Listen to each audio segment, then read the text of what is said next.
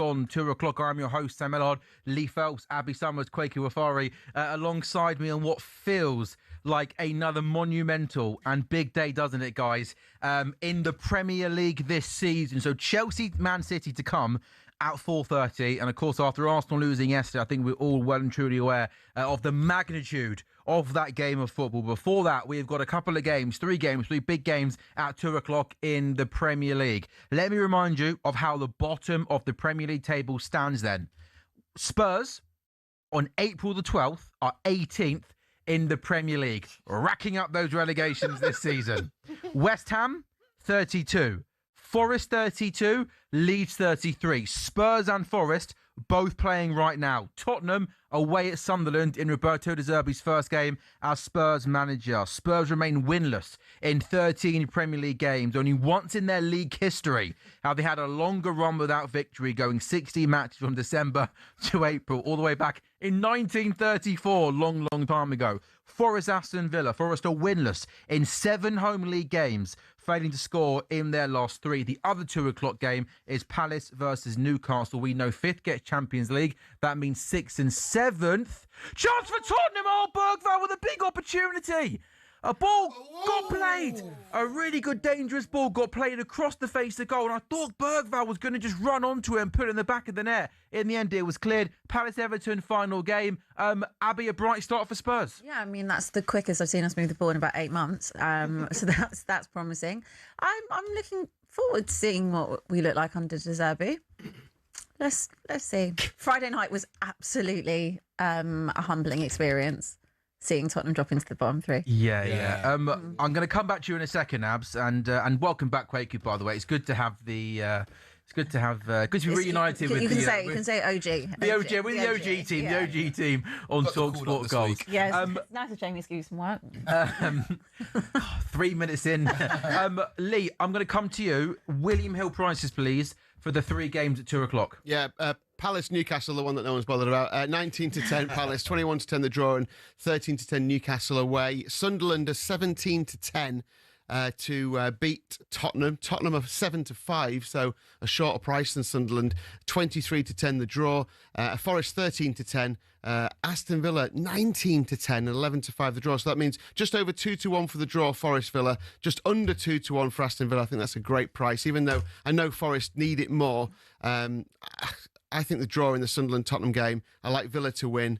And I'm not really sure about the other game, but I'd probably go draw in that one. So those 3 results, if they come in, just under 30 to 1, the treble. Lee, good stuff. A good, decent day for you yesterday as well. Well, we do a little preview show, don't we? You had West Ham to win, didn't you? You went 2-2 in the Brentford-Everton game. That was a great shout. You also went Brighton to win, mates. You've had a good weekend, haven't you, in the footballing world? And I put up Tyson Fury to win on points in that match. Everyone thought he was going to knock Arsenal back Makhmudov off. Brilliant day. I've been at Aintree for the last 3 days, so it's just been a brilliant sporting week. Yeah, the Grand National was amazing. The Grand National was brilliant, and the golf yesterday, by the way, was just. We went into the weekend with McIlroy 6 shots clear.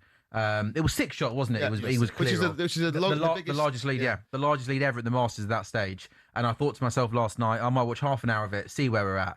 And then it was one of the great singular golf days I think I've seen in a long time, where there's about 8 players within 4 shots of each other.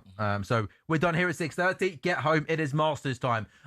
Abby, the start of the Roberto De Zerbi era. In terms of the team he's picked today, what did you make of it? And 4 minutes in, have you noticed anything different yet of in terms of how you're playing, pressing, work out of possession? I haven't noticed that much yet, but I would say there's a bit. Well, the one thing I would say is a bit more urgency. Obviously, there's no Vicario today, so we can't get on Vicario's back. He can have a week off. He's injured though, isn't he? Yeah, he had a hernia operation. I've just been intrigued just to see how we do play out from the back. What I've been saying for the last few weeks about the whole De Zerbi era is I think stylistically he does fit us. It's a bit more, it's a lot more attacking based. I mean, we're moving the ball much quicker, much better. He's running into lots of space. Richarlison! Oh, that's such a poor effort. Again, you're right there, Abby. The way you moved that ball there, Colin Moani, look at De Zerbi already, jumping up. He's a passionate manager, isn't he? He's emotional. Colin Moani carries the ball towards the edge of the box. He's got so much space to run into. He plays it to Richarlison, left-hand side, tries to open up his body and almost just bend that into the far corner. Execution's poor. Remains 0-0, Abby. Yeah, I think that is probably one of the best spells I've seen Tottenham have in months and months and months. Like that just passage of play right there, like moving the ball quicker. just working it out from the back as well. That was one thing that I was just saying, that I was concerned about us playing out from the back, how that would look. I think a De Zerbi system requires a lot of discipline, which is something that Tottenham also... Oh, Sunderland are in as well. Oh, that's a really good tackle from Christian Romero. Yeah, Sunderland get in down the right-hand side. I think that was Diarra there who ran into lots of space, and he had the opportunity to cut the ball back. Romero does really well, reads it, clears it, and that's going to go out for Sunderland. He needs to start stepping up. I mean, I've absolutely ripped him apart over the last few months, and I think he's deserved every ounce of criticism. Romero. Yeah, every single piece of criticism that he has got. As the club captain, as the leader of this team, you have to start pulling your socks up, along with everybody else. What I do feel is that the next 7 games, it is on those players. I said it before, like when they sacked Thomas Frank and Igor Tudor came in, I think it is on them to start playing football. I think a De Zerbi style and a De Zerbi system suits us. It's a lot more suited to what this team would know in terms of inverting the fullback. So you think in terms of the players you've got, Abby, you think the profile of those players are good enough to be able to play out from the back and be a possession-based team? Yeah, well, for the most part.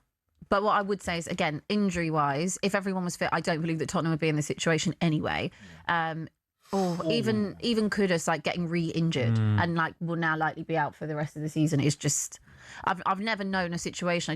I don't know if any club's ever known a situation with this many injuries and how bad they've been. In terms of the last 2 years, I can't think it's been brutal, hasn't it? The last horrendous, absolutely horrendous. So I think that's also plays a big part into why Tottenham are where we are, and also the obviously the board, which I'm not going into, but picking managers that don't fit Tottenham is always going to be a problem. And I think if Tottenham are going to get themselves out of this, they have to play their way out of it. So a De Zerbi system, a De Zerbi style is a lot more suited to Tottenham than, you know, a Thomas Frank negative style of football would be.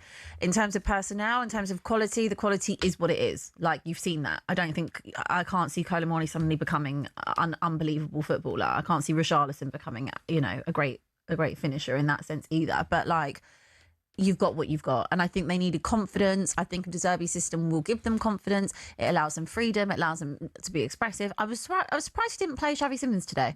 I was quite surprised at that. I thought he would be one of the players he'd be very keen to get into as he is one of the technically gifted players, I thought he was a very De Zerbi style player, so I thought he'd come straight into it. And I think that if anyone can get the best out of him, it would be someone like De Zerbi. De Zerbi as a character, I think that, I know he said that obviously if we were to go down, he'd still be there. Fine, cool, fair enough. And I don't have an issue with him as a manager. I think he's a good manager. It's just whether or not it is going to turn toxic at some point, because it has happened at other clubs. I just thought it was a risk to maybe bring him in with 7 games to go. But time will tell. Yeah, I think if you stayed up and he was their first game of next season in the Premier League, I think it would have been quite an exciting appointment. For sure. I also take your point on board that it can...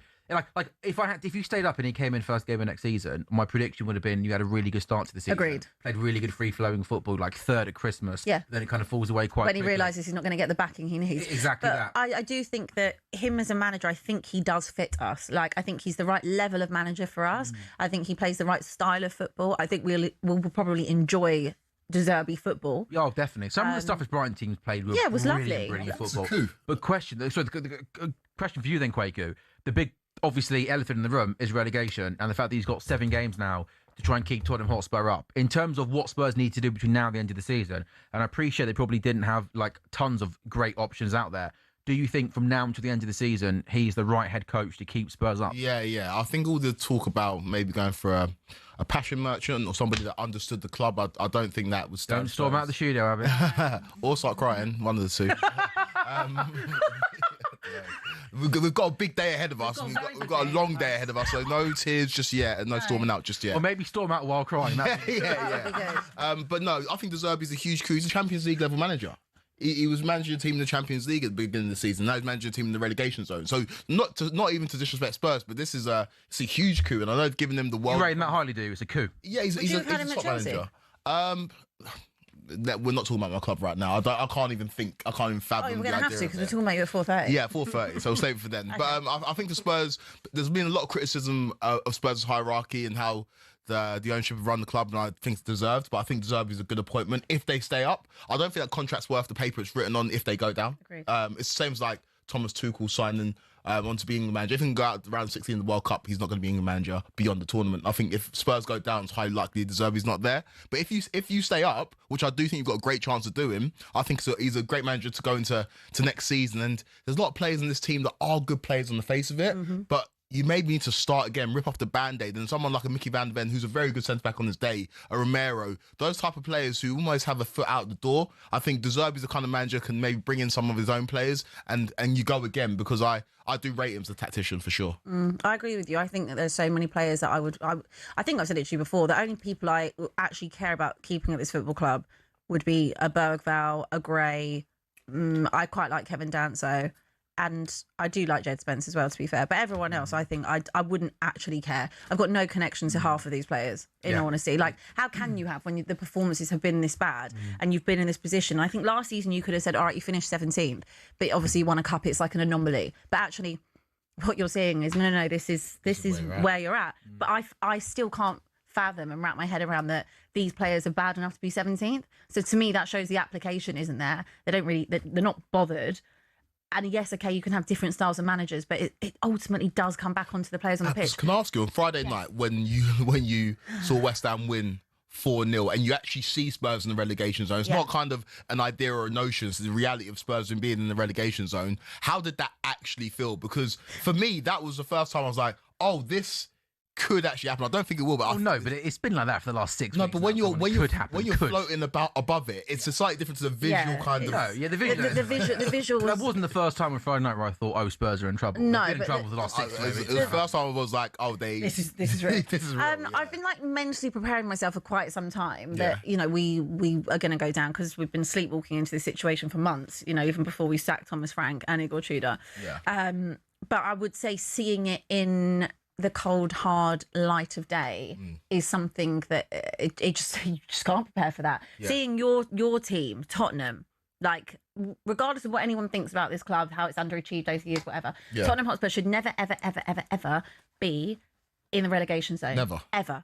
So seeing that, and then seeing kind of like the goal difference creep up as well from West Ham. Yeah. It's like, that really, really did hit. I just was speechless. I was like, I just can't believe I can't believe, even though I know that this is the reality and I prepared myself for life in the Championship mentally, I think I have, but nothing can really prepare you for actually seeing your team in the bottom three when you know in April when you know you shouldn't. And it's like, anyone who thought that we weren't going to end up in this situation, I don't know what you were watching, saying, oh, you're too good to get out of it. Look, who knows? Maybe he's the right manager and now we will be able to string some wins together, string some draws together, anything at this point. It's been over 100 days since Spurs last won in the Premier League. It's a disgrace. I didn't tell you my stat that I wanted to tell you. Oh, yes, on Friday. I haven't fact-checked this, but I don't know why it would be true. PSG, since the start of last year, 2025, have won more home games against English sides than Tottenham Hotspur. That's probably. I mean, I saw that on social media. If I'm wrong, I apologise about that. But I really hope that's true, because that's ridiculous, isn't it? Yeah. I don't even think we need to fact check. That's probably correct. Yeah. That's probably correct. But yeah, I mean, look, Tottenham have got 7 games to save themselves. I said it when they had 12 games to go. I need to start seeing some performances. Kinski in goal. Let's see how. So just again, the team for Spurs today is Kinski in goal. Vicario is injured. Porro and Udogie are the fullbacks. Romero, Van der Ven. They've got a midfield three of Gray, Gallagher, Bergvall. Solanke leads the line. Conan Moani and Richarlison either side. Lee, did Spurs go odds-on favourite or favourites to go down after Friday? Is that the first time? We've taken Wolves and Burnley out of that market, obviously. So just with the remaining teams, Spurs went 13-8 favourites to be relegated. West Ham not far behind, 6-4. Forest 9-2. Leeds 5-1. I think Leeds are a big price. Leeds, they don't like shortening Leeds, do they? The thing with Leeds have got 2 home games against Burnley and Wolves to come, which possibly they might think even 4 points from those two keeps them up. And obviously they've got to come to Spurs. Yeah, keep picking up a point. Yeah, which is enough at this stage of the season. Michael, why do you think Spurs will get out of it? Well, because obviously today's huge, isn't it? But what if, hopefully for your sake, this doesn't happen, but if they don't get anything out of today, then that is desperate, because their confidence will be brittle. They look pretty good. I've been watching while you guys have been chatting, and Romero's playing really well. I mean, he's just taken the ball off Robbie's toes when he was 5 yards out. Really good defending. They're quicker to the ball than Sunderland are. They look like they want it more than Sunderland are. But if Sunderland score out of nothing, then Tottenham are brittle, aren't they? And that was the same with the Forest game, I add. Like, I didn't think Tottenham were terrible the first half, but as soon as you concede right on half time, score, haven't they? Your heads go down, and like that is my big issue. And if we don't come out of this game, I don't even think a point is enough at this point, but I would obviously take it. But if you don't come out of this game with a win, again, you've got 6 games, 5 games, 4 games, like. And that's my issue. Have they left it too late? Have these players not realised that they are in this situation? Yeah, but up until a couple of weeks ago. I suppose to answer your question, I think Spurs win today, so I think that's a huge part of it. Why I think they stay up. I think they beat Sunderland today. I think the 3 weeks off for some teams it's not a great thing, but I think for Spurs, you've got a new manager coming in. Exactly, 100%. And they've had time to regroup, and I feel like it is, despite the fact they finished 17th last season and they're where they're at this season, I do think it's they've got better players than where they're at right now. So I do think that will eventually come good. And I look at Forest and I worry for Forest. I think West Ham will pick up points. I look at West Ham and very interested to get your thoughts on Arsenal versus West Ham and who'd want to win that game. You know what? That game, by the way, that game in a couple of weeks' time, a Sunday 4:30. Oh my goodness! It's about City Arsenal being big next week. That West Ham Arsenal game, in terms of literally being a key game. West Ham, you know. Relegation. I fancy West Ham. Yeah. Proper fancy West Ham. For it. It's I just look at West Ham and the way that Nuno's got them playing and picking up points, and Friday was huge for them. I think Forest go down even though they beat Spurs last league game, wasn't it? But the thing is, like Ab said, I think if De Zerbi was managing Spurs in that game against Forest, you win that because you weren't that bad in the first half, and Forest weren't that good. I just look at Forest and I worry. I don't think playing European football helps them either. And I just feel like Spurs will just have a little bit too much. I think Spurs. I just think much. Chance for Sunderland! Oh, Romero's a lucky boy there. A ball got played forward, and Romero just needed to clear it or pass it. He ended up doing nothing right. Kind of almost went through his legs. It fell to Brobby, and he possibly should have done better there, the centre forward. Yeah, a couple of minutes ago, Brobby really What's Romero doing? He left one on Romero, didn't he? Bro, Romero's had him he's just been brilliant so far, but Brobby really left one on Romero a couple of minutes ago. We both kind of winced at it. Yeah. We didn't get any card or anything, I don't think, Brobby, but he really was a proper. And Romero was down for a little while, so maybe he's just kind of feeling the effects of that a little bit, Romero. After a bright start for Spurs, rightly, the first 5 or so minutes, felt like they played some nice football, had that Richarlison chance. Sunderland have had a decent spell of possessions, and no goals yet in any of our 2 o'clock games in the Premier League. Sunderland 0, Spurs 0, Palace 0, Newcastle 0, Forest 0, Villa 0. Yeah, one of the issues for Tottenham, though, is that he's obviously given them the freedom to go and play. And that move broke down. That resulted in that chance just now because they were just trying to play one round the corner, Tottenham, and they're not quite at that level where they can be moving the ball around that well. And Sunderland are direct, aren't they? Every time they get the ball, they look a lot more dangerous than Tottenham. But we'll see how this pans out. 17 gone, and Tottenham have been the better side, no question, for the first 15. What I would say I have noticed, obviously, their positioning, like anytime you are under it, kind of like now, it's just the compactness of Spurs, which I really haven't seen. Much more organised, much like we talked about discipline before.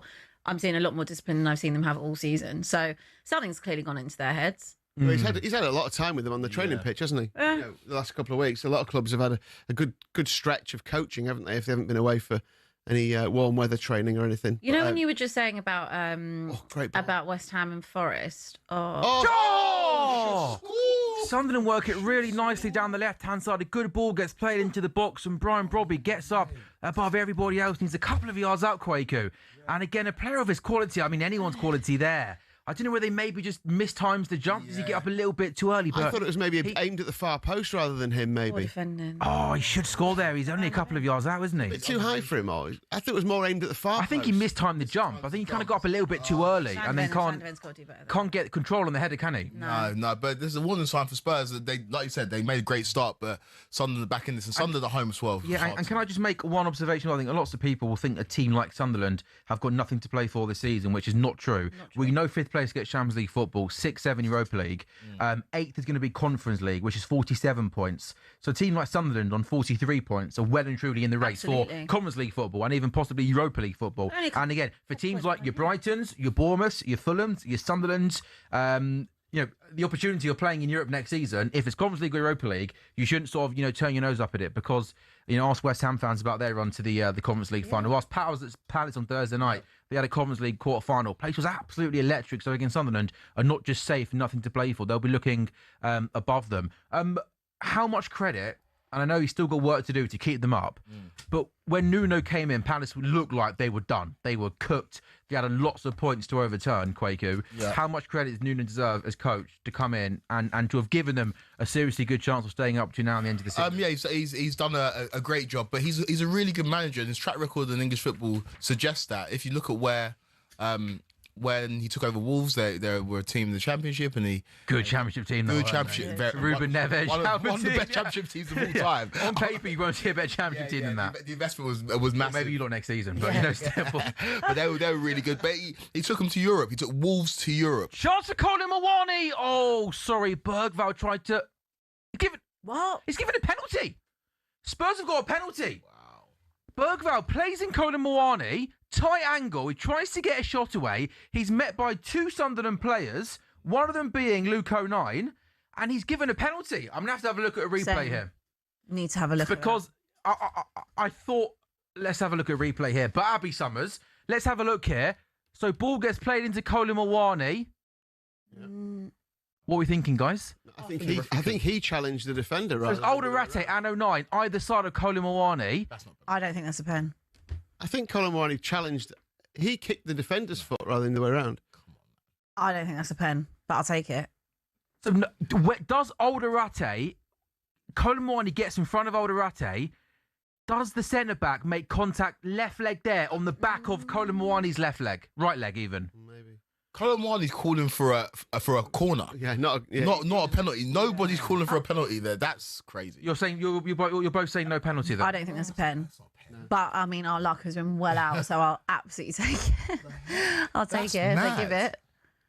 Let's have a look. Yeah, it's a weird one because there's lots of legs and bodies all quite close together. This is one of those where in real time it's not a penalty. When you slow it down, it looks like a penalty. Referee is going over. Really, really good shot. I didn't know whether maybe the Sunderland defender had made when Colin Mawani got the wrong side of him, but I think possibly you guys might be right. I think his first touch, Colin Mawani, he almost tackles the defender, goes over, and then he does get clattered from behind a little bit. But I think the original challenge is his on the defender. Yeah, good call from you guys. You can always tell from the reaction of the players. Like, Well, not all the time. Not all the Some time. of the time, He goes down from the challenge. Yeah. I don't think that's a But pen. he's calling for a corner. I think it's a corner. I think it definitely comes off 09, doesn't it? Yeah. So I think he's going to get no. Yeah. Yeah, he kicks in, doesn't he? Yeah. No, that's not. Defo a corner. It's not. Oh, goal Aston Villa, I think, at Forest, is it? Yeah, it is. Yes, yeah. I've just seen if it was Up the Villa. if it was an own goal, maybe. Maybe the camera's on Murillo, so maybe it's an own goal. Ball was knocked across, maybe by Rodgers into the middle. Can I just say, look at the left leg of Alderete. Look there, left leg. He's given no penalty. It's not. It's not a pen. Sam, do you know what? Another replay, I was just like, The left leg of Alderete comes into the back of I Colin think Mawani. he makes You see it? yes, it does. But I think before that, he's kicked I agree. the defender and gone over. He's started to go down before he gets clattered on the other one. Okay. Very close though. It is no penalty, and it is a goal for Aston Villa, which is a big goal in the relegation battle. Huge goal. Morgan Rodgers gets to the byline inside the box. He plays a dangerous ball across the face of goal, and it bounces off Murillo. He just can't sort his feet out. Morgan Rodgers assist, Murillo own goal. And that's another big goal, big moments in this relegation battle, guys. That is huge. huge. I do worry for Forest, man. Yeah, I think And they win the Europa League and go down. maybe, but too many managerial changes, too much kind of noise. I know it's quieted down a little bit recently, but Can you name all four of their managers in 5 seconds? 3, 2, 1, go. Nuno, Sean Dyche, and Vice Pereira. Wasn't a harder question, was it? Really? Put under pressure there. I got Yeah, scared. you said 5 seconds. That was the No, it was like Nuno. Feels like he was there 4 years ago. Ange feels like it was a lifetime. Igor Tudor feels like it was about a year ago. I actually think Igor Tudor was there longer than Ange was at Forest, though. That's crazy. Crazy. Look at the space here, by the way. Aston Villa have got. They're playing some. nice. Ollie Watkins is through. Ollie Watkins goes wide. I think he might have been backed him. offside. Never backed him Yeah, to score that. he was offside anyway. There's a really good Nice intricate movement. one-pass football from Aston Villa through the midfield. Watkins goes through one goal, and you're right. You almost just feel as if he's lacking that cutting edge at the moment, and he does go. Well, I think he was miles offside anyway, but that Lee was good one-touch football from Aston Villa. Yeah, Was he offside? No, he's onside. He is onside. I thought the flag went up. Going back to the West Ham Nuno conversation, I think one of his best decisions. Just say sorry, Lee. Go on. Just say sorry. Sorry. We all get things wrong. Sorry. No to Nuno. Just going back to that conversation, I think one of the best decisions he's made is forcing them to bring in Paco Gémez. Because I think since he's come in, every defender that you hear from at the club says that he has been instrumental in just solidifying things and giving them that confidence. I mean, when we had, I've forgotten the chap's name, we had a West Ham fan in, didn't we? Oh, what was his name?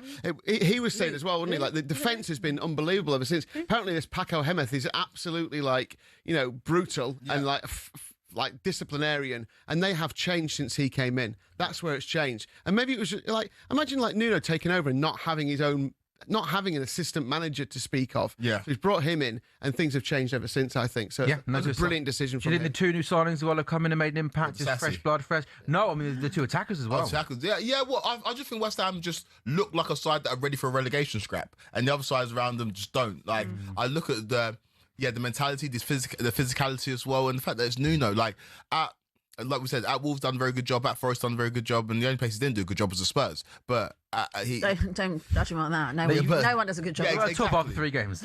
Exactly. Those 3 games were stunning. So yeah, I think West Ham are going to stay up, and they've got big games on the horizon. But I think they have a big say, not just in the relegation scrap, but also the title race. Yeah. I think the Arsenal game is. Why do we all think that they're going to bottle it to West Ham? By the way, because West Ham will beat Arsenal. By the way, I'm sure we'll touch on Arsenal maybe at some point. Let's defo touch on Arsenal. I watched that second half yesterday. Jaw open. I couldn't believe how bad Arsenal were. I couldn't believe the atmosphere inside the stadium. I couldn't believe not just the quality, the lack of urgency, the lack of intensity, the how quiet the atmosphere was. Arsenal would chase Richarlison had it into Romero or Solanke, and he couldn't sort his feet out. It might be the first time he touched the ball. Just the whole like vibe around the Emirates, and just given the fact that they're 9 clear, going for their first league title in 20 odd years, it was almost like it was a team fighting relegation in terms of the numbers. They have got severe PTSD. The fan base have got PTSD. Do you guys not? Do you not have PTSD? Yeah, but okay, I do. Marco looks like he's seen a ghost. They have seen this happen before. It is the annual. Yeah, but okay, I do want to kind of get away from. I don't like the whole bottle thing. Oh, grow up, you two. No, I want to get away from poking at Arsenal fans, because they are being gaslit by their manager. The manager sit there at press conferences and say, bring your dinner, bring your lunch. I've got a feeling in my stomach, this and that, and then you're serving up football like that. Like, honestly, as a manager, when Jurgen Klopp used to turn to the Kop and get them going and G them up, it was justified because they were playing rock and roll football. When your manager's employing these type of tactics, what do you expect the fans to do? And I do, again, we love to laugh at Arsenal fans because there is a level of delusion amongst the fan base. But this right now, if any fan base has to go through what they've gone through over the last 4 years, we'd be the same way. No team in English football history has ever finished second 4 years in a row. And that's what's on the horizon for them. Okay, so Quaker, you're putting this down at the moment to Mikel Arteta's tactics and how defensive he's been and the negative football that they're serving up. 100%. The reason why Arsenal... I should say that is ultimately, though, I don't necessarily disagree with you, but if I'm going to play devil's advocate, I would argue to you that going into that game yesterday with 7 games to go, I guess those tactics have them 9 points clear at the top of the table. You're 100% right. You're 100% right. The biggest reason why Arsenal are here in contenders year in, year out is Mikel Arteta. What he's done at that football club is incredible. From where they were to where they are right now. Sorry, big chance for Sunderland. Long free kick goes into the box. It evades absolutely everybody. And I think it's Siddiqui at the back post. His header just goes wide. Sunderland 0, Spurs 0. Quaker, back to you. Yeah, he's done an amazing job. But I think it's too much Mikel Arteta. He's a huge reason why they're there right now. But he's a huge reason why they are, quote unquote, bossing it or crumbling at the final hurdle. His record in April is disgraceful. And City's record in April, by the way, is incredible. No team has picked up a better points per game ratio in any month in Premier League history than City in April, by the way. And do you know what the second is on that, by the way? City in May. Okay, so you have explained about the great work Mikel Arteta's done. Amazing job. In terms of the squad he's built, the team that he's built. But now you're saying he needs to change towards the back end of the season. How and why? I don't think he can change right now. Sam, in that game against a very good Bournemouth side, Arsenal's open play XG, which I don't really care about, is 0.16. I'm so sorry. Stinks. That is unacceptable for a side that are top of the league and are favourites to win the Premier League and are going to make a Champions League semi-final. Like, you've got to do better. And then I point to the recruitment, which he's got a big hand in. He kind of outlasted Edu. And you look at his time at the football club, name me one attacking player that Arsenal signed under Mikel Arteta that's got better. Not one in 6 years. Not a single one. And I think that for a club the size of Arsenal, for a club that's trying to achieve the things of Arsenal, is not acceptable. Not one single attacking player has raised the ceiling. There's been players who've raised the floor. Is that down to recruitment or Arteta's coaching? Both. Because these players, when they came in, we didn't think of that about those players. We thought those were good players, and they've come in and they've looked a shadow of their former selves. The one season where they were all firing was his first season where they challenged 22-23. Martinelli got 15 league goals. So did Saka. So did Odegaard. Odegaard that year was one of the best players. He was controlling, dominating games. They've all gone backwards. Well, on something you just said, though, look at the manager. I totally agree with you that you do have to look at the manager, and we've been saying. I remember them playing City early on in the season, and we were saying like, take the handbrake off. You're at home, But like Sam said, I'm somewhere kind of in between both of you, because he has got to this stage by being negative, well, not negative, but being more pragmatic and building a big, strong physical team that hard to beat and good set pieces. Yeah, and there's a lot of emphasis on obviously defending, and that is how they've got to where they are. It's kind of like that first season where they challenged and no one expected them to, when all the attacking players were firing. That kind of in his head was like, well, this isn't how we're going to win the league. We're going to win the league by being more pragmatic, by being more defensive. Well, can I follow that point just really quickly? Yeah. The PTSD you talk about was a 4-1 loss against City in that season. Yeah. At the back in the season, Rob Holding comes in because Sleeve was injured, and since then, can you think about more than 5 games where Arsenal have been battered? Arsenal don't get battered. They're in every single game because Arteta makes sure they're in every single game. And when you talk about the poor recruitment or poor coaching when it comes to attacking players, it's completely the opposite when it comes to defensive player. If you're a defensive player and you want to go and become a world-class player, go to Arsenal, because it seems like every single defender they bring in seems to reach a certain level. But it's the complete opposite when it comes to attacking players. And that's the biggest issue for them right now. Oh, long throw into the box, headed away. Granit Xhaka outside the box, drills a low right-footed shot just wide. Still goalless in that game. Goalless Palace, Newcastle, Villa still leading Forest by a goal. I agree with everything you're just saying, by the way. But that was obviously how he looked at it and thought, if we're going to win a league, we can't go toe-to-toe with City being attacking or whoever else. Yeah. We're going to win this league by being more defensive and taking more of a Jose-style, defensively minded approach to things, which is why when they came back the following season and when they finished second again, and we were like, well, this is like Tony Pulis, like Paella Pulis ball, like, what is this? It's totally away from what Arsenal are. No, but it's true, but it's totally away from what Arsenal are as a football club.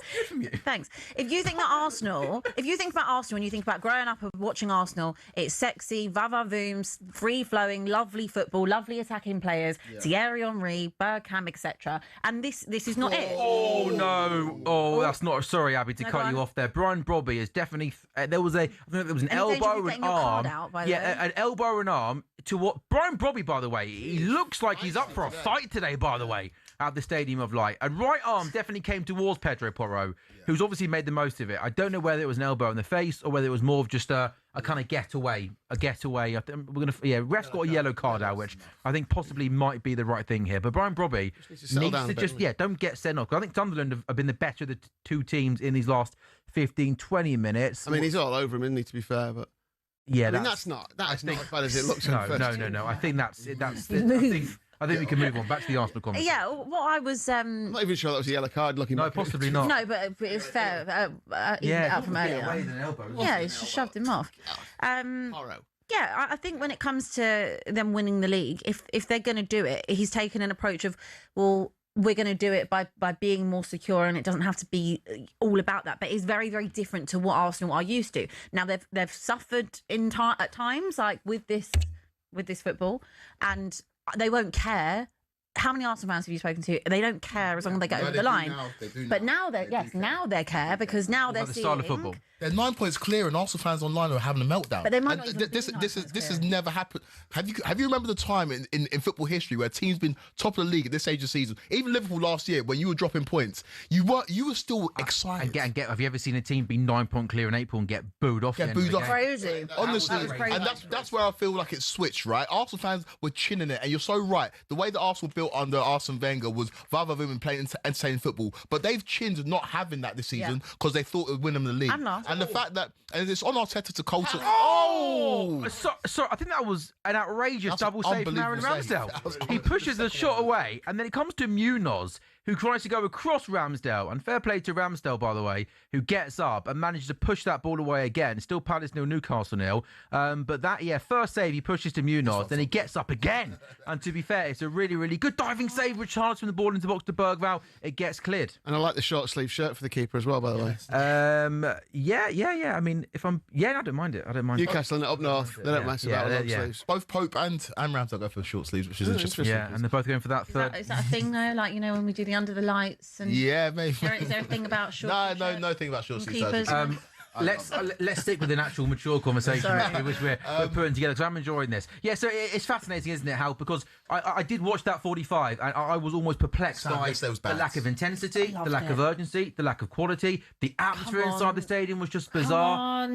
Abby, chance for Spurs, not chance for Spurs. There was no release ball there, Abby, was there? There was not much movement. Not really. I think he still picked the wrong ball. But Abby, how much did you enjoy yesterday? Go on, you can enjoy. How much am I enjoying what? Yesterday. Loads. To be fair, I actually wasn't watching it live. I was at a gym class, but the teacher also hates Arsenal. He's a football analyst. No, I wanted to go to a class. I wanted to go to a class. But the teacher, do you?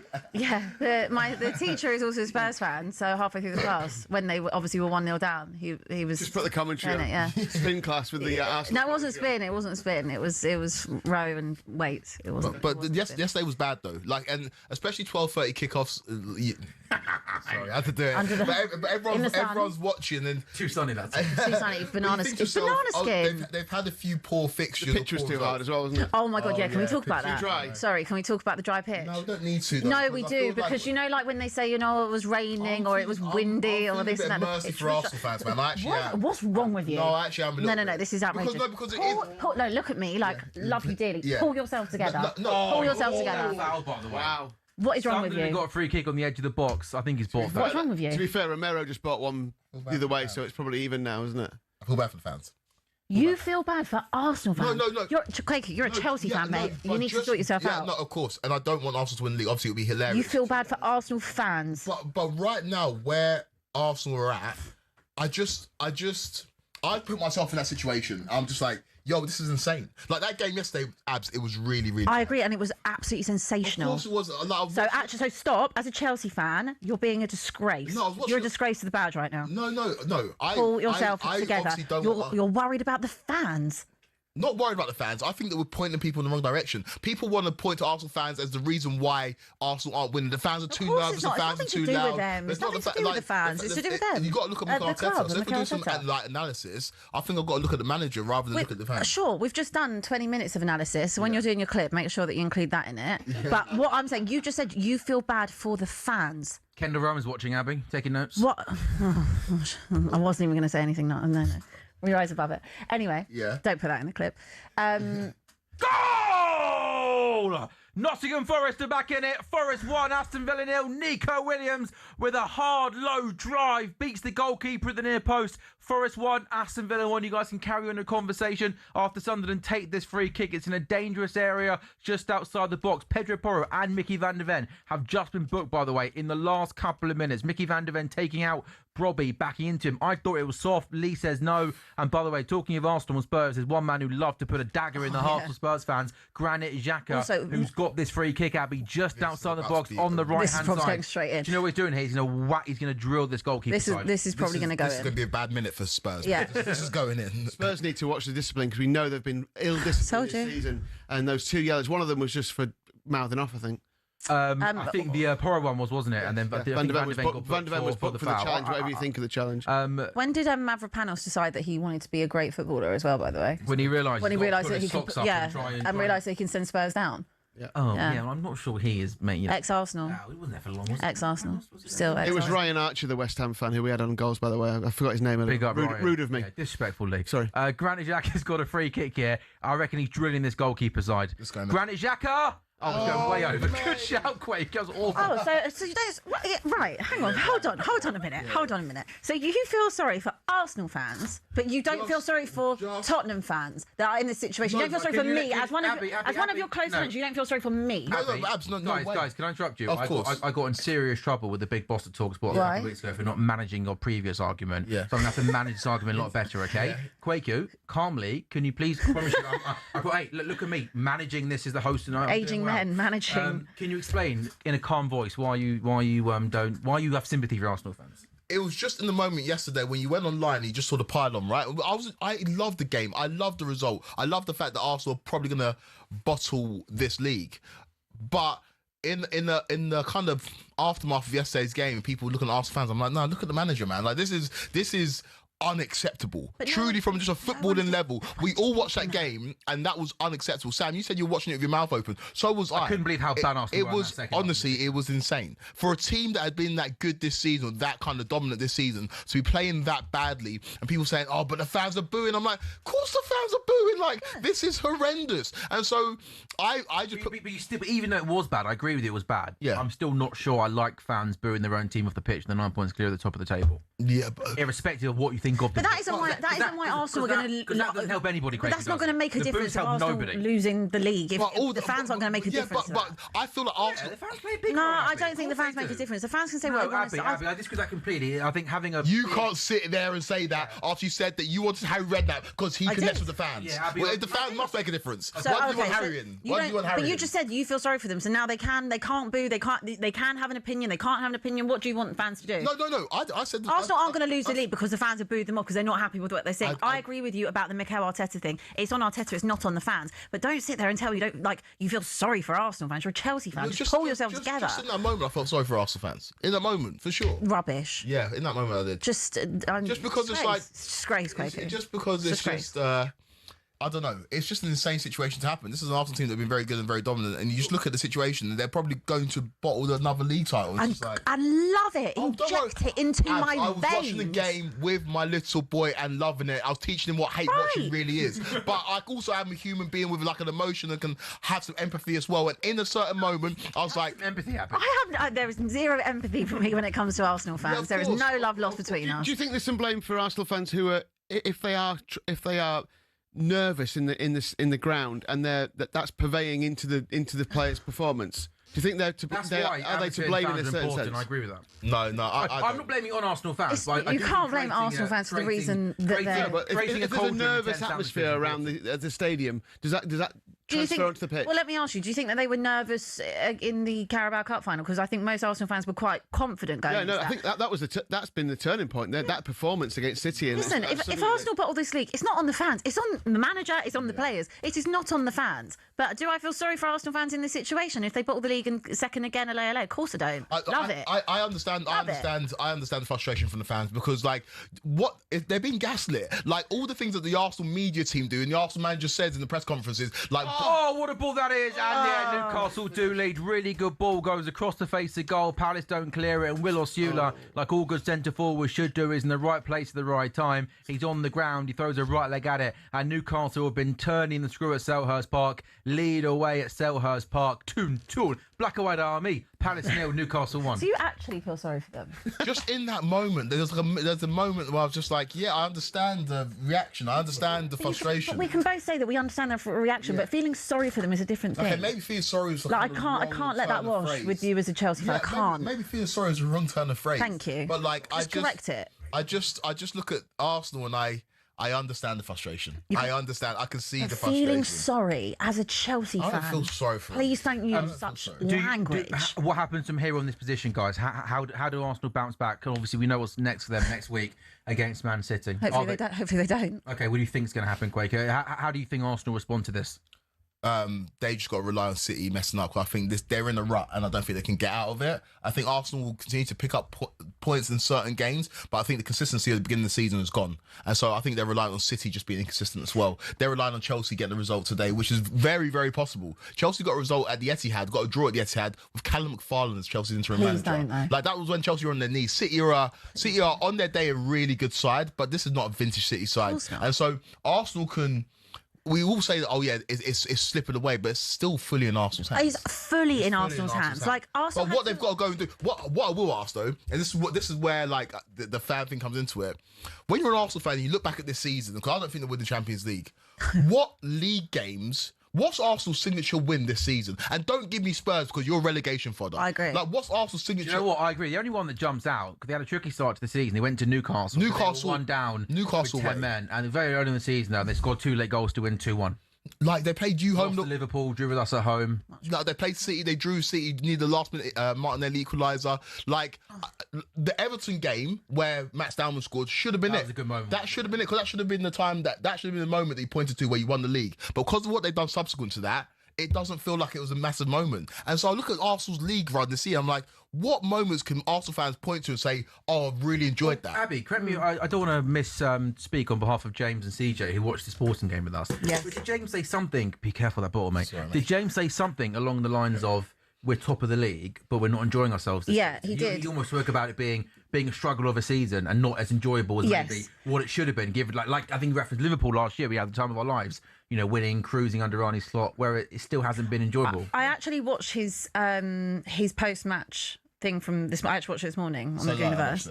I did. No, so I watched it. Did you watch Yeah, I it? watched it. And Yeah. James is one of the James is one of the most Head was gone. measured and calm Oh, and realistic Arsenal fans ever. I love James's opinion. I think he's actually great at what he does. And his head was on the moon. He was like, and I love the part when he was like, I've spent 7 minutes talking about it. Like, because I get the frustration. I understand I what watched you're all of them. saying. I watched CJ's. I watched all of them. I understand Because what I want you're to get an saying. understanding of how they You feel really sorry for him a little bit. Nah. Love him as a friend, but no, I don't feel sorry for any Arsenal fan because they don't feel sorry for me. To be fair, you are, but yeah, They don't feel obviously you're sorry not for me. supposed to. Why would they feel sorry? You don't feel sorry for me. You can't wait to see me get relegated. Why would I feel sorry for Arsenal? Why would I feel sorry for Chelsea? No, you of course shouldn't. I No, of don't. course you shouldn't. And they wouldn't Absolutely say it the other way Of around. course, yeah, I'm with you. Exactly. I have been looking at the results, but Arsenal Villa 4-1. That was another one. That was a good performance. Yeah, that's when Villa were Villa were right, on- Villa were on a roll. Yes, So yes. that's- Then obviously Villa that was beat a good them one. as That well, was. yeah. That was. But there's not many, and you could probably point to the Man United game where the other side of it, where what are those moments where they should have. What you said earlier on, they should have attacked. Remember when Arteta, I can't get that image of him on the sideline doing that to his players. You haven't been telling them to do that all season. Now you want them to go for it. It's like, that's not how this works. You've been drilling. Johns! Oh, Kinski makes a great save. Xhaka stands up a ball to the back post. Sunderland win the initial header. It falls forward to a Sunderland player, goes through on goal, and Kingsley does well to come out, gets down low, quick at the Sunderland player's feet. I think it's Brobby, and makes a really, really good save. And Spurs clear. Sunderland 0, Spurs 0. I think Spurs started the first half. That might have. Yeah, I felt that as well. He obviously didn't feel it. Straight back up. Clearly. I even think if Vicario was fit, I think he'd probably go with Kinski anyway. I think He's better with his feet, Kinsley. Yeah, Vicario's He rubbish. he did have that terrible game, didn't he? But Yeah. other than that, he'd have been in the team from that. Then Yeah. I've kind of taken that with a pinch of salt. I think I said that to you the other night on our show. Like when it comes to Kinski, Our show. on our show Tuesday night. Oh. It's goals with Sam Ellard. No, I'm joking. Sam Ellard. No, I'm joking with you. Goals know I'm with Sam Ellard. I'm so sorry. Oh, I'm so sorry, sir. Actually, goals with Sam Ellard and Lee. And Lee Phelps. So we're just surplus. you know I'm pulling on leg. No, This it's is- okay. this is the OG They've got their own separate show. Don't worry about Yeah, them. they do. They actually do. I don't do the midweek. It's not my show. I don't do They've the got their own thing going on. It's Sam and Billy Hill, isn't it? Well, anyway, I was saying about Kinski that I actually think that game, I don't really think you can look into it too much. I mean, it's very unfortunate what happened to him with the slip, but Mickey Van Vent also slipped in that. We've seen Vicario make so many mistakes week in, week out, still in the team, and we don't even talk about it in the same. I think it was just the He got subbed as well, didn't he? he got subbed, and again, it was also just the magnitude of putting him into that game. I really, really, really need Spurs to keep a clean sheet before half time. Please, please, just Bit by bit, Sunderland have been putting more and more pressure. Tottenham have sunk back further. Yeah. The first 15 minutes seems a long time ago now. yeah. But let's just please go in at half time, please. 0-0, please. We are not far away then at half time in all three of our games at 2 o'clock. It is Sunderland 0, Spurs 0. Spurs started, I thought, the better of the two teams, but Sunderland, no doubt about it, have eased their way, worked their way into this game, and probably had a couple of the better chances. There was the one-on-one, wasn't it? It was, say, probably the best moment. Newcastle 1 up at Palace, or Stewart scoring right before half time. absolutely fascinating situation in Newcastle where Voltemada and Visser seem to be third and fourth choice striker behind Osula, and then Anthony Gordon plays the 9. And it's also Forest 1, Aston Villa 1. Villa did take the... Spurs! What happened, Kwaku? Solanke had a chance. Need to see the replay here, but the ball broke to him. Richarlison plays it to is it Jed Spence. No, it's not Jed. It's not Jed, hun. He's not on the team. Jed's on the bench. Leif Davis! What a goal for Ipswich! That is an iconic moment. Iconic. Yeah. The ball- talkSPORT goals keeping you across everything not happening. Yeah. I can confirm it's not Jed, but yeah. Abby, I can't believe I don't get shifts. What's going on? Yeah, how come he To be first, fair, how come he first my team? he was in a class when the teams were announced, so it's not his fault. Thank you. Yeah. That Brighton Marathon, The ball fell to Solanke and didn't finish shot. Basically, that's what happened, really, wasn't it? Yeah. It's a corner. So Spurs have got a corner, though, whipped in towards the near post. I think that came off a Sunderland head last, and no, it didn't. Came off a Spurs head last. Goes out for a goal kick. Not an easy chance for Solanke, but you've had 3 good chances this half. Not absolute crystal clear, should score chances, but this is the point. Got to score. Yeah, you're right. Got to score. Tottenham desperately need a goal, because I think Sunderland have got a goal in them. Yeah, they definitely do. They're not that great, Sunderland, by the way. Brobby's, got it about him, but you can just see that being 0-0, 80th minute, Brobby pops up and sticks one in, can't you? I think, look, nothing's changed in terms of the players that we have available, the players we had available. You've seen the lack of quality that we've got all season long. It's just whether or not... Sunderland aren't that great, do you say? You're not fan of Sunderland? Today? Oh, today. Yeah, no, they've been great this season. But no, just today, they're not. It's not like they're playing Tottenham off the park or anything. They're very solid. They get the ball forward, but you can just see that. And the longer this game goes on at 0-0, I think Tottenham get more and more nervous. Yeah, definitely. Half time then in all 3 of our 2 o'clock games. Sunderland 0, Spurs 0, Forest 1, Villa 1, Palace 0, Newcastle 1. As things stand, Forest move on to 33, Leeds 33, Forest 33, West Ham 32, and Spurs go on to 31. talkSPORT goals taken a quick break.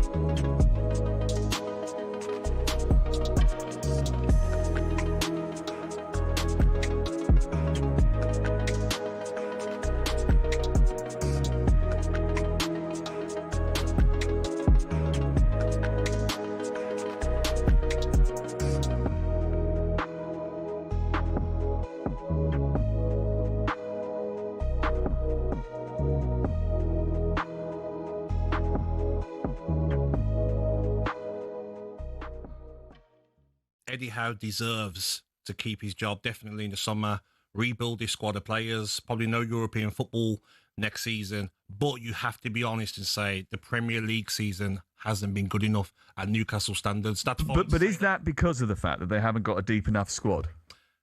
Of course, they haven't got a deep enough squad, but the players that they've had available, they shouldn't be behind Sunderland in the league. But aren't we back to the same discussion that we had when we were talking about Aston Villa? And that is that they have owners that are wealthy, probably wealthier than everybody else, but yet they're unable to spend because of the financial restrictions. And as a result, that's keeping them further down the pecking order. Who do you think? Because you look at their last few seasons, Yep. Champions League, qualification, then out. Yep. Great season getting to the winning the cup competition, getting to the Champions League, and then out. So what's next season? Another great season, and then the following season not being able to sustain it? The problem 'Cause they've got... it's up and down, up and down, up and down. The Because problem they've got as well is, do they have to sacrifice a player as well, like Aston Villa have? Is that Tonali? Is that Gamirez? Which one is it that they have to sacrifice? Tonali will go in the summer. What sort of figures are you thinking for him? 80. And where will he go? Manchester. Ooh. Which your one? pick. Take your pick. But the interesting thing I there think he'll end up at City or United. is that Elliot Anderson is a target, isn't he, for Manchester United? But you're not going to Target for both of those in, are you? Well, One will go one club and the other one will go the other? Well, I think United want 2. It just depends what level of investment, which will obviously ignore Mr. Mathematician Gabby here. He'll be totting up the net spend already.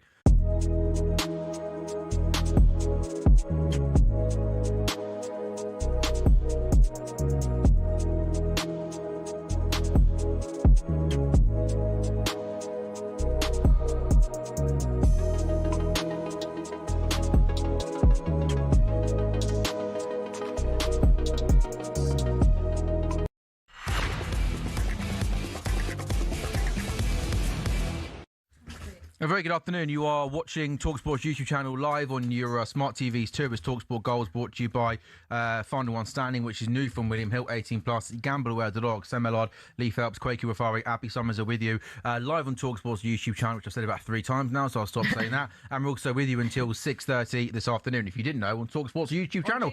And also on your smart TVs as well. Ooh. Do you know what I'm getting a lot of people telling me, by the way? Saw a friend the other day. He goes to me, he's in a pub in London the other week, having a few pints. There we are, up on the screen, just on. Lots of people in not in public areas are putting us because when the game goes on, obviously you've got all the scores and tables and stuff, so you can just if you're watching, back in the day it'd be Soccer Saturday, wouldn't you? Just have it on because we now provide that. I think we're on lots of pubs and stuff like that. So, obviously I'm sitting on a panel with 3 illustrious kind of football analysts who are football analysts. The one, apart from Abby, who said she was in the gym yesterday during the ball. Come on, so poor from you. Poor from you. I had a day off. I wanted to go to the gym. Yeah, you hate watch Arsenal, then go gym afterwards. Yeah, I don't know. How dare you talk to me about my opinion on Arsenal fans when you're not even watching the game? My class was in town.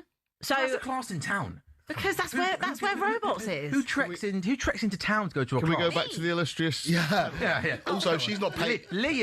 This man, by the way. No. What a couple of weeks this man's had, by the way.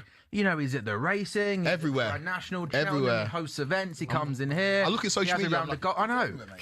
I look at social media everywhere. You know what's happening next season, don't you? Go on. I'm done. He's coming in, isn't he? But I was going to say on the smart TV thing, I know you guys probably get recognised everywhere you go. I don't really get that privilege. But recently, I have been getting recognised by 1 or 2 people. And I think it's because it's on smart TV. A lot. Yeah. What's happened to you? Loads. It happens to you all the time, though. No. But there's been a. That's the girl who stormed out. That's Budget Jamie O'Hara. That's crocodile tears. You do numbers, but you do numbers. I think anybody that says I get recognised loads doesn't get recognised loads. I'm not sure about that. I'm telling you, there's been a Stay humble, Abby. Stay humble. There's been a severe increase in it, which we're very grateful for. Well, I've never had it before, but last maybe month or so, I've had it. I've had people talk to me about you, mate, so I'm sure people recognise you. No, mate, no. Yeah. So you basically talkSPORT Goals is massive everywhere. We should probably just stop talking about how great we are. This is becoming a bit weird now. Palace 0, Newcastle 1, Forest 1, Forest 1, Villa 1, Sunderland 0, Spurs 0. Abby, what have you made of the first 45 minutes of the Roberto De Zerbi era? Yeah, it's been all right. I mean, it's a lot better of a performance, I think, generally than I've seen us have. I mean, it's one of those things where, I think it is. Well, yeah, because I think we're moving the ball, I think, with a bit more confidence. Did I expect to go to Sunderland and be able to boss and control a game? No, because we haven't done that all season. But do I think we've been a bit more disciplined for the most part? Yeah. Do I think our positioning and our shape has been good off the ball? Yeah. Our quality is what it is. Did I expect us to suddenly look unbelievable on the counter and everyone to, Richarlison speed prime R9? Of course not. I was surprised he didn't start Xavi Simons just for creativity and the movement. But again, he clearly doesn't. I think I would have picked the team, but maybe bar Xavi Simons, that would have been the only change I would have made. But the team, the midfield, that's what I would have picked.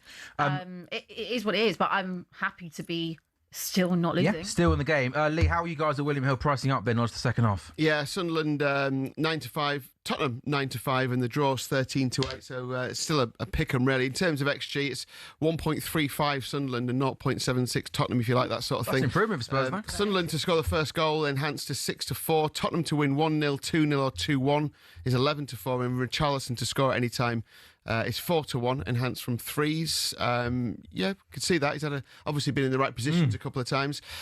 Forest Villa 1-1 at half time. It's 6-4 Forest, 11-5 Villa. I liked Villa at the bigger price pre-match, and I still like them now if they can just get played to their level and have as much drive and hunger as Forest. A few price boosts. Both teams to score in the second half is 5-2, and Igor Jesus 2 or more shots on target with impact sub applying is 9-2. And in the Crystal Palace Newcastle game, Palace is 6-1, trailing by a goal to nil. Newcastle 2-1 on. Jurgen Strand Larsen 2 or more shots on target in the second half is 4-1, and Anthony Gordon to score at any time with impact sub on your side is 5-1.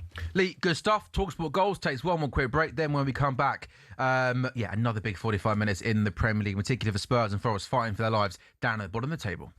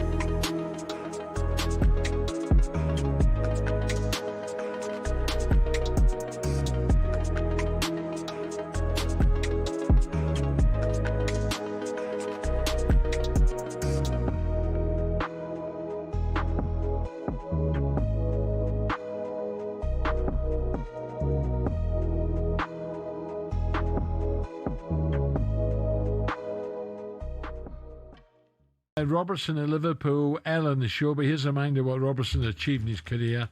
He'll leave Anfield after 9 years. 9 years, brilliant.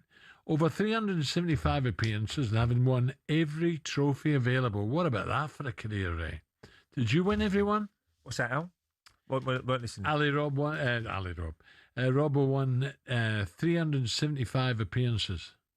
Did he? For Liverpool. And he's won every trophy available. I didn't win the Champions League. That's the only one we was missing for us. We won the League Cup. I won the League Cup, FA Cup, Premier League, Cup Winners' Cup. I think it was UEFA Cup. Cup Winners' Cup was. He came with Maguire, didn't he, from Howe? Who's another great player who's playing tonight? Who come from Hull? You get that? He's playing tonight. Yeah, there's a clue for you. Another great signing. Of course. Bowen. He come from Hull City. Of course he did. All the fantastic players who play for Hull. Who did I play for? Hull City. I love the. Do you know the way he strikes the ball? He's hardly any backlift. But he is. He's deadly. I can see Robertson going Celtic, though. Can you? Yes, I think so. Obviously, Tierney's still there as well, isn't he? Tierney's had a great career. I think the injuries caught up with him a little bit. Yeah, great. But he still gives his 100%. And Andy Robbo, he's an East Kilbride boy, Celtic man, so maybe... Great delivery from that left-hand side. Bombs on, decent defender as well. And I'm sure every single Liverpool fan will say what a servant he's been for the club.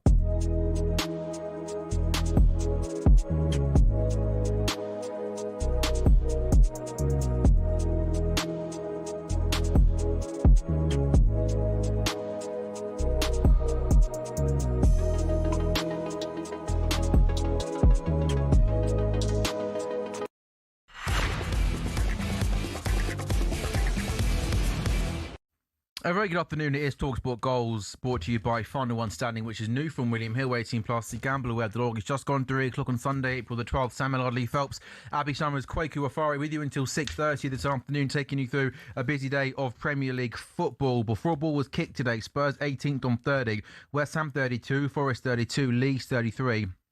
And Roberto De Zerbi's first 45 minutes, Spurs manager. It's Sunderland 0, Spurs 0. Sunderland have won 2 of their last 3 Premier League games. That's as many as their previous 12 beforehand. And remarkably, exactly 2/3 of Spurs' points in Premier League this season have come away from home. Only Ipswich, Leif Davis in 24-25 have ever had a higher proportion of their points in the season in the competition come on their travels. Forest 1, Villa 1, been a good game of football at the City Ground. Murillo's own goal gave Villa the lead. Then Nico Williams with a really nice strike before half-time. So Forest 1, Villa 1. Villa looking to complete the league double over Forest for the first time since the 17-18 season. But Villa have lost 3 of their 17 Premier League games against Forest. They've got a really good record against Nottingham Forest. In fact, of sides they face 15 or more times in this competition in Premier League. Only Coventry do they have a lower loss rate than Nottingham Forest. Forest 1, Villa 1. Villa 4th in the table, started the afternoon 6th clear of Chelsea in 6th place, because we know that 5th place now definitely does get Champions League football. Palace had a good night Thursday in the Conference League, beating Fiorentina by 3 goals, and they're really happy for them, but they're losing this afternoon against the Newcastle team who, is he under a bit of pressure? Yes. Maybe under... Oh, is he? Yes. Yeah. Talking to Newcastle fans, he's under pressure. The Derby losses really took their toll. They're not happy about it at all. And when you brought in, if you're telling me that a player like Voltemada doesn't fit the system, then maybe the problem's the system. And this one season really good, one season really bad, and it coincides with when they're in Europe and when they're not in Europe. Does that speak to a top level manager? Newcastle fans aren't happy. Do you think he's a top level manager? I think he should be the next England manager. That wasn't the question though. I said top level manager. I think what's that got to do with England? Sorry. There's a seat because he could be a top level manager internationally, but top level club manager, no. Okay, let me rephrase the question then. Is he, Newcastle will have aspirations, obviously, of going to the next level. I would say, given their spending, and we know it's not simple, it's just spending £1 billion in the window, I don't think they've maybe been as ambitious as maybe we thought they were going to when that takeover came over. But if they do want to get to that next level, do you not think Eddie Howe's the man to get them there? Don't think so, no. Don't think so. Okay. I think a top manager would get the best out of a player like Voltemada. I don't think it would be a case of, he doesn't fit my system. I'm like, well, then change the system. And the system should be maybe a bit more adaptable. And if you're starting Anthony Gordon as your number 9, a team like Newcastle who have got... So do you think there's a possibility they part ways with him in the summer? I think that it's who do you get, really. But I think if there's a viable option to come in and replace Eddie Howe, I don't think Newcastle fans will be as gutted as they were in previous seasons. I think this might be the right time. An early exit for England at the World Cup. Eddie Howe comes in as England manager, and Newcastle get, I don't know, a new manager. Okay, but why do you want him as England manager if he's not a top-level manager? Because he's English. Okay. Yeah, you know my views on England managers having to be English. Yeah. I think... He gets the job because he's English. Yeah, 100... I think you're maybe being a little bit harsh on Eddie Howe's record as a manager. And certainly, I think what he's done at Newcastle over the last 4 years amazing is job. Impressive. Oh, an amazing job. I just think that their up and down form, which coincides with them being in Europe and not being in Europe, speaks to a manager that he has his players playing at full throttle, and we have to juggle multiple competitions like most top managers have to. He struggles to do that, and I think maybe a more sophisticated tactical manager might be able to get the best out of these players and might be able to juggle his squad in a way that gets the best out of them in seasons where they're playing in Europe as well. Yeah, but if I looked at the Newcastle team, that I'm not saying they haven't got a good team. They've got a, but. I don't know, you look at the team on paper and, okay, where are they in the table now, Newcastle? With this victory, they might go up a couple of places. They are, okay, they're 10th in the table. Good enough. Everton and Brentford are above them. Maybe they could be above them. But when I look at that team on paper, I'd have had them before a ball was kicked this season, around 7th or 8th in the table, which is where they could still end up finishing, Yeah. I think they should be... Them and Villa should be in lockstep in terms of where they finish, and everybody has way more kind of high expectations of Villa than Newcastle, and I think the spending's pretty similar. I think the wage bill maybe does favour Villa. Villa spending a lot more money on wages, but I just feel like they've had a disappointing season, and how many times can you have a really good season and a disappointing season and a really good season before top players like Tonali might want to leave the football club? Okay, kind of really been twerking for us, hasn't he, a little bit? Yeah, link to Chelsea. Stay away from our football club. I'd stay away from our football club. All prospective players, stay away from our football club until you see change, because you will. Yeah. Wow, I've never seen a plea from a football fan before to a good player of not coming to my football club. Stay away. I would say the same about mine. Stay away. Lee, William Hill Scottish Premiership. What a game we had to. You picked a good lead to go. So it's a belter, isn't it? Celtic. Rangers were 2 down away at Falkirk today. Next thing I knew, I checked the score. They were 6-3 up and they win. So Hearts 70, Rangers 69, Celtic 67. Yeah, it's unbelievable, isn't it? And it just keeps going. Rangers are even money favourites to win it. Celtic 2-1, Hearts 13-5. So it's really, really tight. And it's not. No one's making it easy for themselves either, are they? One of my colleagues was at the Hearts game yesterday. Said it was incredible. The comeback atmosphere, he said, was just insane. It's going right down to the wire. Fantastic. Brilliant. Everyone who's up there who works on that project is just saying it's just mad. Yeah, mad. It's not often cross came in from the left for Nottingham Forest, and Igor Jesus at the back post headed into the ground and it went over the bar. Yeah, that William Hill Scottish Premiership, 3 teams going for the title, entering the final sort of stretch of the season, last couple of games. It is an absolute belter. Spurs, I've got a long throw. Bergvall launches it in. It comes to Colin Mawani, and the referee is given a free kick because somebody has nudged Granit Xhaka down to the floor. Abby, would you take a point? Yeah. But, hun, beggars can't be choosers. Absolutely, I'd take a point. Sorry, hun. Anything but a loss, I would take. If you can go to Sunderland and get a point, it's not a bad result for anyone, really. I didn't have this kind of notion that we were just suddenly going to rock up and start winning games like some Spurs fans have had. On what evidence are you thinking that's going to work? We might get a win today. I'd be surprised, but. Yeah, I didn't have that confidence that all of a sudden, just because De Zerbi is now in charge, that everything's fine and dandy and we're going to start winning games. We haven't won for over 100 days in the Premier League. Why would I suddenly be really, really positive about the fact that it'll be fine now? It's all right. De Zerbi's there. Do you think you're staying up? Currently? Well, no, 3 weeks ago. Do you think you're staying up? Just a simple question. I wish the camera had that look you just gave me there. Sassy. Yeah. Currently, no. No. Currently, no, because I've not seen evidence to support why we would be. And what people say is, you're too big to go down. You're not too big to go down. The way that this team, this board, these players have behaved, acted, shown themselves to be, why would I think that we're going to stay up? I've seen a lot more fight out of West Ham. I've seen a lot more fight out of Forest. I've seen fight out of Leeds. I've seen a lot of fight out of Wolves, to be honest with you. Yeah. And the one team I've seen a real lack of is my own team. So no, at this current stage, I think we've got players to stay up, of course, but I haven't seen the mentality and the application to say that we're going to stay up. So hopefully that changes today. Hopefully we do get a win today. But if you were to say to me, yeah, you can have a point now, get out, yeah, take it. It doesn't really help us, but Yeah. well, it does help us a bit. But Joining us now is EFL expert Abby Summers. You should be keeping an eye on the Luton Stockport game. if you feel Hey, Quakey, you two can be together next season on your ITV show, yeah? yeah. Richarlison, Abby! Oh, Richarlison got played in. The touch was so heavy. Honestly. The touch was so heavy. Oh, I'm trying to get excited for you, you know. No, I just want to ask you a question. You know how you just said that I should Oh, it's on Abby. Just anything for her. Anything. Yeah, just trying to help you out. Spurs want to throw on the halfway line. They actually didn't even touch it. You know how you just said, keep an eye on the Luton game. Do you feel sorry for me then? As you're giving out, feeling sorry for other teams.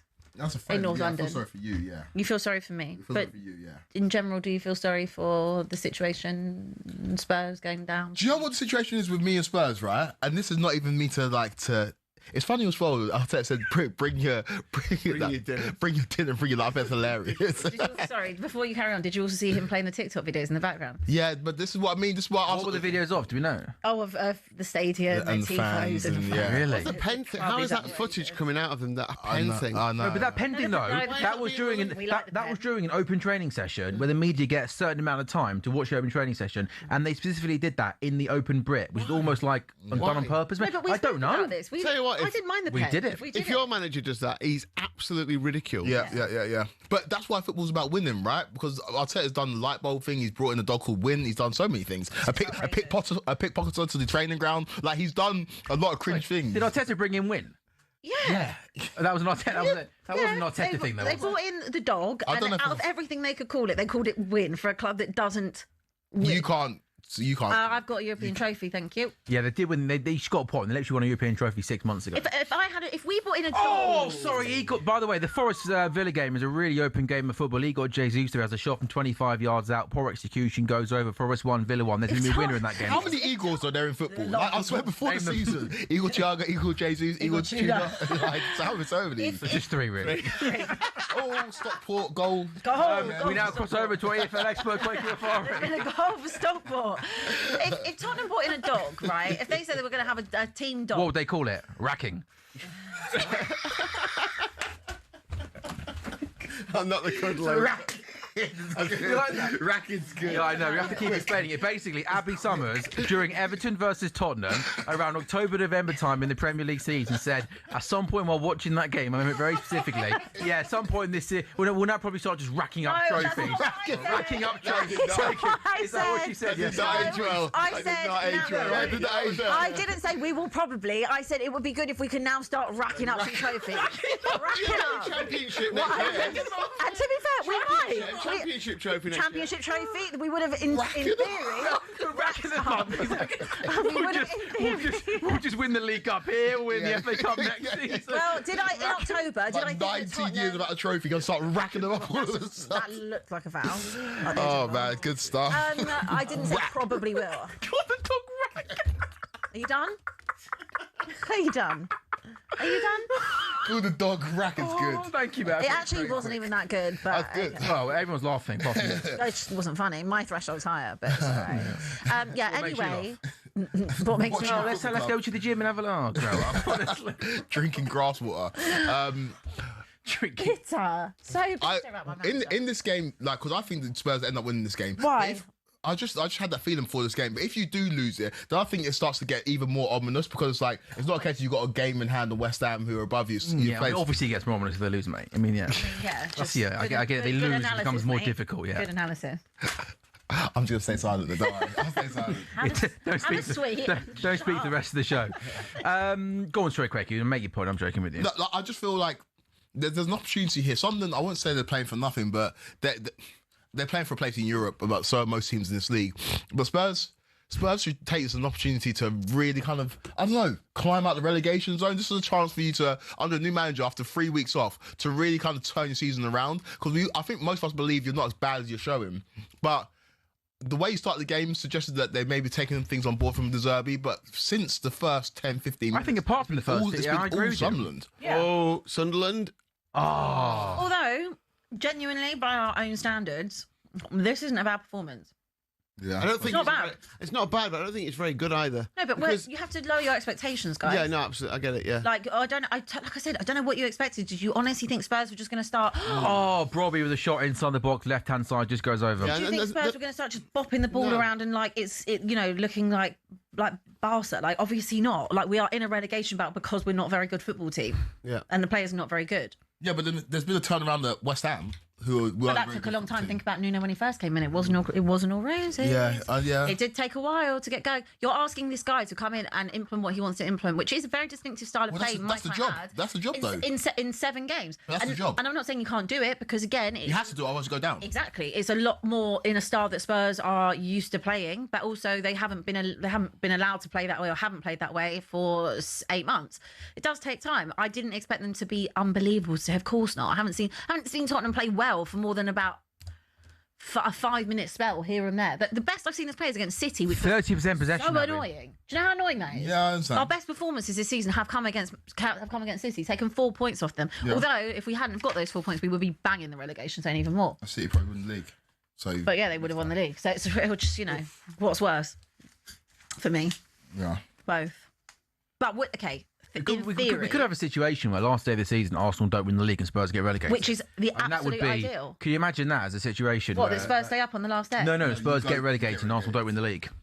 Oh yeah, but That'd be incredible. I think like social media would just I think like, it just ends. just shut down basically. He couldn't actually survive that. But that wouldn't chaos. it be even better, right, if Spurs stay up on the last day, but Arsenal bottle on the last day? Why would it be better? Because that would be just so good. Yeah, but then Arsenal fans could say it wouldn't be so great if we won the league in the last day and Spurs get relegated. Yeah, of course, which is more likely. Which is actually more likely to happen. Yeah. But wouldn't it be great if it was the other way around? I mean, more historic if it was the way around that I suggested. It'd be way more historic. If Arsenal won the league and Spurs got relegated, that'd be absolutely incredible. A side that's won league titles on your ground in a season where you go down, they win the league. It'd be way more remembered than that weird season where Spurs didn't get relegated. It might be more iconic, but I mean. Who wants that? Wouldn't you rather see Spurs stay up and Arsenal finish second? No. Oh, because you feel sorry for them, is it? Like, you getting relegated is hilarious. It's hilarious. From racking up trophies to relegation. That should be a documentary. That's what's going to be called, isn't it? Yeah. From racking to relegation. On the Spurs approach, just sort of start there. The Spurs have had 30% possession in this game, and again, I appreciate we're not. Get them off my screen now. Name names, off please. My screen. Now. Michael Dawson. What's not Michael Dawson. Love Michael Dawson. Johan Lange. I'm pretty sure that is Viv. Yeah. That is Viv, isn't it? The Viv Lewis and Vinay Venkatesham. Get them off my screen. They have serious blood on their hands. De Zerbi's not bouncing around on the touchline as much as he was in the first half either, is he? He looks nervous. Lee, have you been surprised by Spurs' approach? 30% possession. Did you think they were going to be a little bit more aggressive because De Zerbi's the manager? Well, I just thought that first 15 minutes, that's how they approached the game, and they've not been able to maintain that. Sunderland are a solid, good team, aren't they? They're at home, and they've then started to get more of the ball after that first 15 minutes. I know it's an easy thing to say, but Spurs really needed to get a goal early on to settle their nerves. Because now, like I said at the end of the first half, I just think it's going to get nervier and nervier for Tottenham's players because Sunderland have got the dominating possession. Like I said, they're not exactly playing brilliantly, Sunderland, but I can just see them, the pressure building and building. Tottenham are sinking further and further back, and eventually it'll break and Sunderland will get a goal. Then it's difficult. Yeah, I completely agree with everything said there, Lee. I think the way this game is going, you can only see one team scoring first, can't you, right? And that looks like it's going to be Sunderland. And Spurs have had 30% possession. They started well, but possibly a chance here. This is where they need to break, don't they? And they couldn't quite get the job done there. I mean, obviously, they're trying to play for the break, which is, fair enough. They're away at Sunderland, but they haven't quite got the pace or the quality to break as quickly as they need to. I think Mateta's about to come on for Crystal Palace. And Adam Morton as well, I think. It's been a massive plus for them. That's interesting. He's still not bringing on Xavi Simons. But I don't think Xavi, he's obviously a fantastic player, but I don't think he's the kind of player that you need in this relegation scrap. I'm not sure he's the one to unlock them. I agree with that, but if you're... I don't think Sarr and Palhinha are either. No. That's fair enough. I had a conversation. I had an argument on Inside Spurs a few weeks ago about Xavi Simons, right? Whether or not he should or shouldn't have started in the Forest game, and I felt that it was right to not start him, even though he had a good performance in the week. Whenever he's been in Europe, he's looked very good, but in the league, he's not. Yeah. However, if you're going to try and win this game, Or I don't know whether or not he's happy to get out of here with a point. Maybe so. Yeah, Maybe a point so. would It do- looks the yeah. way you're playing. Looks like he is. Maybe so. point would be And good. fine, fair. Like, no, I kind of don't really have an issue with that either.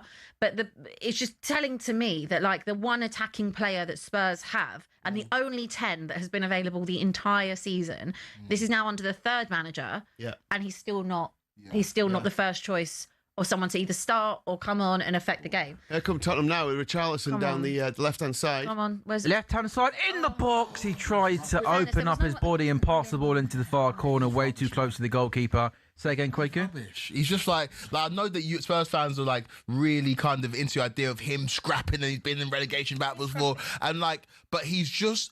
Anytime lacks through on quality, I goal, think, you have no faith that he's going to do anything, man. He's just not. He's not. And Sam, you maybe be aware of this earlier than I was aware of it, but he's just not got. He's not got it. No, he doesn't have it. But at the not same got it. time, when you're looking at the team and you're saying, well, actually, who do I reckon has got that dog in them? He's one of the only people that I think has got does that work fight. and fight, I'll give him I that. never, That is true. I have never ever said that he's a quality player. I think everyone can tell with a pair of eyes if he is or he isn't. Like, you know, he's not. But what he is he does work hard for the team.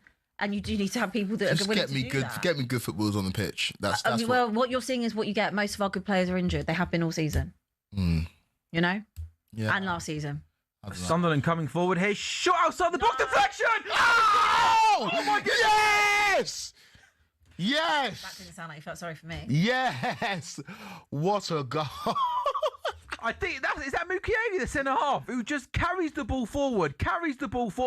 He takes a shot, and you're like, this is where you do need a bit of luck, don't you? In a relegation battle, it takes a wicked deflection, wrong foots the goalkeeper, and goes into the back of the net. It is Sunderland 1, Tottenham 0 on a weekend where West Ham win. Forest are currently drawing. Abby Summers, Tottenham Hotspur are losing once again. Yeah, they are. But I would say this is not necessarily. I mean, look, it's luck. That is just unfortunate, bad luck. I wouldn't say this is necessary on our performance. I really don't. Like I said to you just now, I don't know what you expected from us to be. Taking the massive deflection like that, it's It is so unlucky. unlucky. Yes, it's a wicked and I'll deflection. be honest, so much has obviously got. We've just not had any luck this season. Let's be honest, in any way, shape, or form. Whether it's come to injuries, whether it's come to certain decisions in games, it is just what it is. Like, look, he's got to try and turn it around. Got to try and get a draw. It is Mukiele who carries the ball forward. His shot takes a massive deflection. One thing I would say, Abby, you're completely right. That could have gone anywhere. It unfortunately goes into the back of the net. But all four of us have sat and watched this game for the last 15 minutes of this half, and maybe the last half an hour of the first half. And this is coming. Yeah. Spurs have got 30% possession. You're sitting deep in. What did I say 3 minutes ago? I said, if any team's going to score here, it's going to be Sunderland. Yeah. And it's felt like I'm maybe surprised that Spurs haven't been able to assert any sort of control on this game. I think it's been a weak performance for Spurs. And you make your own. I know it's a cliche, but you do. Make your own. John McGinn forcing a You great can make your own luck, And Sunderland pushing. Then if you got to have the shots. I mean, can you remember Spurs having a shot from outside the area? No, but what I would say to you, when have you seen that all season? We don't. It's not something we do. No. We don't tend to do that. We don't shoot on sight. Everything is. We just don't. Like this performance is better than I thought it would be generally, and I think that when you've got. That's a nasty collision there. I hope the keeper's okay. Long ball got played forward to Bobby, and He's not moving. Yeah. This is not good. Hope everyone's okay here. Is Romero okay? No, he's not moving. He's not moving. Long ball got played forward, and do you know what? That there, by the way, from the centre forward is absolutely disgraceful. Because do you know what? I don't like this at all. A long ball gets played forward. The ball is going towards the goalkeeper. Bobby's got no intention of getting anywhere near the ball, and he's not anywhere close to it. And he just shoves Romero from a close range into the goalkeeper. And that there's dangerous. Really, really dangerous. So the keeper and the centre-half's gone down.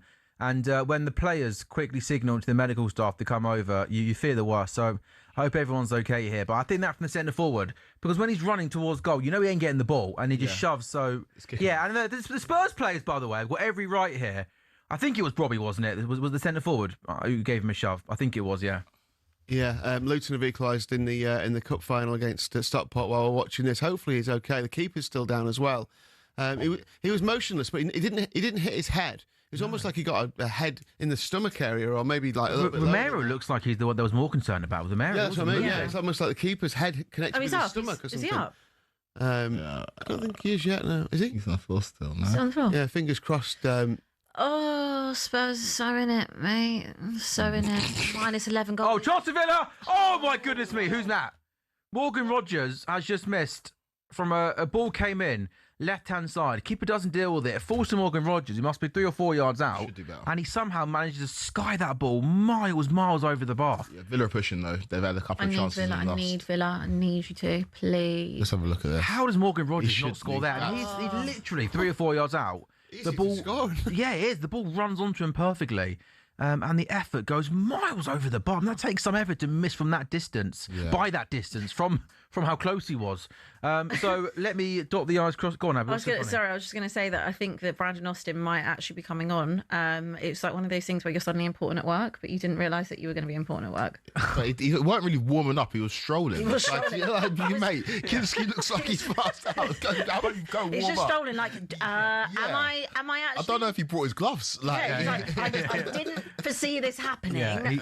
He basically thought I could really do without this song. I really do that. couldn't be asked. Might be Romero's knee. I think maybe they're looking at his knee now. I think. I'll bring Dancer on, please. Yeah, because it looked like the keeper would have got the worst of it. But yeah, We're going to see it again, are we? have a look. Yeah. is this the goal or is this the? I think it's the goal, isn't it? Yeah. No, this is the... This is the injury. Yeah. No, it's the goal. No, this is the goal. Yeah, this is the goal. Yeah, it is unlucky. He takes a massive Yeah, it's deflection. really unlucky. Lucky, mate. Okay, while there's a little lull in proceedings then, let me just dot the I's, cross the T's. It is still Sunderland 1, Tottenham Hotspur 0. Tottenham, you're a decent record, Abby, against Sunderland. I guess that goes out the window, doesn't it? Given the form that you're in, winless in 13 Premier League games. Elliot Anderson with a shot from distance. It goes wide. That game is still Nottingham Forest 1, Aston Villa 1. Nottingham Forest have won their last 2 home games against Aston Villa. And also, they'll be looking for Morgan Gibbs-White to try and find some form in the rest of this game. In 2026, only Bruno Fernandes, João Pedro and Igor Thiago have more Premier League goal involvements than Morgan Gibbs-White. Nottingham Forest starting the day 2 points above Tottenham. It will go to 3, given how the Spurs are losing away from home. And Will Osula's goal is still the difference between Crystal Palace and Newcastle. Palace 0, Newcastle 1. Newcastle looking to secure their first Premier League double over Palace for the first time since the 13-14 season. Newcastle have lost just 1 of their last 9 Premier League games against Crystal Palace, who have got an awful record, terrible record at home, winning just 1 of their last 10 games at Selhurst Park in the Premier League. In the William Hill Scottish Premiership, it finished Falkirk 3, Rangers 6 in a thrilling game of football. Falkirk were leading that game by 2-0, and an awful day for Wrexham, whose hopes of finishing the Championship playoff place took a massive dent today, losing away at Birmingham by 2-0. Southampton, on that incredible long winning run, are now 5th in the table on 69, Hull 6th on 68, Wrexham now outside the playoffs by 4 points on 64, and of course in the Premier League today at 4:30 we still got Chelsea Man City. Chelsea are winless in 9 Premier League games against Man City, and I mentioned this stat this morning. Man City have won 28 of their 31 Premier League games in the month of April. Under Guardiola, it's an average of 2.5 points per game in the competition, the highest rate of any team to have played 15 or more matches in a specific month under a manager, which I think is a crazy stat. And also, Sorry, say that again. I was looking at that. I was very... it's a long stat as well to read again, isn't it? And also, Kwaku, I mentioned earlier, the second best is Man City in May, which is fun. Doesn't bode well for Arsenal at all. Like it's it's crazy numbers. And do you want to hear Chelsea's team news? Oh, sorry, team news. Apologies, Kwaku. Lack of my. Why don't you do Chelsea? I'll do City. Okay. Yeah. So in goal, Robert Sanchez. Back four, Malo Gusto, Wesley Fofana. I think Gerald Hato will play in the centre back position, and Cucurella. Midfield duo of Santos and Caicedo. The front three behind the striker are Esteval, Cole Palmer, and Pedro Neto. And João Pedro leads the line for Chelsea. Okay, I'll get your thoughts now in a second. For City, Donnarumma in goal, Nunez, Cousinov, Gahey, O'Reilly, Ruben Dias still out injured. Bernardo Silva, Rodri will be the two that will sit. It's then Semenyo, Cherki and Doku, with Haaland leading the line. I think he likes that kind of Semenyo, Cherki, Doku playing off Haaland. He used to often play O'Reilly, didn't he, as one of the midfielders with Aït-Nouri at left back, but he hasn't done that. That looks an attacking Chelsea team, Kwaku, doesn't it? Yeah. I mean, Cherki's finding form. Doku's had a good couple of months. Semenyo started off nicely at Man City. In terms of Chelsea, though, again, Esteval, Palmer, João Pedro, there's creativity in that team. Yeah, 100%. It's a strong Chelsea side. It's just about where their heads are at. We all know about the comments made during the international break from Cucurella, from Enzo Fernandez, who's obviously been banned for a couple of games for Chelsea. What do you make of him being banned for today? Right decision or not? Get him out of the football club, mate. Get him out of the football club. Like, if he wants to leave and he thinks that the Madrid is like Buenos Aires, go. Like, go. You can go. Sing your really hook. sorry. He's Like crying. Who's crying? Romero. Yeah, then it's not good, Abby. We when he went down, we immediately feared the worst, didn't we, Abby? Because when players surround him, Yeah. and he wasn't moving, was he? And this I don't is the sad- know. He's walking okay. But is he? But like, this is my thing. Is he crying because of potential? This is the last game for Spurs. No, I was thinking more of like, is he going to not play in the World Cup? Like, is this the type of injury we're talking about? It seems like this could be a bad injury. I don't know how long. He's what? He's walking off. I need some context to this. Yeah, no, this is no, Abby. I think we should just. This is not a good sight. It's I not a feel good- here it's for not. Christian Romero. For people that may be just joining us, a long ball got played forward, and I think Brobby, was really naughty there, by the way, because he nudged Romero into Kingsley when the ball was going into Kingsley's hands. The centre forward, in my opinion, had no chance of getting anywhere near the ball. And I think when the goalkeeper and centre back are so close to each other, it was a nasty thing to do. I feared at first for Kingsley because I think as he went to bed, I thought almost he was going to be the one who was worse off. But Romero went down, didn't move, did he, really, for the first kind of 10 seconds. The Spurs players were urging the medical team to come on, but Christian Romero's finally got himself up. He is walking off the pitch, but he's walking off the pitch in tears. Lee, did you say you thought it was his Kingsley's head went to Romero's knee, was it? Yeah, I thought it was like more in his stomach, but then the physio seemed to be looking at his knee. A lot of people on social obviously saying Bobby should be sent off, having I don't disagree with that. and he was booked earlier for the elbow. But you get a red card for serious foul play, for dangerous play. Yeah. When you've got a goalkeeper there and a centre back there, and you push the centre back, that's dangerous play. That push was just as bad as the Van der Ven one on him, and he got a booking for that, didn't he? So it probably should be 2 yellows. But Lee, it was obviously worse given the proximity of the goalkeeper to the centre back, right? It's definitely gone in. His head has definitely hit his knee. Is that what happened? And bent it back. It's a push as well. Yeah, 100%. Real shame. Yeah, and again, Romero substituted, going off. Yeah, possibly. The Spurs season and the World Cup, if it is that. Abby, what'd you make of that? That's a big blow for Spurs. I know he hasn't had the best of seasons, but I don't know, Abby. I still think you want your experienced players, your leads between here and the end of the season. I like Kevin Danso. Harsh. Not harsh. You're not having Romero. No. I like Kevin Danso. Okay, fair enough. I think that's an emotional blow to the team when you see your captain walking off the pitch. Crying. I want to know why he's crying. Well, something's obviously how he is. No, obviously something's happened, but I would like to know what is this? Is this like when they said that Kulusevski got a knock on his knee and he's literally not been seen for a year? Like, yeah. There's players at Spurs I'll take when you go down. Like, there are players I would take. Romero is very Chelsea, to be fair. Oh, I'll take Romero. He's such a Chelsea I'll take player. Van der Ven. I'll take a few of your players. So we can't be that bad if you'd like to nick all our players. No, I've said this. You shouldn't be here right now. I'll take a few of your players for sure. Because and there's going to be a mass exodus as well. Like, I'll take. I actually don't think it will be a mass exodus. There'll be certain players that will go. Romero probably being one of them, but they're still under contract. What, on wages like that in the Championship? 50% wage cut. I think also they've all got Conor Gallagher. Conor Gallagher's the only one that doesn't have it in the contract. Oh, sorry, a corner came in for Forest. It got headed into the ground, cleared, and then we had a great angle of that, didn't we? The Elliot Anderson one, who we thought was going to whip it into the far corner, but it took a block. Forest 1, Villa 1, Sunderland 1, Spurs 0, Palace 0, Newcastle 1. A pretty nasty challenge in the Crystal Palace Newcastle game. I think it was Joe Linton on Mateta. Doesn't look like as bad as Mateta's rolling around. He got a yellow card for it in the end, but there were Palace players were all over it. But that's not. It's not that bad, actually. But he's not trying to get the ball at all there. Yeah. I think you're deluded. You think the Spurs players are going to stay. I think there's also a massive opportunity for that. You know, there's that level of Championship player, just a bit too good for the Championship, but not quite Premier League. Yeah.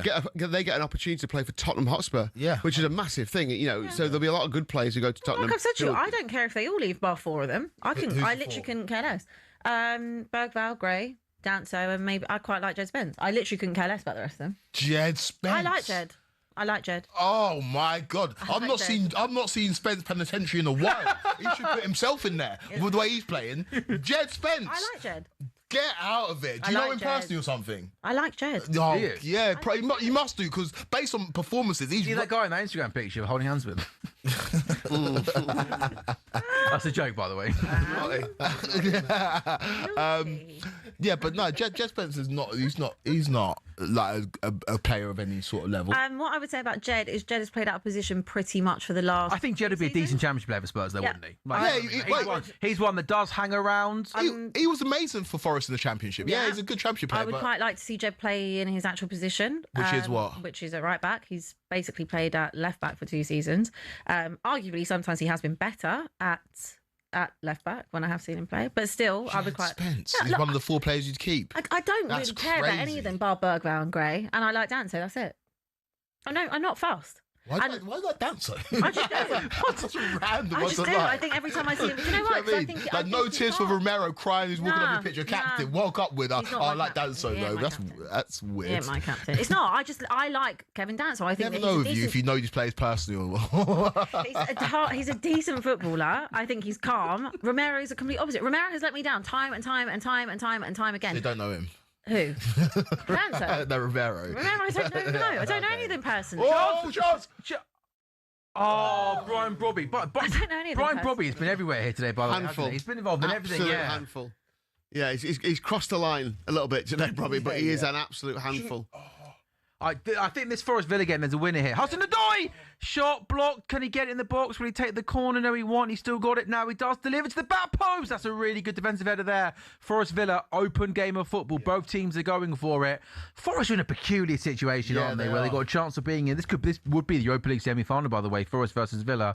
That's tasty. Which would be tasty. And I still look at that Forest team on paper and just think Gibbs White, Anderson, Hutchinson, the 2 centre-backs were great last season. You've got players I'd take as well. By the way, you talk about taking players off the Forest boy. I reckon there's lots more in the Forest team than the Spurs team. No, mate, you're so right. There's much more. There's about 6 Forest players that would walk the in. 2 centre-halves, Murillo, Milenkovic. 100%. Anderson, 100%. Gibbs White, 100%. Igor Jesus has gone all right. Amari Hutchinson, I think, is talented. Mate, players like Sangare and Dominguez are there'll be Premier League teams that will take them. Hudson-Odoi play for Premier League team. Like they've got good players, man. Whereas but I just feel. You said you'd take quite a few of our lot.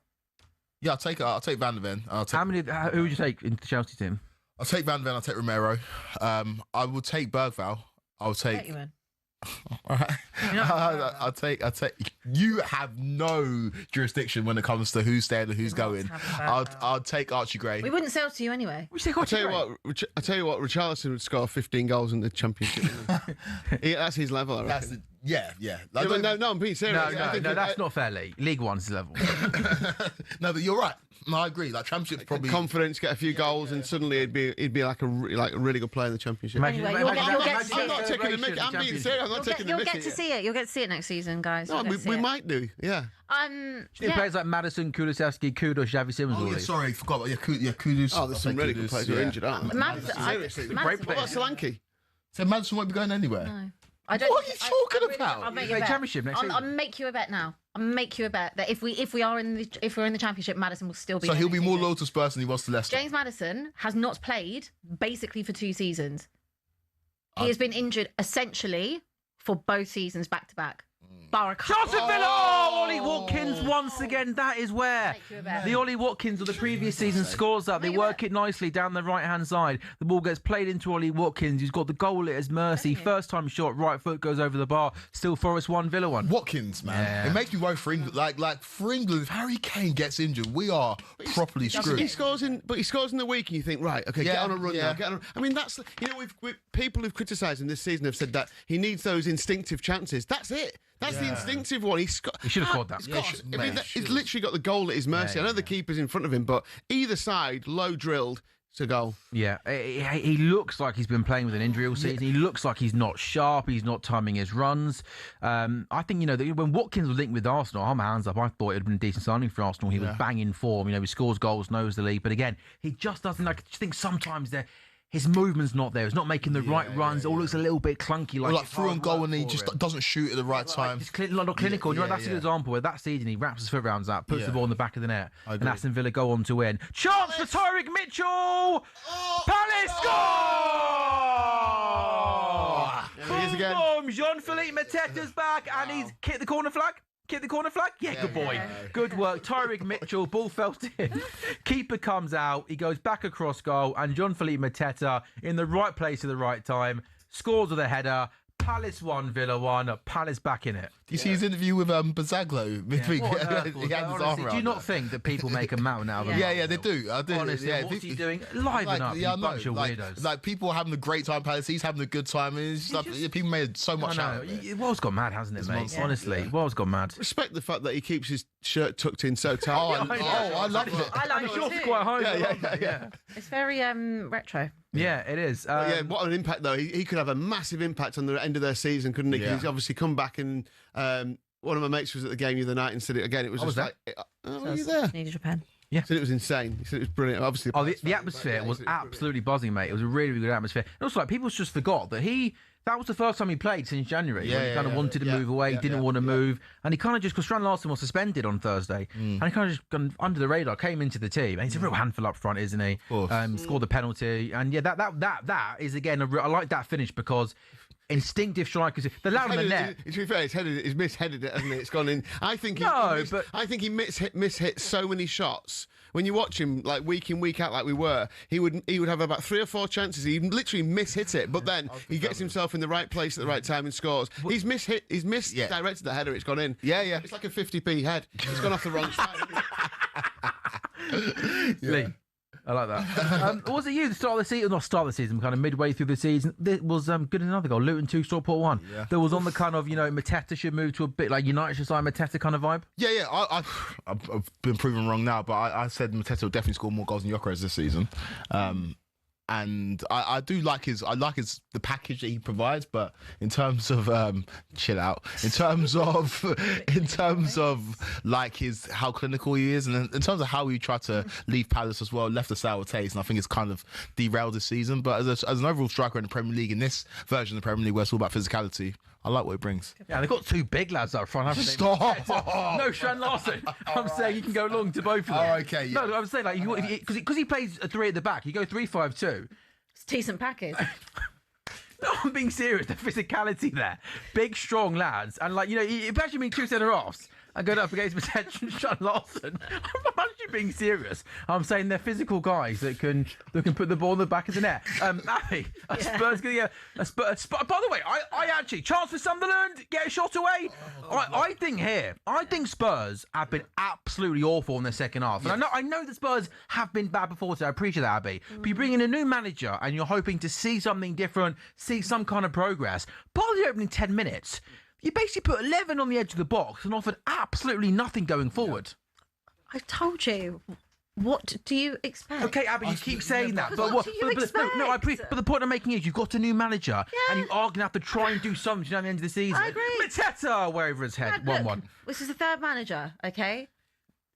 Okay, so what are you saying then? We just give up and just get relegated? Yeah, but Forest are on their 4th manager. Yeah, West Ham changed managers. It has to be on the players as well. There's a bit it of has fight. to be on the players. This is not the worst performance I've seen us had. Again, the goal is extremely unlucky. I'm sorry, that doesn't mean anything. Like, that's not the worst performance.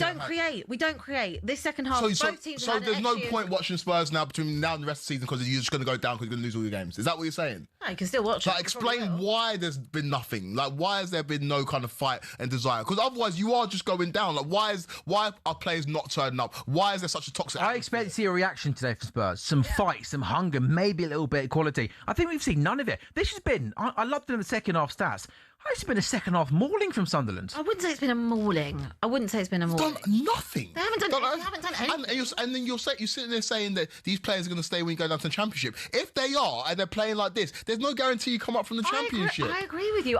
You're saying there's going to be a max exodus. I don't think there will be a max exodus. I really don't. I really don't. Basically, what I'm saying, I don't understand it. I don't understand why. Right, you don't understand why with another 3rd manager with a style of play that actually is more them doesn't work.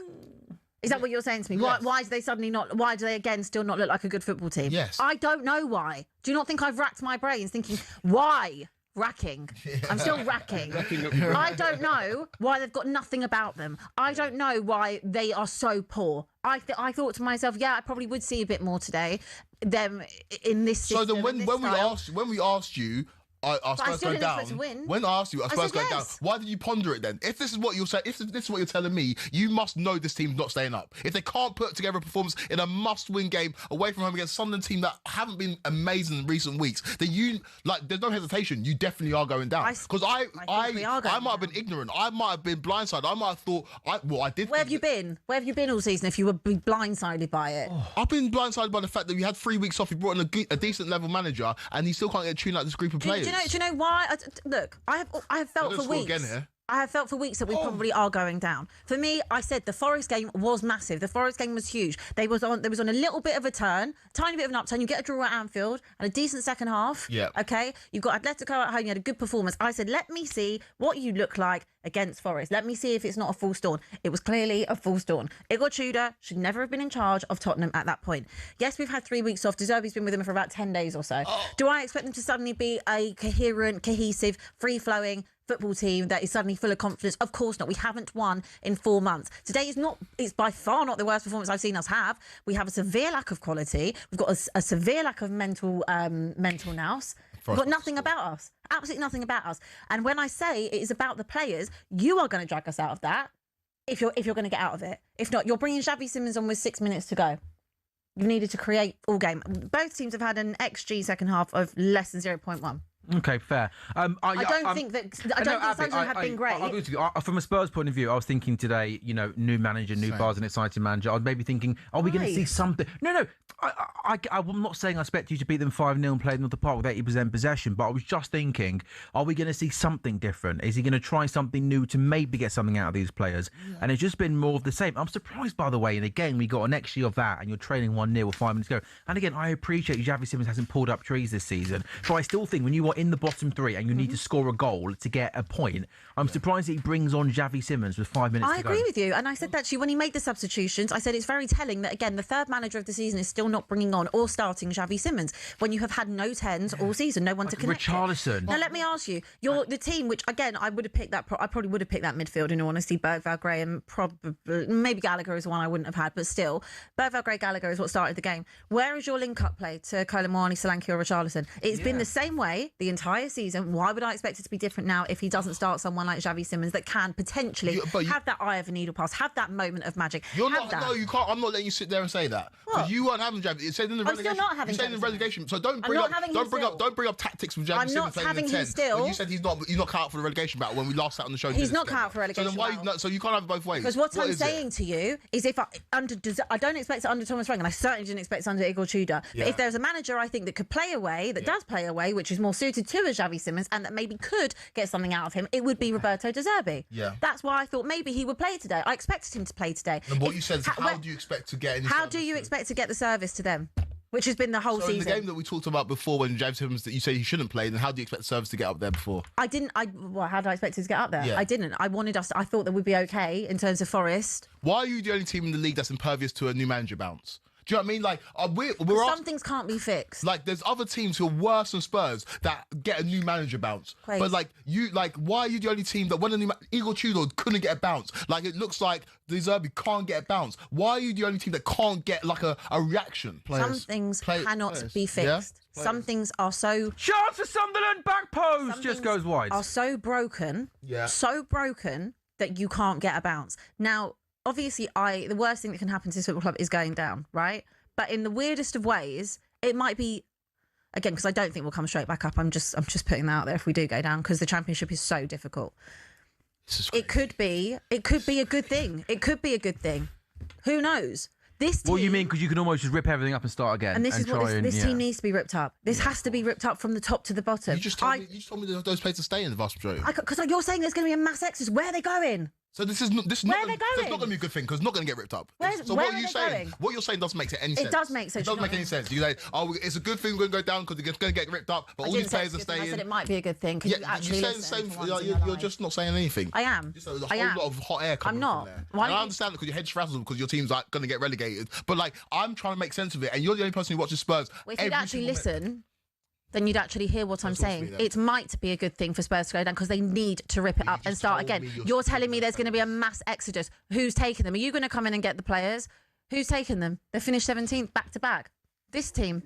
Do I think James Maddison is going to up and leave? Probably not. Well, No, if you're- he hasn't played for 2 seasons, basically. if- Do I think Romero will go? Yes. Do I think Van der Ven will go? Yes, I do. Do I think that people want Bergwijn? Yes, I do. But at the same time, they're all under contract.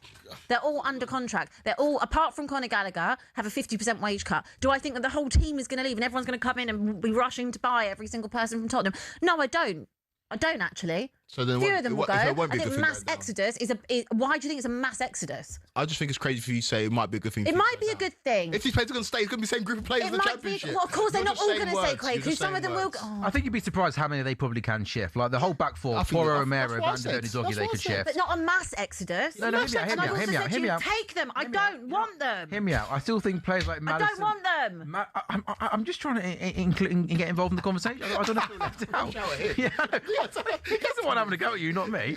I do think Maddison, Kulusevski, Kudus will all. A Premier League team will have a look at Solanke, Bergwijn, and Guerrero. That's 11 players who I've mentioned who could. Do you think 11 players are leaving Tottenham? Yeah, I think I think you'd be. I think you'd be surprised, Abby. Yeah. All right. Okay. Do you disagree, Quaker? No, I agree. That's why I said it. And she said, no. I don't think there'll be a mass exodus. I don't. I just don't. Like, Do you think they come back up, Quaker, if they go down? Probably not. it's so impossible to call, but I can't understand why this is happening, Sam. Like, I just can't get my head around it. Like, You can't understand why this is happening. You can't understand why this is happening. yeah, I can't understand why it's happening. You can't understand why this is happening. I can't. Have a look at the way that this football club has been run for the last 20 years, and in particular in the last 7 years, and you sit here and tell me that you can't believe this is happening. I can't believe this is happening. Yeah, but relegation, though, Abby. Like, Yeah, relegation. might be I'm not saying, like. Might be a penalty in the Crystal Palace Newcastle game. No It's one just- cares about I think. What's Lee and Sam ain't done anything. Like, Wow, they're at anger at me. Like,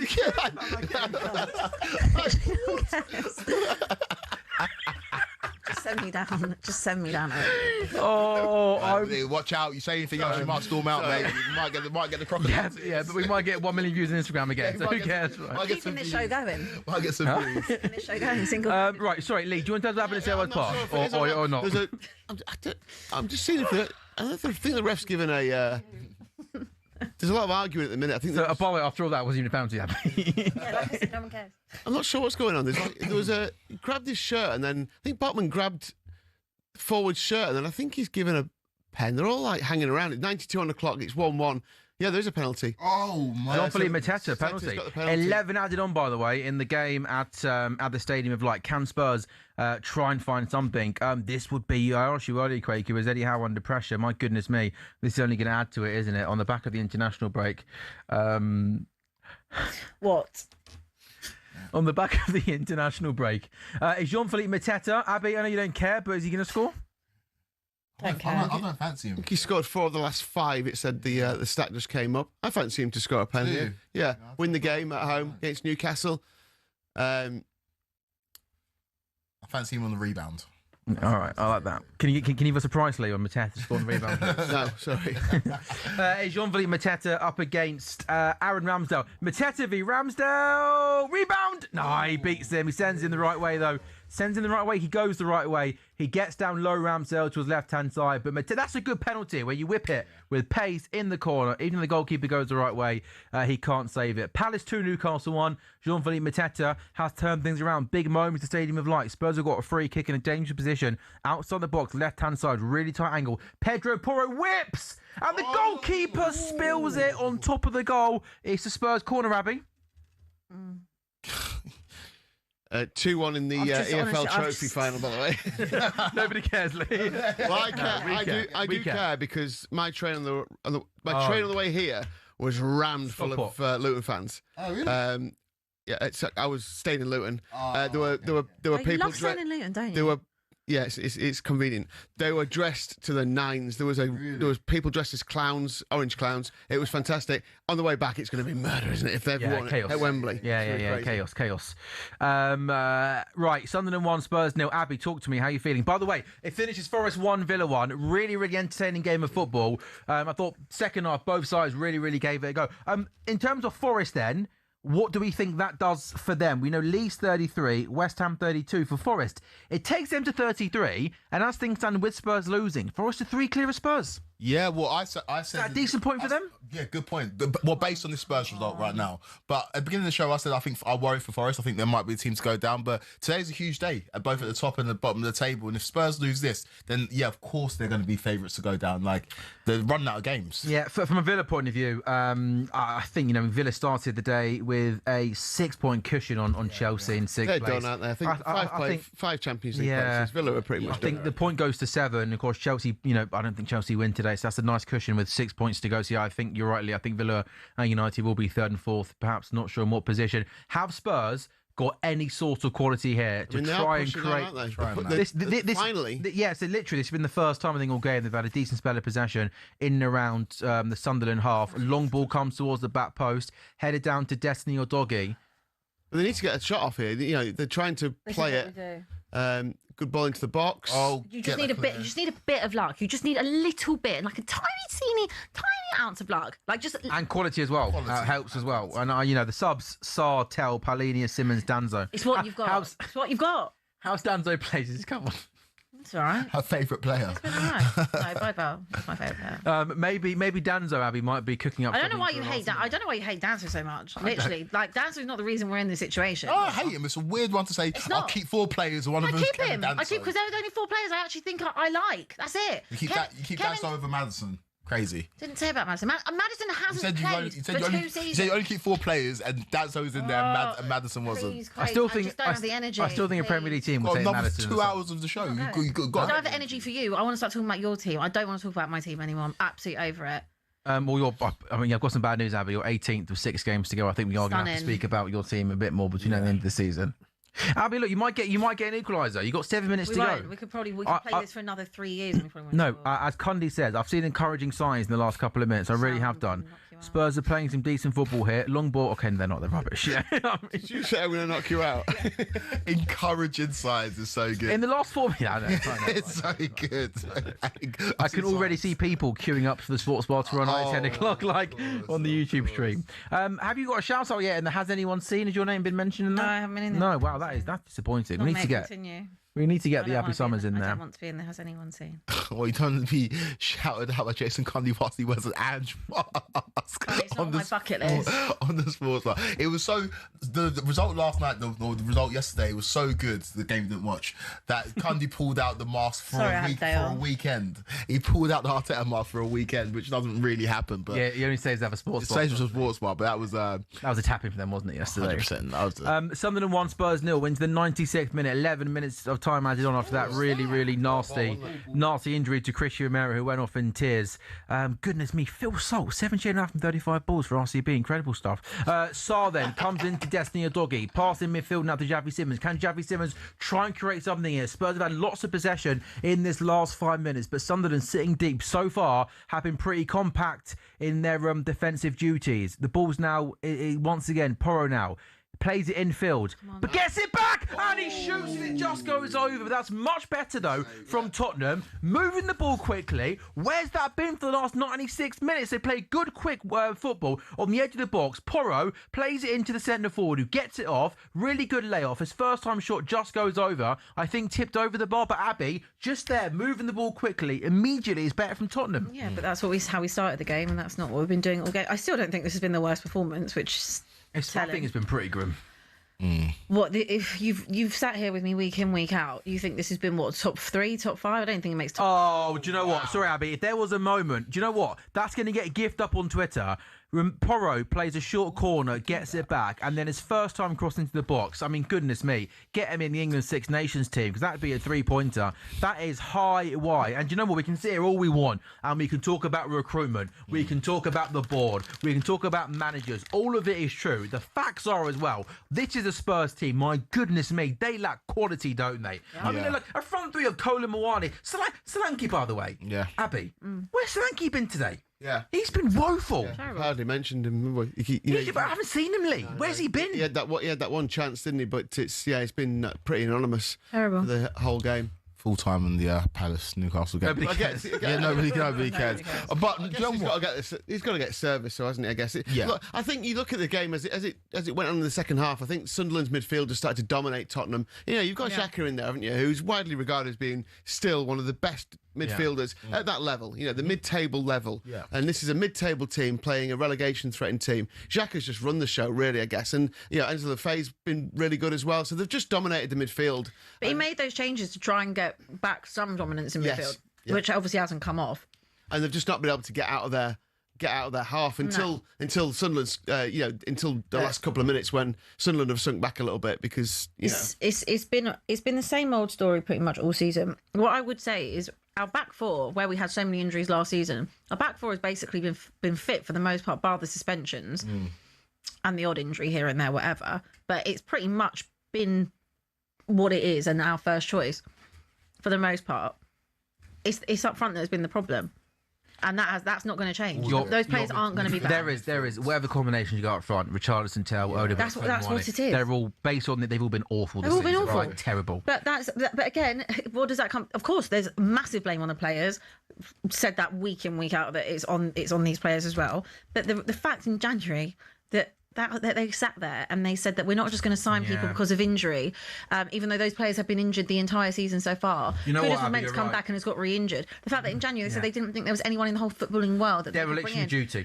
Dereliction of duty. Arrogance as well. And you know what? And arrogance, which is crazy, because where have you got off having the arrogance? Probably because they probably go for the mindset of, it's Tottenham, they can't get relegated. Well, they can. And the West Ham lad up front, I think it's Castellanos' name is. He's got 6 goals in 16 games. Yeah. He's not the most prettiest centre forward, but you know what he is? I think he's brought in new blood, new energy. He's in the right place at the right time, creative. And, in a relegation battle, 6 goals in 16 games is absolute gold dust, isn't it? You get rid of Brennan Johnson, which fine, okay, it's a decent amount of money that you were recouping for Brennan.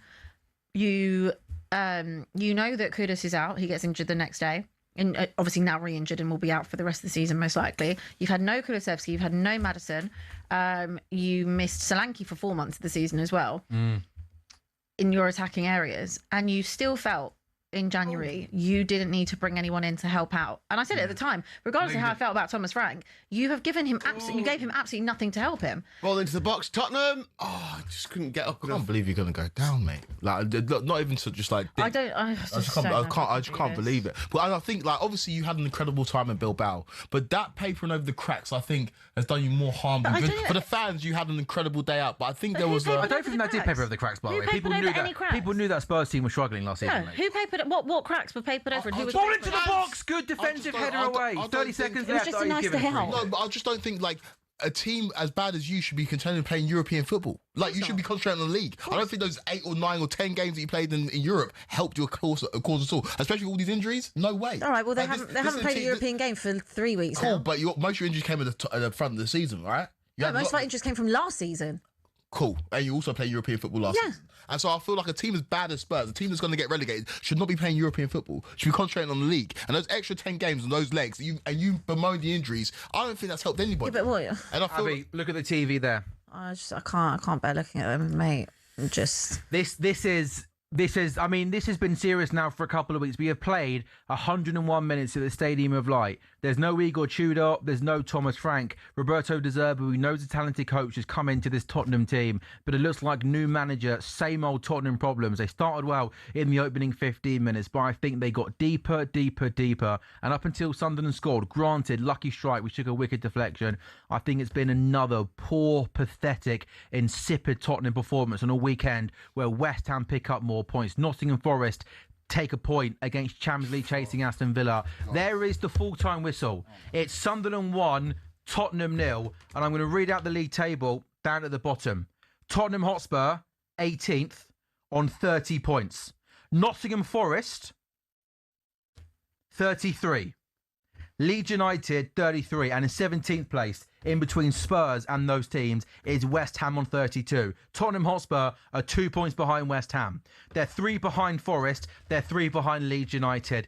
Abby Summers, it is Sunday, April the 12th. Your football club, Tottenham Hotspur, are 18th in the Premier League. Why is he crying now? I tell you what, if they could all just stop crying and actually start really, have they only just realised? Like this is what is annoying me. I've seen Romero cry. I've seen Mickey van der Ven cry. Where has that been all season? Has it just occurred to you, with 7 games to go, now 6 games to go, that you are sending this football club down? The captain, now you're crying. You weren't doing that when you was getting yourself sent off and missed 7 games this season. Mickey van der Ven couldn't one-on-one defend for weeks on end. We sat here and watched. Now you're crying because you realise that you're going to get relegated. Is that what I'm watching here? When none of you have given 1 ounce of a toss the entire season. They've looked like they've been so arrogant about it. When they was walking off and just missing Thomas Frank. Didn't care, showing up late to training, which has been well documented from my club captain. Now you're sitting there and you're crying because you know that it's your backs are really against the wall, boys. You've got absolutely no quality in you.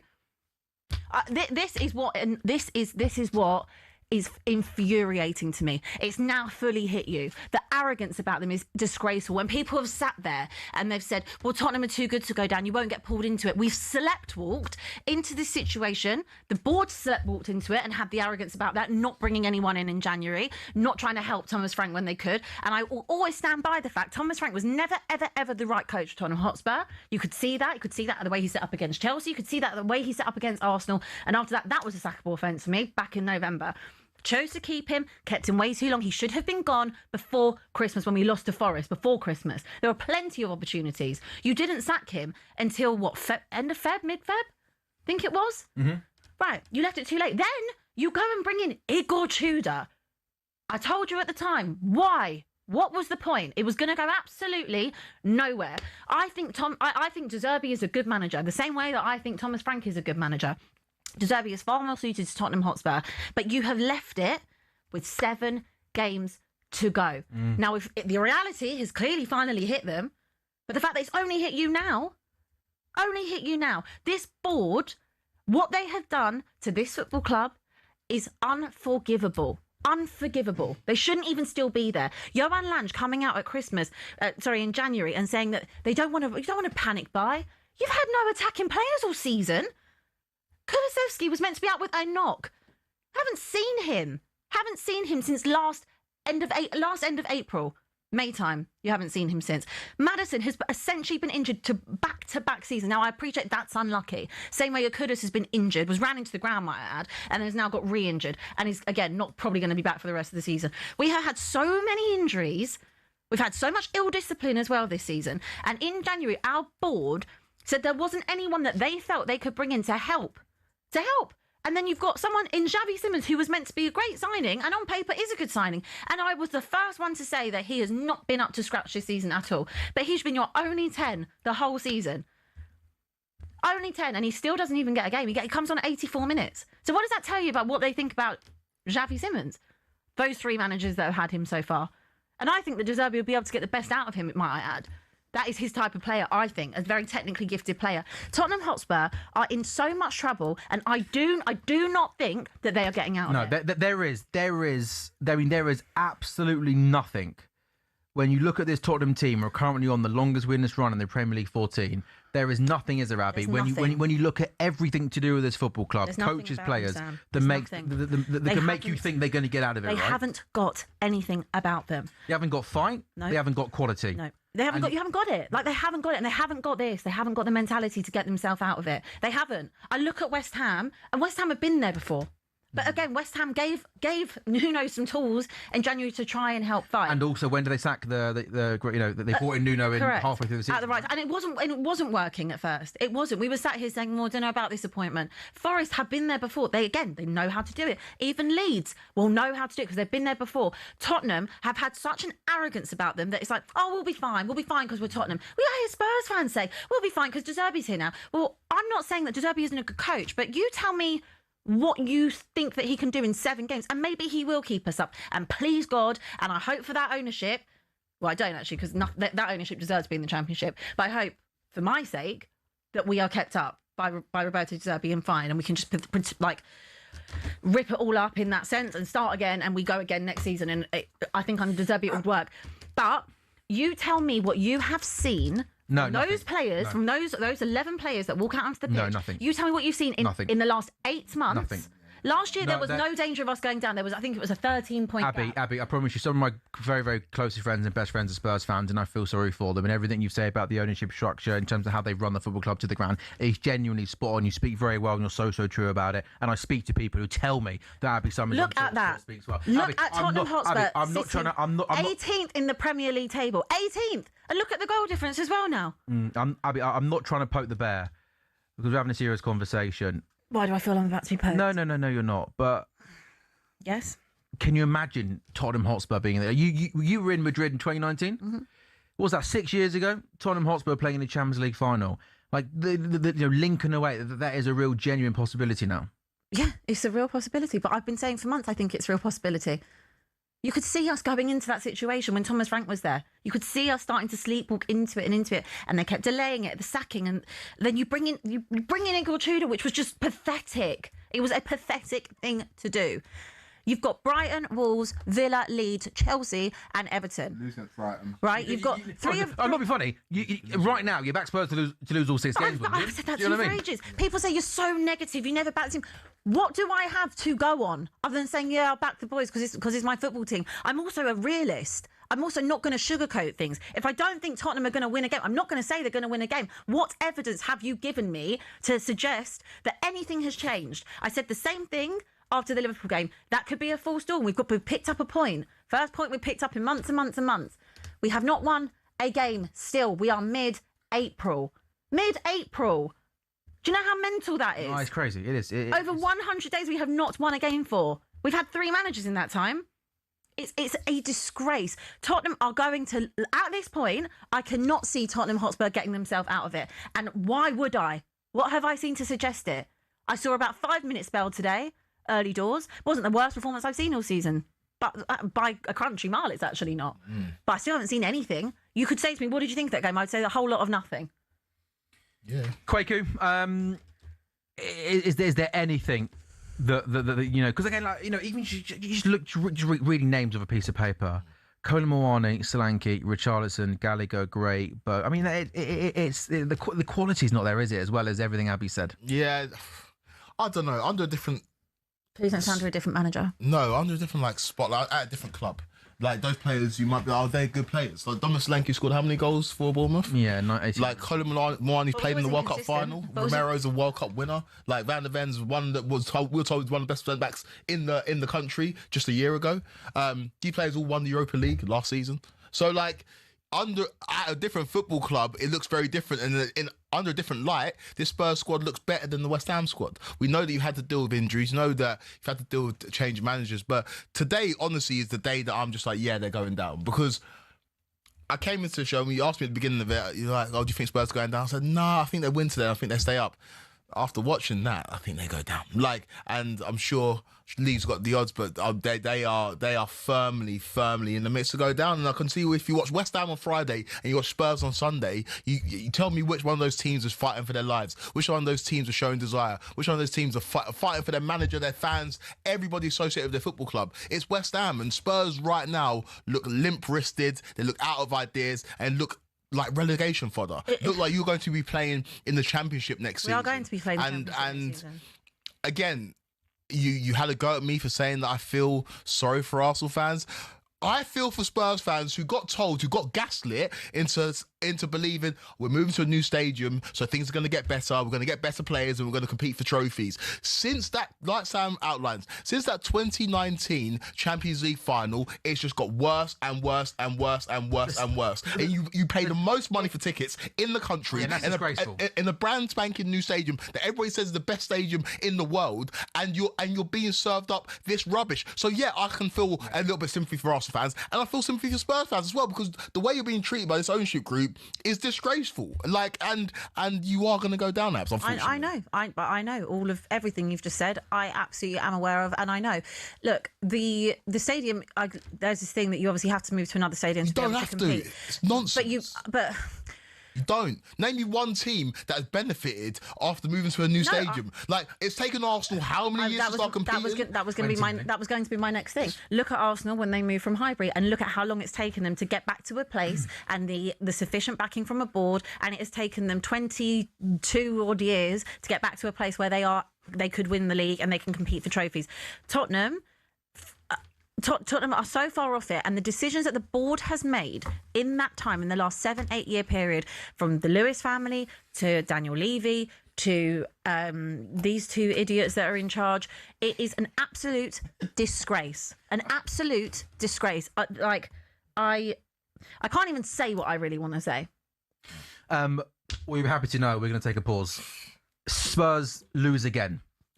Forest get a point against Villa, and I think given the fact that Spurs lose, they'll take that. And Palace 2, Newcastle 1. talkSPORT Goals is back in a couple of minutes' time.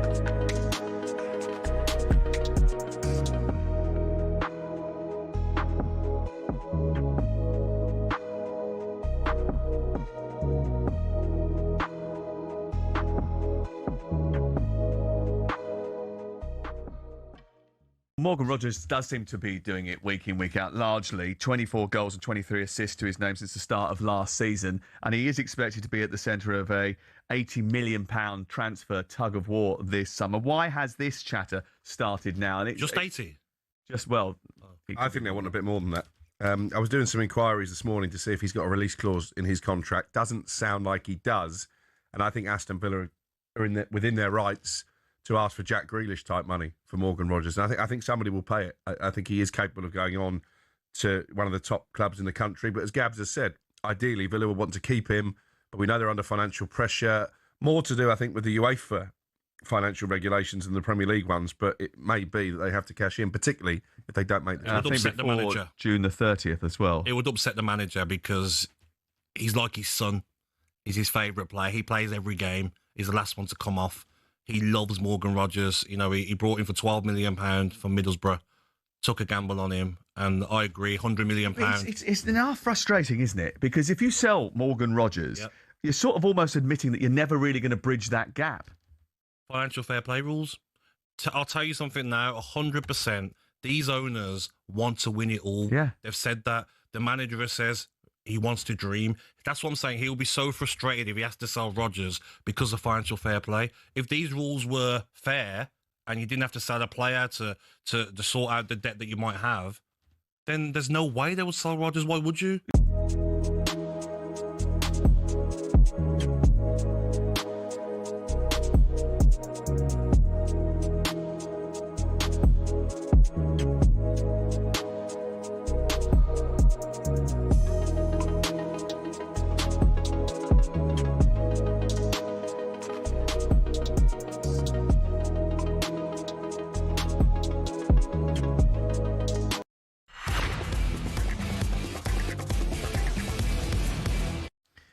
Good afternoon and welcome back to talkSPORT Goals. We are live on talkSPORT's YouTube channel and coming to you as well on your smart TV. Sunday, April the 12th, we're here with final one standing, new from William Hill, 18+, the gamble away at the dog. Tottenham Hotspur have a new manager. Tottenham Hotspur lose again. They go to Sunderland. Excuse me, and lose by a 0-0. Spurs remain winless in 14 Premier League games. Meanwhile, Nottingham Forest... That's your new profile picture there. Meanwhile, Nottingham Forest, good work, Dante. Yeah, we need more of those Abbey camera cuts, don't we? Like they nail on the sports bar, right? Nottingham Forest, they take a point. He's taking the mick now, isn't he, Abbey, with that? I'm about to come out there, Dante. Nottingham Forest have picked up a point, drawing at home to Aston Villa. Palace beat Newcastle by 2 goals. So Sunderland 1, Spurs 0. Forest 1, Villa 1. Palace 2, Newcastle 1. So in terms of that league table, Spurs stay 30. West Ham 32. Forest go to 33. Leeds 33. And of course, Leeds play Monday night against Man United. In the William Hill Scottish Premiership, we had an absolute classic. Rangers beating Falkirk by 6-3. In the Championship, Birmingham 2, Wrexham 0. Lee, I'm going to come to you here, please. We'll do Chelsea City odds, but also relegation. Yeah, Spurs are now 6-5. That means they're just over 45% chance of going down. West Ham 7-4, so 36% chance of them going down. And obviously Forest have lengthened. They were 92 before kick-off. Obviously their point helps them out, moving slightly up the table. And as I've said all season long, if you average a point a game in the Premier League, you will be safe. I think that you're looking at 38 points, obviously, to get there. Forest on 33, West Ham on 32, Tottenham now on 30, having played 32 games. So Tottenham 2 points off that, if you like. The only thing in Tottenham's favour, I guess, has been the goal difference. They're on -11 now, so are Leeds. Forest on -12, West Ham on -17. There was a massive difference between Tottenham and West Ham before Igor Tudor took over, and he has pretty much single-handedly evaporated that goal difference advantage that they have. 20 goals. Another great decision. And West Ham. So West Ham is still 6 goals worse off than Tottenham, but as the way they're playing, winning 4-0, and the way Tottenham are playing, that could well level out as well. So yeah, at the minute Tottenham are the favourites to go down, pretty clear favourites to go down now. Burnley and Wolves out of that market, not mathematically, down, but we're taking them out of the market now because it's such a short price. But yeah, and our attention now turns to the title, doesn't it? With the game just about to kick off at 4:30, 12-5 Chelsea. The draw 14-5, so just under 3-1, and Man City were over even money, so odds against when we recorded that preview earlier in the week. They're now slightly odds on, 19-20. But if you fancy City, then you might still think that's a very nice price. We've got an epic boost on the game, which is Man City to score in the first half. Even money should be 4-6. And I think we're probably going to do a bet builder, aren't we? Yeah, we are. Well, let's do bet builder now. Then I want to ask you about final one standing as well, actually, because that's still going on, isn't it, Lee? People are still winning money. Yeah. Okay, let's do our bet builder then. Abby, come to you first. You can't think of anything other than she's gone, mate. I can go first if you want. I'm going to go Caicedo to be carded. Nice. He's been carded 5 times against City in his career. 4 for Chelsea, 1 for Brighton. So I'll go for Caicedo to pick up a card against Manchester City. I'll follow a similar pattern and I'll go Rodri to get a yellow card. Ooh, nice. I see an Esteval counter-attack in the 64th minute where Rodri takes him out. Semenyo to have a shot on target. Okay, good shout. These are nice, good, sensible. And I think it's going to be a high-scoring affair, so over 3.5 goals. Oh, I like it from the Quakes. What was yours, Abby? Semenyo to have a shot on target. Yeah, I like that. Caicedo yellow from Lee. I've gone for a Rodri yellow. Abby's gone for a shot on target from Semenyo. And Quakeu's gone over 3.5. I think there actually will be goals in there. It could easily be that's a 2-2, 3-2. I can see that. Please, I beg you. I like it a lot. So that is 28-1. Then with the 25% boost you get if it wins, 35-1. That's brilliant odds. And you get your impact sub on your Caicedo, on the Rodri and Semenyo later. Nice. Lee, final one standing. Where are we at with final one standing? How many more final one standing games are actually got live right now? Yeah, so we've got loads live at the minute. I think there's 8 live. The latest one is Beat Robbie. So we're back. Who did you go for this week? He went Manchester United to beat Leeds at home on Monday night. Most of the boys went there. I went City today. Yeah, so, and lots went out. Obviously, some people picked went Liverpool, so that one was safe. So most people Brighton, Brighton was a good pick as well. So most obviously Arsenal weren't included because it was a 12:30 kickoff. So Arsenal's still in there. If you get through, you do think Arsenal. And actually, what they did want as well. Lots of people wanted West Ham. But obviously West Ham wasn't included either. That's Friday night, everyone has that been the case all season? Yes. You can't go for the 12:30? Friday. Yeah, usually. Once you get the first weekend, it starts at 3 p.m. to give everyone a chance. And then from then you can go, it's the full... So some interesting picks there, Lee. Yeah, some interesting... I wonder if anybody over 50k, by the way, that one. And if you beat... Robbie, as in staying longer than him, then you split the 50k. How many people entered that? Over 80,000 were in that one. So, plenty. And now, last time we did it this season, but at the start, Rob went out on week 1. First week of So they shared £1.07. Everyone won, which is so hopefully Man United do get a win for the sake of Robbie Lyle. And Beat Judges has started as well this weekend. Yes, so same again, 50k. So Lee Judges also of Arsenal Fan TV fame. So yes. So another one going. Good. So 8 are ongoing at the moment. I take you not starting anymore, are you? Between no, probably let them run out now. Yeah, that seems fair. So obviously a lot of people, if they had Arsenal this weekend, were chinned on that. So a lot of people went out. Yeah. I wonder if anybody, like in any sort of like final one standing game, Lee, over yesterday and today, back to team that are winless Tottenham. in 40. Oh, there's Kim Qatar in the away end. There he is. Good lad.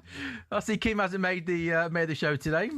Quakey's best mate. Good lad. Were you going to suggest someone on final one and might have picked someone? No, I wonder if anybody went to back the team that remained winless in 13 Premier League games, only once in their league history, how they had a longer run without a victory. I wonder if anybody went for that team. Why would you It'd be do very silly too, but I reckon there are some really delusional people there. The only people who would do that would be someone who picked you a Burnley early on in the season. Oh, Burnley as Spurs. Yeah. Ironically, he also got knocked out by Spurs winning. But I told you not to do it.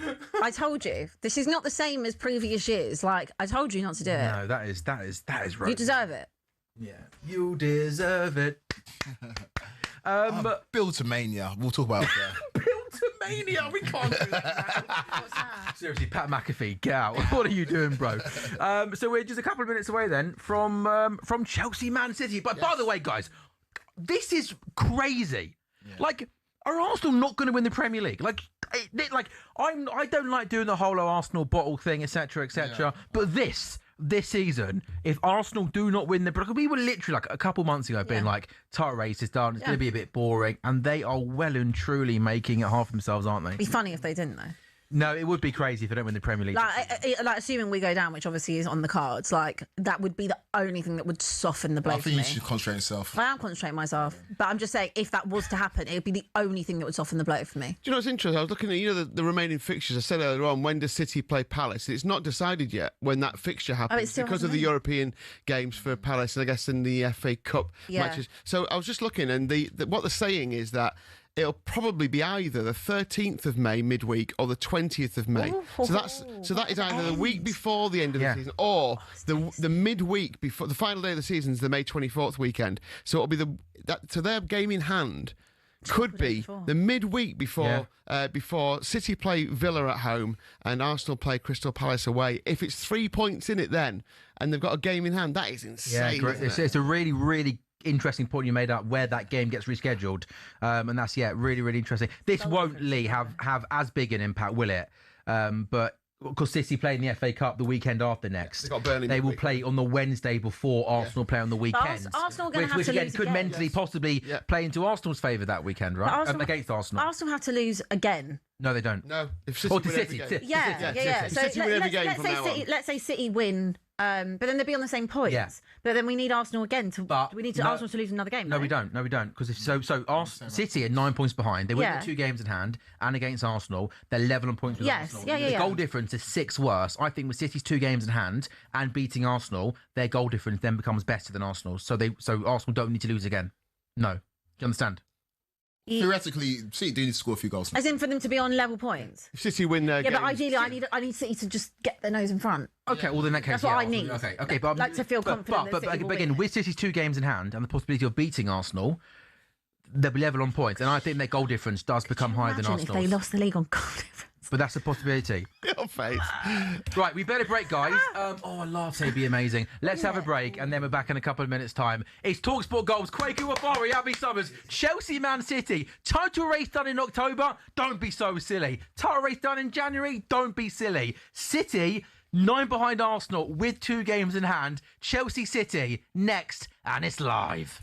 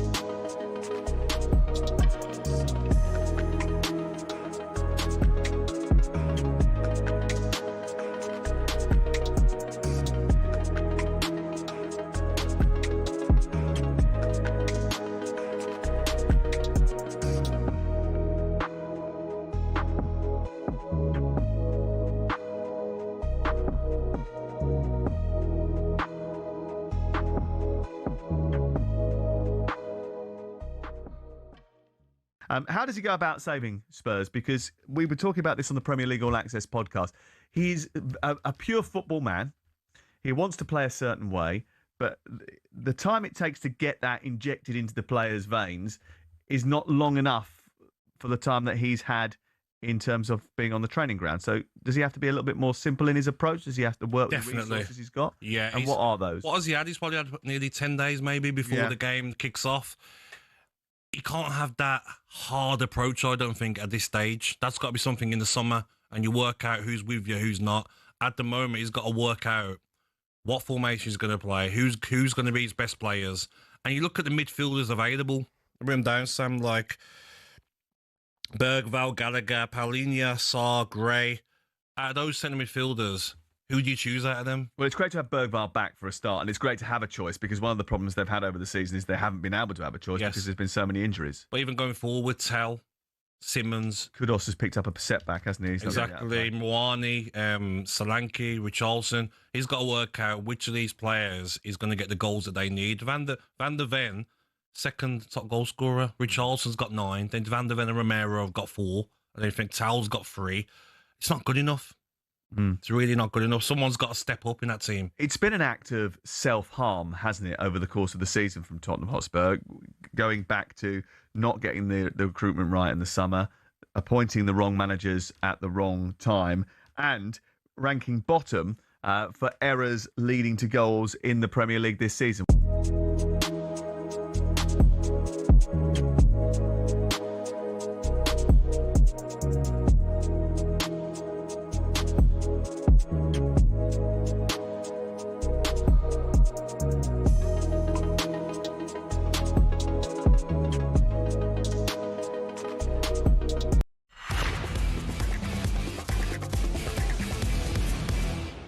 A very good afternoon. You are watching talkSPORT Goals live on talkSPORT's YouTube channel and on your smart TVs. talkSPORT Goals is brought to you by Final One Standing, new from William Hill, 18+. Please do gamble responsibly. Sam Ellard, Lee Phelps, Quakey Rafari and Abby Summers are with you until 6:30 this afternoon. Then the boys, DJ Majestic, or just Majestic actually, and Alan Pardew, we're going to take you through with the Final Word show, taking your calls on a busy day of Premier League football. We've had 3 results already. Tottenham Hotspur have got a new manager.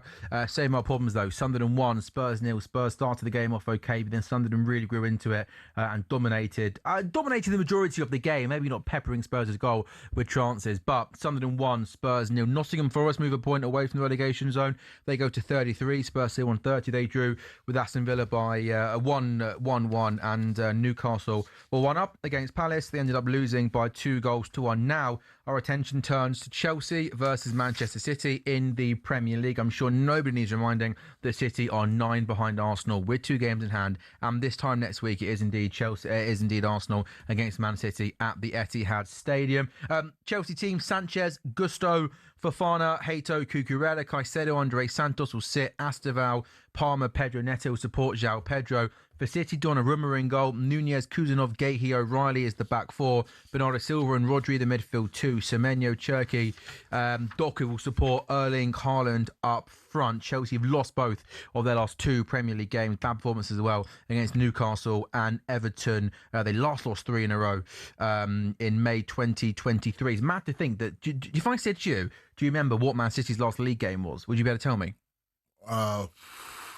No, what is it? Man City's last league game was the draw away at West Ham in the Premier League. And 4 days before that was when they drew at home to Nottingham Forest. Those games feel like they were years ago, don't they? Yeah, that was their last league game. Wow.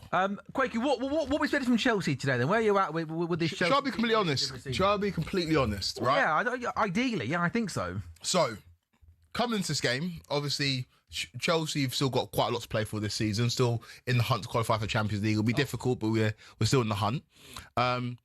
But also, I know what this game means in terms of ramifications at the top of the table. If Chelsea lose this game and City pick up all 3 points, it means City are in a great position to catch up to the top of the table. So I'm going to be honest, I was conflicted inside.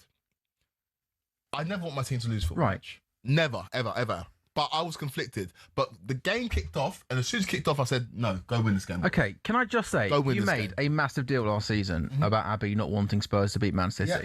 Like, you literally laid into her, and now you're basically admitting that you were kind of thinking the same thing. I had a feeling that I was conflicted, but then I the true fan in me came out. The true fan in her never came out. And I think they're paying for their sins of wanting Spurs to lose a football match. They're going to get relegated. I don't want Chelsea to lose this match. I want Chelsea to win. You sure? 100%. Promise me? 100%. And genuinely, I was conflicted. But as soon as the game started, I was like, nah, we need to win this game. I'm surprised, Quaku, given you give it the whole, winning mentality. We're winners. Now you're basically... Oh, but Sam, I can go deeper with the answer if you want. You're probably going to tell. Just for Haaland! Wow. Ball got whipped into the box. Gakey wins ahead of the back post, goes across goal. I thought Haaland was going to be there for a tap-in, but Chelsea clear. I don't, it's going to sound so kind of counterintuitive.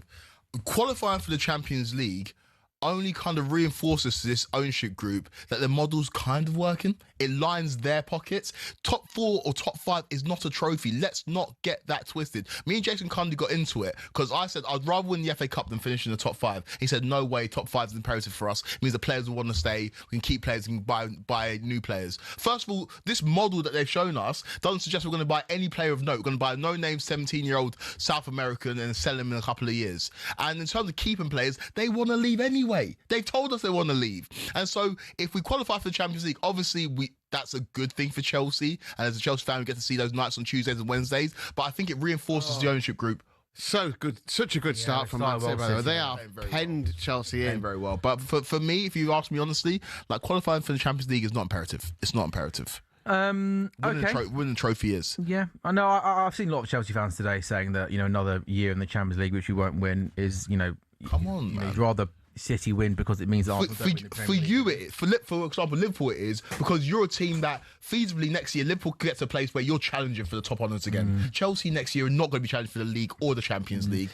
Abby's, you just missed something quite remarkable where Quaku basically admitted 30 seconds before the show that the game started that he was unsure as to whether he wanted Chelsea or City to win. And I did remind him of all the stick he gave you. Semenyo cutting in on that left foot. Good defending there by Moises Caicedo. Yeah, I mean... Me, you're not saying though. Cole Palmer here. Go on. It's a 3-on-2. Palmer, he's got Neto to his left. It's not a good pass to send him away from goal. Neto comes into Palmer. Can he get a shot away? Palmer! Shoot. Palmer! That was... I think Palmer there, I think on both occasions could. I think that ball to Neto was not the right ball. And then he does well when he gets the ball back to kind of create room for himself on his left foot. But I don't think that tight angle shooting was the right option. No, but I don't know. Cole Palmer in recent months, I've not liked the shiftiness or the lack of ability to get away from a man, but just his ability to get away from a man is something we haven't seen in months. So I don't like the decision making, but I like the movement that I saw there, and it's been a lively start. It was a good break, wasn't it? It was a good break. Where are you at with Cole Palmer? Where are you at in terms of his game, and does he go to the World Cup? He should go to the World Cup, yeah. But in terms of where I'm at with all these Chelsea players, honestly, Sam, anyone can leave. Anyone can leave. Apart from Caicedo. No, anyone can leave. Anyone can leave. If it came to summer and said that this player's leaving, I'm not going to be like, oh my goodness, I can't believe they're leaving. If you want to leave the football club, leave the football club. Is that how you feel with Enzo Fernandez in terms of what he's doing? Mate, I will drive him myself. We're seeing him right now with sunglasses pretty cool, though, not going to lie. Oh, mate, I will drive him myself. Enzo Fernandez can go if he wants. He cost north of 100 million, and he's a player that, again, he's had decent spells in the Chelsea shirt, but the way that he's talking like it's Lionel Messi. He ain't Lionel Messi. He played with Lionel Messi. Lionel Messi, part of the reason why he got the move to Chelsea in the first place. Best young player at the World Cup. Cool, he scored a good goal against Mexico. You can leave, mate. And so go out there after we lose a game against PSG in the Champions League and say, oh, I don't know where my future lies. Mate, you can go. You can get out of here. Buenos Aires is like Madrid. Is it? Or do you just want to go to Madrid? They're twerking on live stream for Real Madrid. Mate, you can leave. Honestly, I can't even say what I want to say about Enzo Fernandez, but he is just a player that epitomizes disloyalty, right? Like we want players who want to play for a football club. So if you want to leave, you want to try and find a team that's going to play north of 100 million for you, you can leave. The screen showing a proper Chelsea legend, my favourite player of all time, Gianfranco Zola. That's a proper legend. That's a player that came to Chelsea in the Indian summer of his career and gave everything for the shirt and everything for the badge. And there's a huge reason why we were bought by Roman Abramovich in the first place. These charlatans, some of these frauds on this pitch, they can go if they want because I'm done with it. That performance, I told you on the show, I got told it was being melodramatic. My club died in Paris. We died in Paris, and it's time to try and go again. But some of this kind of rebirth or some of this rejuvenation is going to be done without some of these players on this pitch right now because, some of them are nicking a living. Felt that in my soul. Really powerful. Pep must be boiling, by the way. Lightweight. It's probably a bit chilly, isn't it? It's a bit of wind in. He's got a roll neck on. Good stuff. I enjoyed that. Very good Quaker. though. I enjoyed that too. I enjoyed that. It was really powerful. Yeah. Yeah, I felt that. You felt it. Felt it. I feel it. I feel. You feel disjointed from your football club at the moment. Yeah, I feel detached. Honestly, I feel detached. Like end the season now. End the season now, because people are like, oh yeah, Pedro. Kuzanov really good. I think Kuzanov, by the way, has been really good for City this season. monster. Yeah, he's strong. He had a really bad debut. Was it against you? He had his debut a while back now, and he had a bit of a mare, didn't he? Yeah. But I really think with Diaz being out injured, he's come in. And I think he's solid. I think he sometimes scares me the way he dives in. Yeah. But I think he's been really, really good. I mean, you spoke about it before, Quakey, haven't you? I won't ask you to go into the whole thing again, but with the way the ownership is kind of running the football club in terms of how they recruit and stuff like that, it feels like Chelsea getting back to the top is a long way away, isn't it? Mate, we're so far from it. And again, we papered over the cracks with some ancillary trophies last season. But really and truly, in terms of getting back to where we need to get back to, I compare it to Arsenal. I hate comparing it to Arsenal because they haven't won anything significant yet. But it took Arsenal going multiple years not qualifying for the Champions League for the Cronkies to pull their finger out and say we're going to go and properly invest in this team, and brought in experienced players in Zinchenko and Gabriel Jesus who had won the league and were players that had actually done it in the Premier League, and that's what really clicked for Arsenal. They finished second that season after finishing fifth the year before. What I'm seeing from Chelsea right now is a team full of young players that haven't done it and don't know how to do it. And until you get the experience that you need, you're not going to get where you need to get to. But again, I'm always going to be a Chelsea fan. I'm always going to root for my team to win. But right now, I feel the most detached I've felt from my football club. Oh, but apart from 4:29 and 30 seconds when you were unsure as to whether you wanted Man City to... You're kind of like, well, if you don't, it's not the worst thing in the world. Like, am I right? Yeah, I think. Yeah, when I say it, it's like, oh my god. No. You dare say that? No, but you were rooting for your team to lose. Oh, nice. Game. I would never root for Chelsea to lose. There's the Rodri yellow card. There's my Rodri yellow card. Is it? Trim. Cole Palmer gets ball to feet. He opens up his body, and Rodri pulls him back. It's a yellow card. But so apparently. Is there actually a rule? Is there a rule in the rule book that says those sort of cynical fouls aren't yellow cards before 25 minutes in? Or is that seriously? I think it depends. Or is that just something that referees make up as they go along? Because that's the more cynical yellow card you will see. Well, sometimes they let you have it, don't they? Cole Palmer is asking the referee. I would love to know the reason why the referee hasn't given that as a yellow card for Rodri, because it's the most cynical yellow card you will see. Yeah, you're right. If you were to ask the referee why didn't you book him, what would he say? It was too early. Yeah. No, but again, is that a rule though? Yeah, It's not, is it? It's not an official rule. A yellow card should be a yellow card. It's Chelsea have stepped up in the last 5 minutes. By the way, they've Man City has been a bit lax at the back again, just trying to play out from the back as they do, but then not with any kind of conviction. And Chelsea have been pressing really well. So it's been a pretty open 10 minutes, to be fair. City started really well, and then Chelsea have come back into it. 5 minutes each so far. Yeah, it's a sad state of affairs that Arsenal fans are sitting in right now supporting Chelsea, hoping that Chelsea. Yeah, of course they are. Absolutely, mate. That's sometimes how football works out, right? Yeah, for sure. But it was in their hands. That's really poor from depressing. That West Ham game's huge. That West Ham game's everything. They're not winning that game though. I've not been more sure of a football result in my life. They're not beating West Ham. They're not coming away from. It's at West Ham, isn't it? Yeah. They're not winning that game. West Ham got good results against Arsenal when Arsenal most needed it as well in run-ins. I know they have actually. I'm going to have to start changing because in my head I'm going down. So it's at this. Not in your head, in reality. Yeah, in reality. In the cold hard light of day. And according to the bookmakers. Yes. So I'm like, well, if West Ham are going to stay up, then up the Hammers. Up the Hammers. Up the Hammers when it comes to that game. I said earlier on that there was that's a revelation. That's a revelation. So you want West Ham? You want West Ham to win that game? Well, no, hold on. What I was saying is, at this current moment, we're going down, and I can't see us getting out of it. Wow. At that point, clip it. At that point, if we're still in the same position and we're still, that's actually what is it? Second last game. No, but you're in the position you're in right now. Abby, you can't not. Come on, Abby. We're talking relegation, my lovely. No, I've just said to you, as it stands, I believe we're going down. So if we're already down by that point, if you're what? If we're already. Oh, okay, you're actually officially relegated. Yeah, that's not what. That's not what. That's not what we're asking. No, there's 2 points. You changed that a little bit. You changed it. If we can stay up, then no. Obviously, I have to. Yeah. Yeah. See, she doesn't even know. She doesn't. But what I'm saying is, if we're down, or if it's as it stands. So let's give a more realistic situation, that you're 2 points off West Ham. West Ham are 17. No, we have to. You want West Ham to beat Arsenal? Should we be cheering on Arsenal? No. I won't be ever cheering on Arsenal, but I would prefer. You surely would be cheering on Arsenal. Yeah, You want Arsenal to win that. They could help keep you up. There's no part of my fibre that could make me do that. Yeah.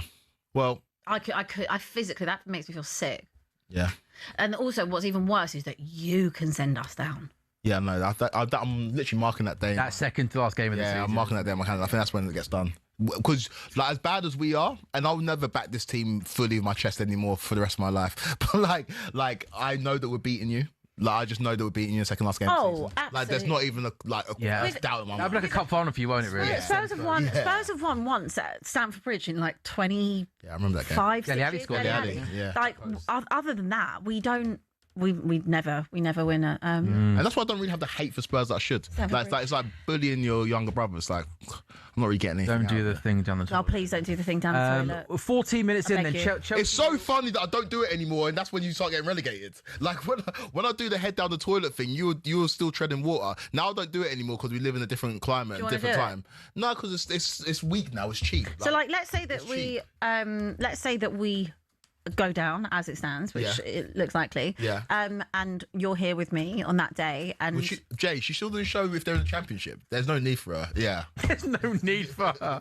That's outrageous. what are you trying to say, that AFL's not important? No, it's very Yeah, important. coming from the man that hosts the ITV highlights coverage. Is that what you're trying to say? No, but the badges behind here are Premier League badges. They're not EFL I can badges. still hate watch. Yeah.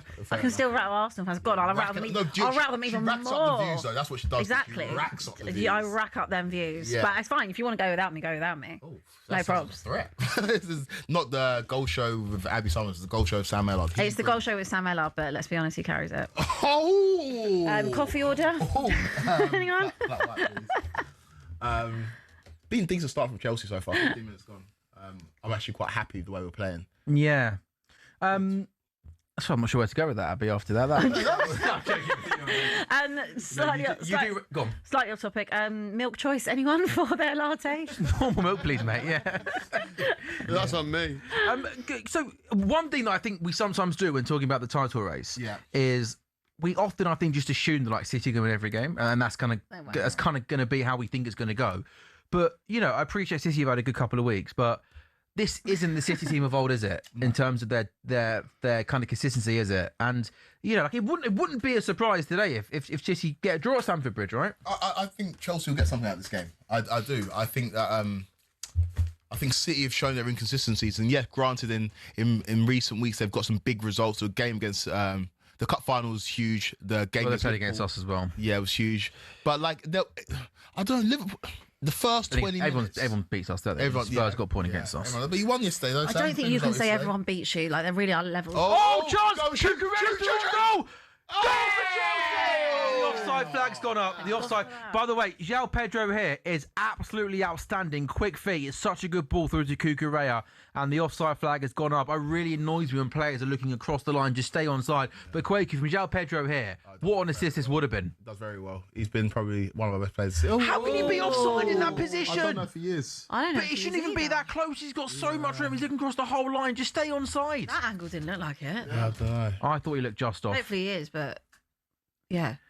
But he's got no reason to even be close to being offside. That when you're looking across the line, just stay onside. It was a good finish, wasn't it? It was a good finish. And there's been a spotlight on Cucurella because he's been lumped in with Enzo Fernandez. But I think his comments were very different. Confirmed offside. Yeah. I thought that looked close. But his comments were very different. What did he say, Quaker? He called out the board. He said that he basically wouldn't have sat Maresca at the time. He goes, I understand there could be like differences and difficulties, but Quaker, sorry, Jeremy Doku up against Malo Gusto. First time 1-1. Gusto does really, really well. Jeremy Doku comes in field. Gusto reads it, wins it back. A really good, open, end-to-end game of football. 16 gone, Chelsea 0, City 0. Now it's City's turn. Doku up against Gusto. O'Reilly! And that's really good defending there from Andre Santos, who followed him. Slide tackle goes out for a corner. he basically called out called out the board a little bit, saying you shouldn't have sacked Maresca, then he wouldn't have done it. And this team's kind of struggling. They need experienced players. Everything the fans are saying. So you could say that he's playing to the gallery, but I don't think. Are you happy that to hear your own player say that? Yeah, I think his comments were different. Yeah, and then he was asked about Barcelona, and obviously it's a club very close to his heart. He said it'd be difficult to not go there if that move ever materialised. But that's what you get during international breaks. I think his comments were very different to Enzo Fernandez. There's a reason why he wasn't banned and Enzo was. He's not on stream twerking for a long time. What's this? Sorry, what is this stream thing you're talking about? He was on the live stream during the international Who was? break. Enzo Fernandez. That's what he talks about the Madrid thing. Oh, that's where it came from, the live stream. Sorry. What? Like, they're so unnecessary. But no, you are right. I hate when players do that, especially when you're not playing well. Keep your mouth shut, get your head down, and if you end up having a good season and playing well, you'll get your moves naturally, won't you? Just it's the lack of class, isn't it? It's disrespectful to the Chelsea fans that turn up and pay their hard-earned money to support the team. 100%. Oh goodness me, the referee and Martinez falling over. I'm not sure what happened there, but Lee, it's been quite a end-to-end. Game started quite quickly, hasn't it? Yeah, your option, pay quick. Oh, I just don't like the way Pedro Neto plays football. You don't. Right Neto? Oh! Drills a shot. Donnarumma does well to get down, pushes it away for a corner. I also think he's better on the right-hand side. Yeah, he is. But Esteval's obviously our star boy. Yeah, I was going to ask about Esteval. Obviously, only just come back from injury, hasn't he? Yeah, he's brilliant against Port Vale, but you'd expect him to be, I guess, wouldn't you? Been a start season for him, really. But do you still think he's on track to following Cristiano Ronaldo's mate. The World Cup is where we'll see Esteval at his very best. Does he start for Brazil? Yes, for 100%. What's their front three? I think the front three is Rafinha, Esteval, and Vinicius Jr. That's a fun front three, isn't it? That's a go off the bench. Yeah. He scored in the break as well from, didn't he? Yeah. But he's Charles? he's there with Charlison. She's not even here anymore. Jay, you might as well get someone else to replace Abby. She's checked out.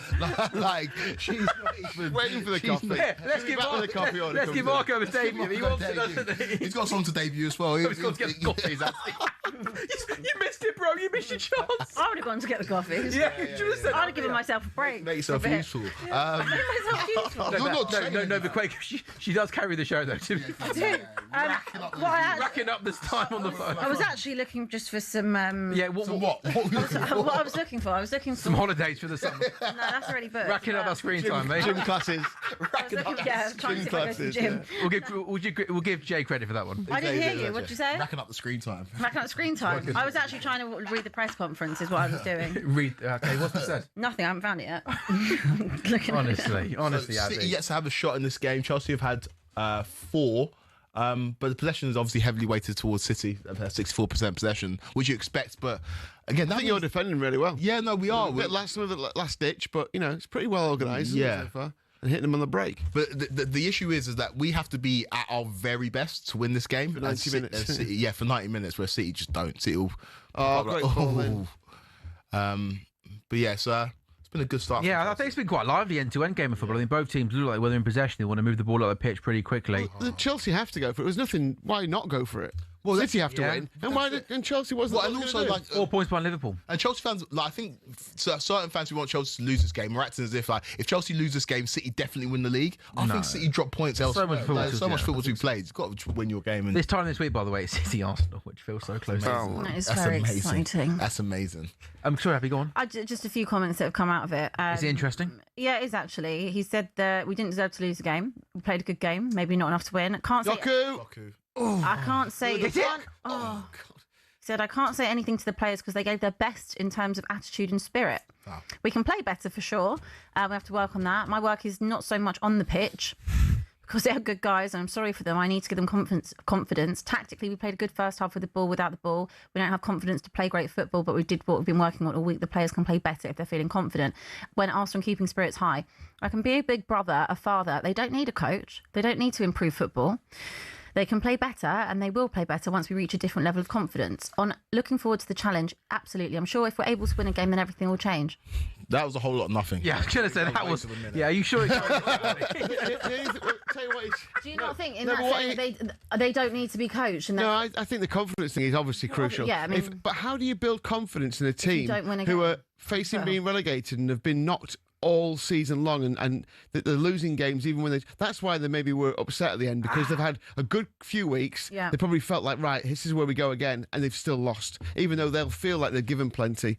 How do you build confidence in a team like that? It's done. It's so difficult. It's done. Honestly, watching that today, it's like, that just feels done. Like, Done. Do you know what Sunderland just tweeted? I saw it. I've seen signs. scene side, fair play. The official Sunderland Mate, Twitter account. Cundy's just going global.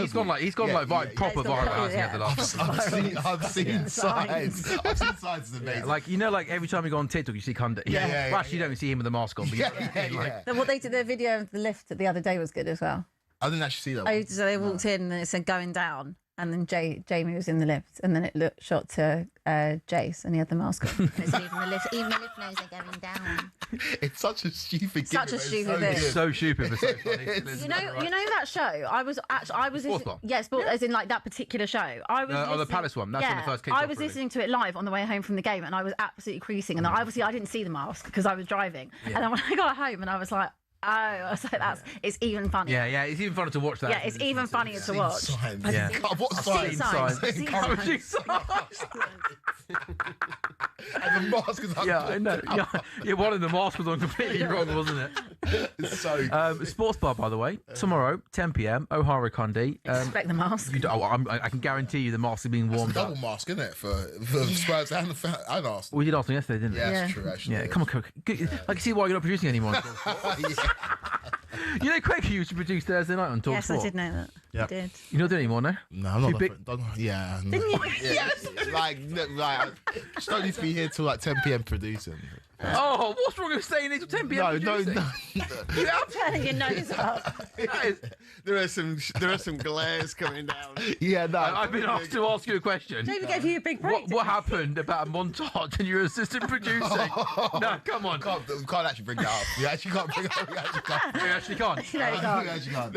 Half time. Yeah. Do you not know the I feel story? like I've told you before, but I can't remember. Yeah, we don't know I'm about Jamie's after. assistant producer, and I had an absolute nightmare. Wait, so who was producer? Jamie was producing. Jamie I was was his producing. assistant producer. Meeting the minds, that, isn't it? Goodness.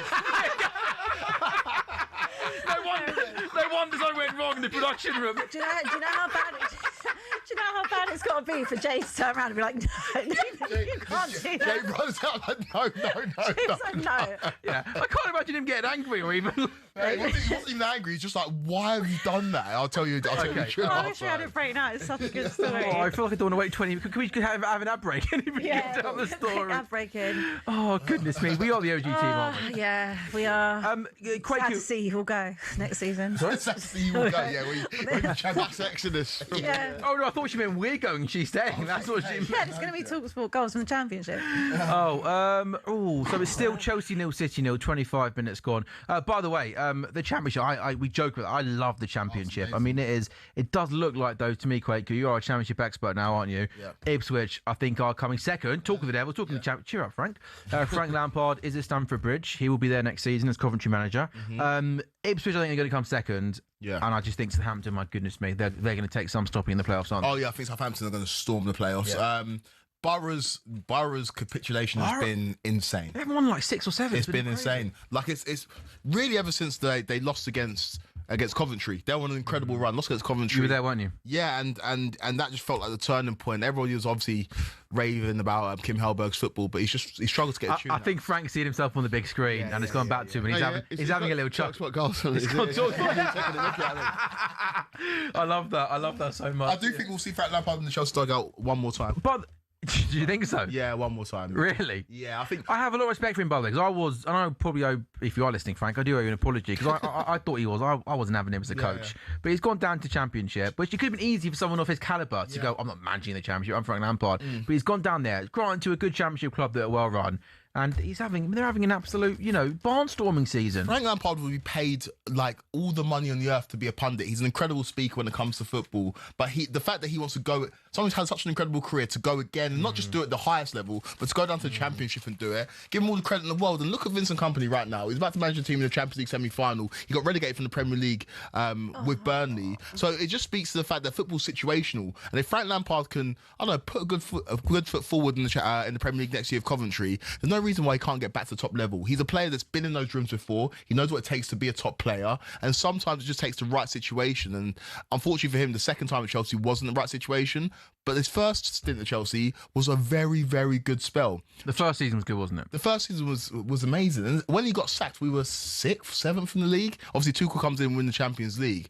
But Chelsea had a transfer ban. The core of the team that finished 4th in this first season were playing in the Championship in Mason Mount. That was a Mason Mount, yeah. James. Yeah, was yeah, that Reece James. when Reece James first came on? Yeah, for Kaya Tomori. Yeah, Like, those players were playing in the Championship the year before, and he got them to finish 4th. Bear in mind, they just sold Eden Hazard. So I'm really happy for Frank, and I'm I am to see too. him back in the Premier League. Yeah, and he speaks really well. Comes across a really good bloke, doesn't he, Lee? 7-4 to stay up, by the way, Coventry next Really? season, which is interesting. They're what, Lee? Say again? 7-4 to stay up. They'll be obviously one of the favourites to kind of come down because the three who go up always are. But it'd be interesting to see in terms of goals, wouldn't it? I mean, they've scored 84 goals so far this season. At times, they've been like so free scoring.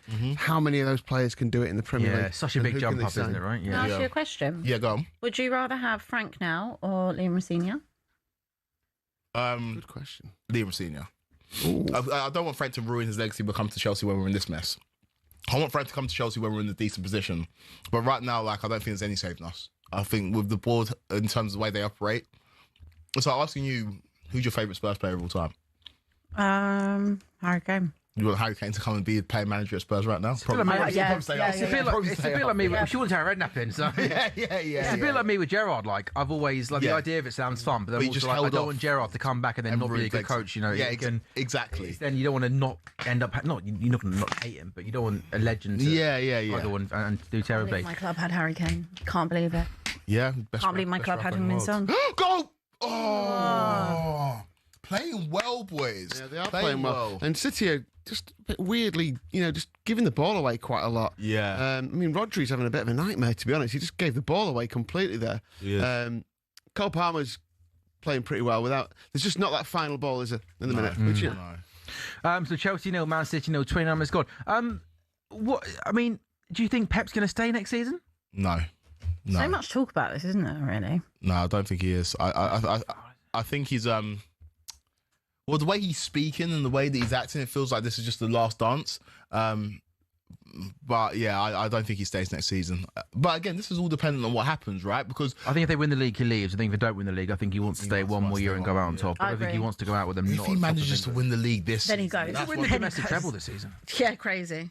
If he wins the league, surely you just go. Yeah, 100%. Yeah, I think Just go. Just be like, listen, 100%. don't know how we've done it, but go. Oh, well done, Pedro Neto. Well, Good cool. tackle. Also, you know, the Rodri's just starting to look like the Rodri of old the last kind of couple of weeks. Yeah, He's just starting to the way he glides around the pitch and just dominates areas there. I think he's been so impressive.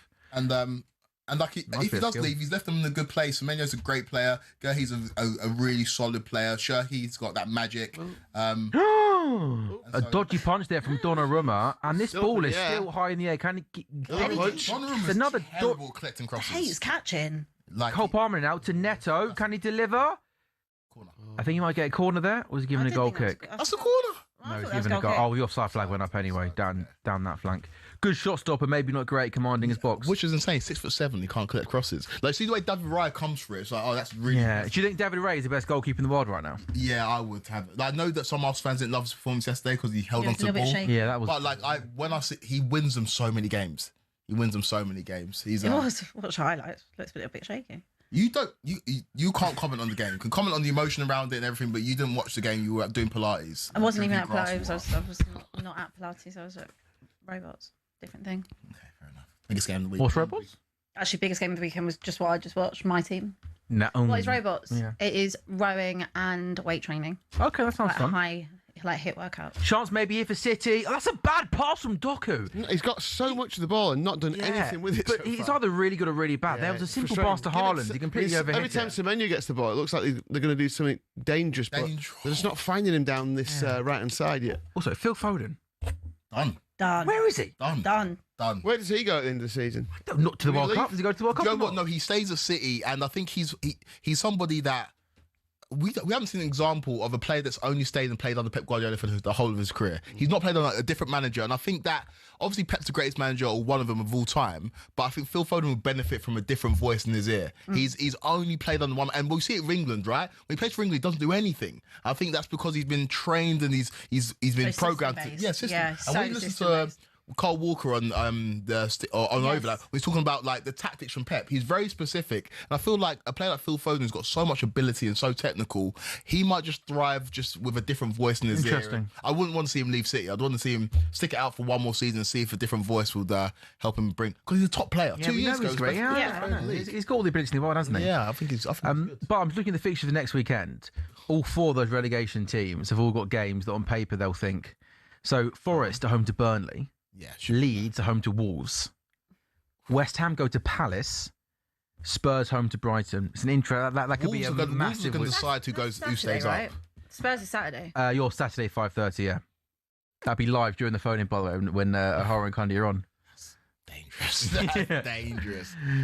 Nico O'Reilly, he goes past Palmer. No, he doesn't. Palmer does well to get that ball back, and is Cole Palmer? Why have you tried that? Get rid of it. Get rid of it. A high octane opening 15 minutes, but maybe it's just slowed down in the last 5 or so minutes. In fact, where was the? Yeah, he should What was have. that? Watching Neuer in the Champions League, by the way, and just seeing like a goalkeeper at 40 years old still being that good was unbelievable. Like, How good was that? I really enjoyed the Madrid-Bayern Munich game. oh mate, that's It such was like a a fun proper game. just throwback to like end to end. Two teams want to play good football, no Yeah. messing around. Munich will be gutted that they're not more goals ahead. Yeah. I thought the first hour they could have been well. So I went into the coffee shop around here earlier. I was talking to a guy. He knows that we do talk sport, and I said, "What football team do you support?" And he went, "Luis Diaz." I said, "Sorry, what do you mean you support Luis Diaz?" "Oh, I'm Colombian. Wherever Luis Diaz goes, I support that team." So he's now he's there. Big chance from Bernardo Haaland. Oh, keeper does okay. O'Reilly gets to the bar line, pulls the ball back into the box. First time shot. Sanchez just about keeps it out. I thought that maybe Haaland was going to get on the end of it, but the keeper just about unconvincingly just about does all right. I wanted to ask you, what was your thoughts on your game the other day? Better. The big thing now is, does he start Ngamo Tuesday night? He's got to start Ngamo Tuesday night. He's got, like, he is a breath of fresh air. And like, every time he's on, he's quick, he's direct, he wants to beat the man. Start him. I don't care how young he is. I don't care the magnitude of the game. What about Salah? There's Cody Gakpo. Salah was good. Yeah. Salah took his goal really, really nicely. Yeah. Don't start. Huh? Don't start Salah. I think you start Salah. You reckon? Yeah. Salah and Rio. My team would be, I'd have Ngamo from the left, Salah from the right, Wirtz in his actual position in the 10, playing behind Ekitike. Yeah. And then I'd play McAllister, not McAllister, I'd play Gravenberch and Szoboszlai in the 2. I don't hate that. I don't It's actually hate actually that. probably gives you half I just think like you're starting to put players in the actual position. Early goal, you Ngamo never is in, I know, it's one of those where... What did you say? Early goal, you never know. Yeah. But, like, even for the obviously Rio gets the credit for his goal, but for the Salah, for the assist, yeah, absolutely. oh mate, it's unbelievable. Like the pass to Gakpo. It's just refreshing to see someone get the ball and just have the ability to beat a man and make something happen. Whereas, Salah and Gakpo and even Wirtz to a certain extent for so much of the season have just not been able to do that, have they? They've been so poor, so inconsistent. But the lift you would have got as well. I think if you could pick 2 goal scorers, I think that's who you'd pick. Possibly.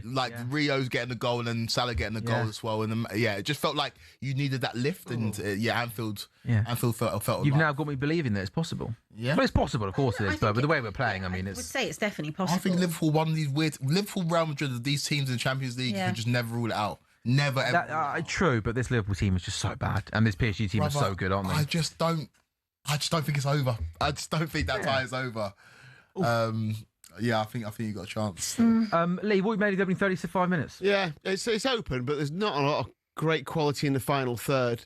Shirky's getting quite a lot of the ball, but he's just off it a little bit today. He had a ball that he sent straight out of play instead of crossing. He's just lost the ball. They were just doing what they normally do and just kind of passing it around the 18-yard box, and he just rolled his foot over it and just completely lost the ball. So they're just a bit off, City. Not quite as good as they were against Liverpool, but at any moment you know that they're just going to find that pass and open Chelsea up, and Chelsea they just need to try and get out on the break.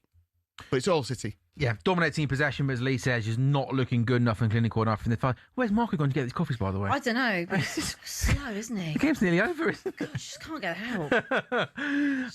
Bernardo Silva, now Doku down the left. Doku's so funny, where he either looks like Lionel Messi or he looks like Brennan Johnson. Remember that game against Liverpool? Oh, mate, that was probably one of the best wing Unbelievable. I've ever seen. And then he went on international duty and it was against poor teams, but scored and assisted for fun. It was like he's here now. That purple, on like your player ratings. Yeah. I think he got a 10 on international duty, and he was like 9.6 for against Liverpool. It's like, I don't know what else he But has to since do then, he that hasn't game done to anything. not get a 10, but yeah. Oh, he's back. unbelievable. He's back. Is he? No, it's just shaming. No, he's back. Lee, what would you give Abby's match rating this season so far? Oh, like 9.6. Yeah. What? Not today. Today you've been a solid 5.2. It'd have been 10 Not nothing. You've sit there on your phone. Then you had a decent rant. To be fair, that was good. But that's all she needs, though. They've got 3 clips out of me today. I've done my job. The thing with Abby, though, is she just thinks of the clips. She doesn't think of the live show. Yes, she thinks yes, I need 3 good 10-minute moments and I'm good. She doesn't think that we are also live for 5.5 hours. I'm sorry. This is your game now. I've just sat there and watched my team. My club are going down. I've done my stint. I'm allowed to have half an hour off. All right. I'm having a breath. I'm still here. I haven't walked out. Yes, I'm sitting. I was sitting. I was looking at your tattoo and I realised I was sitting very unlazy. just sitting like fairly. No, you enjoy yourself. By the way, I've got the same outfit I'm taking off. Yeah, we're matching. Also, Sam in jeans is crazy. By the way, have you noticed that? I'm so happy Abby noticed that today. I never wear jeans. Oh We wow! walked in at the same time. I went jeans. This is like the first time I've worn jeans in about 4 years. Really? How come you changed up? Because I just thought never wear jeans. I'm nearly 30 and I just thought you can't keep wearing. No, mate, kind the of colour combination goes well. Like the white shirt, the black, and the jeans. Yeah. I like the jeans. So one question: can you look at the bottom? I know I should wear black socks, not white. Stand up. Are the jeans supposed to be? My sister says they're supposed to go over like that. Is that true? Was that too baggy? You go. You do it. Like, so my sister's supposed to be like. Or was that too much? Are they Darren Bench trainers as well? Yeah. No, that works. That works. Why not? No, Well, I need honesty. what do you think? They should be longer or shorter? I think they should be longer, but I'm not. Longer? I'm not a fan. Yeah. But I'm not. It basically covers my whole shoe. I hate them. I want them to be shorter. Does that not give? What about like a little turn up on them? That not give like, Oh, by the way, thank God there wasn't a goal there. By the way, Yeah, that would be that'd have been a disaster. that would Yeah. Jason tell us we have to move on in a minute. Yeah, that. No, I like it. I like the outfit. I like the jeans. Yeah, no. So the jeans lengthwise. But I think they should either be a little bit longer or a little bit shorter. I agree. Yeah. I think they should be a little bit longer. They're halfway. Longer? Yeah, longer. Like that's the look. That's the thing. Yeah. Okay, that's interesting. I was thinking they're so long, I'm like an idiot, and I also said they need to be longer. Has Lee gone double denim? I went double denim last night. No, I've got just. The glow up from Lee Phelps, by the way, the last few months has been generational. Yeah. You are looking fresh, mate. Generational. You are. 39 minutes gone. By the way, these are the games here for City. We've watched lots of City games today. They drift.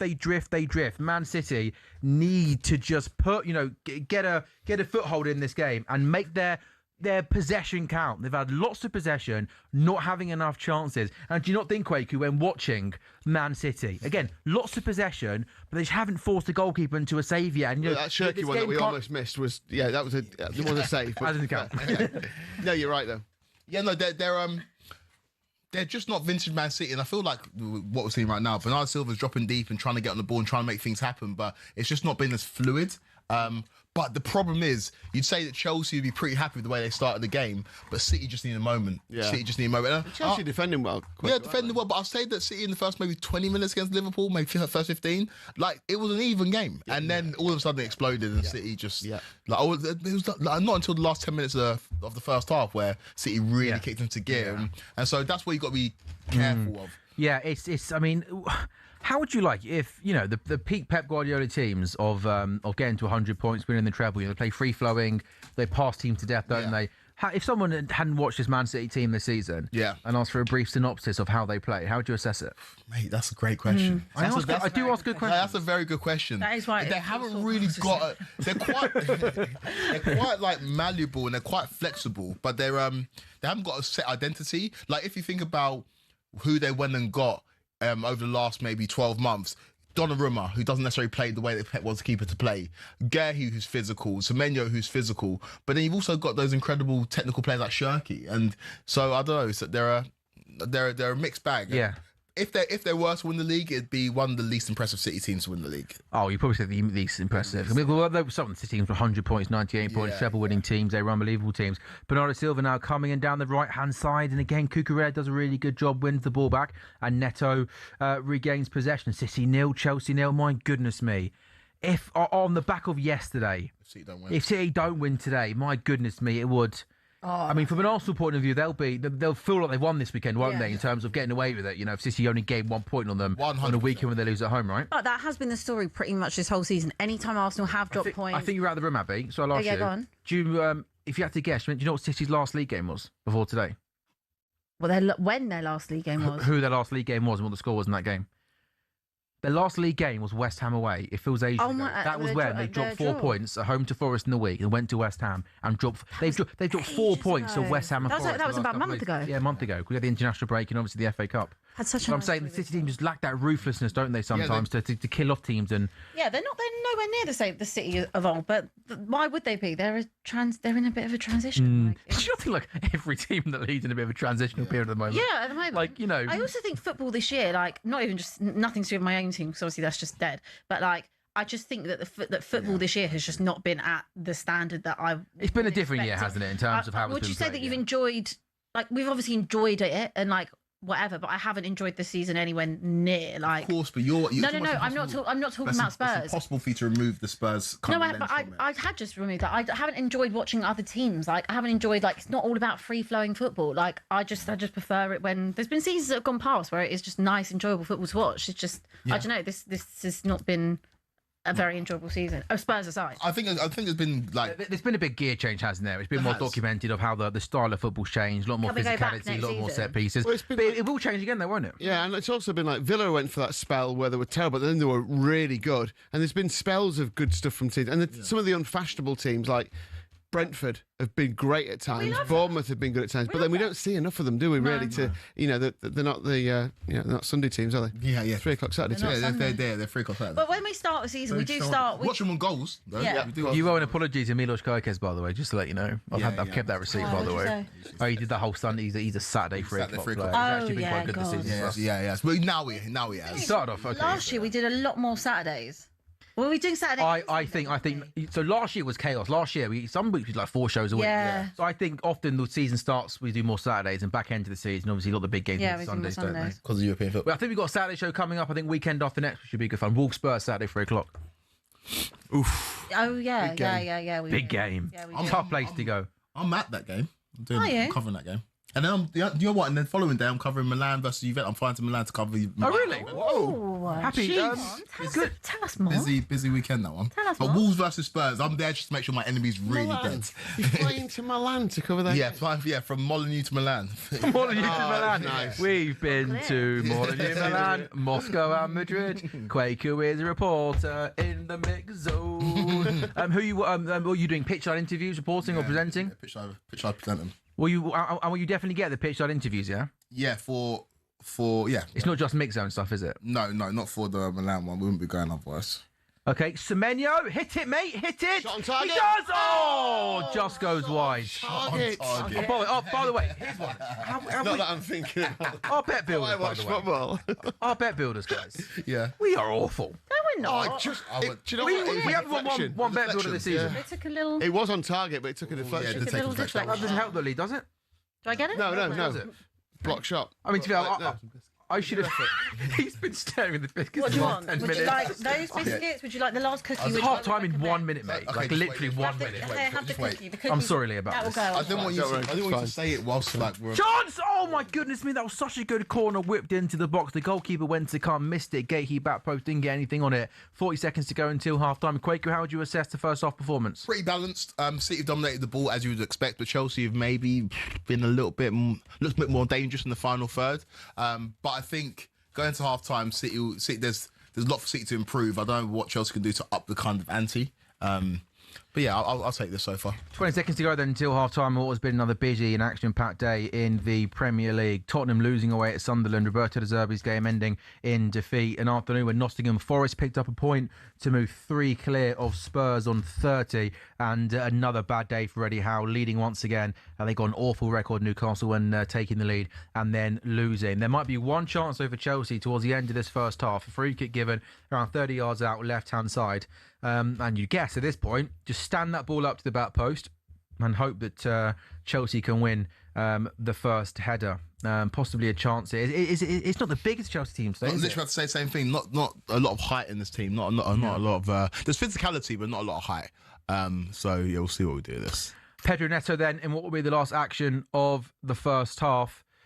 46.5 minutes gone. Pedro Neto whips it in. Back post. Oh, that was Esteval, was it? Andre Santos, who actually got to the ball first, headed it over. And I think that is going to be a lot for the first half. The first half, really, where it started off the first 10, 15 minutes, pretty end to end. Both teams starting with high energy. But then it kind of just fell into City with possession. Semenyo had a chance, dragged it wide. There was that Cherky one, but probably City have not created enough clear-cut chances. And Arsenal fans may be watching this from behind the sofa. So far, will be pretty happy with what they've seen. Chelsea 0, Man City 0.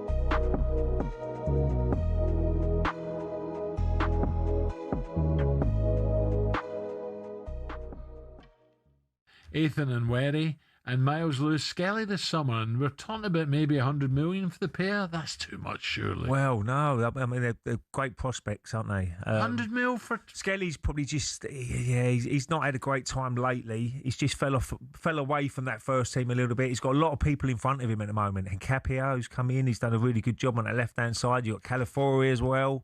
So I feel for him a little bit because you're a young player. You went through that little bit of stage where your form ain't great. A lot has happened in his career very quickly, Al. I mean, scoring a goal for England, playing for your country at a young age. So it might have just caught up with him a little bit, but he's just got to keep working hard and see where it takes him. Wanyeri's on loan at the moment, but he's a top player as well. A really, really and you're really great happy talent. with young Max, aren't you? Oh, Max he's doing different class. 16. People forget he's only 16. It's amazing. He changed the game. He changed the game when he come on against Everton. He looked like and was getting back and helping out. Yeah, and he scored that first goal. As I said before, his family must be so proud to watch him. Has gone through the ranks and all that, and he's a really good grounded young kid. So he's going to be a real prospect. Look, things can go wrong still, as in football. You know what it's like. Al, you had a poor injury, didn't you yourself? Yeah. Injuries can affect you. A gradual injury. But I think the technology now is a lot better from when you was around. I should imagine. But he's got everything going for him. He's just got to keep working hard, keep, and he's going to make a difference as well. And he's a real talent. Absolutely, could be one of the best players ever.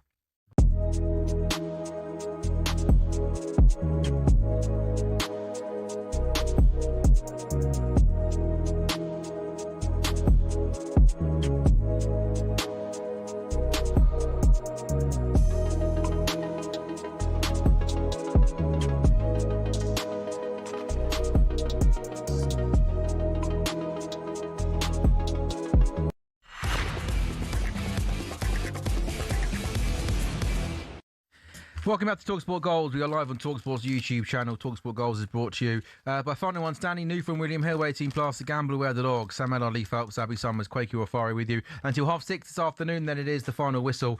It's not the final whistle, is it? Final word. We were final whistle. We were the final whistle when we started, yeah. You know that, Lee? The show was called Final Whistle when we first started. Yeah. Yeah. We were final whistle. Yeah. We were, no? Yeah, it was called the Final Whistle. We were final whistle. Oh, it was. Yes, it was. Yeah. Right from the beginning of the season, yeah. I was supposed to flex on that, wasn't it? That was the first ever show we did. Yeah. No. Yeah, you were. Was I? Yeah, you were. It was us three. Oh, well, yes. I remember me and Flex got an argument, and that Stephen House an idiot. He got.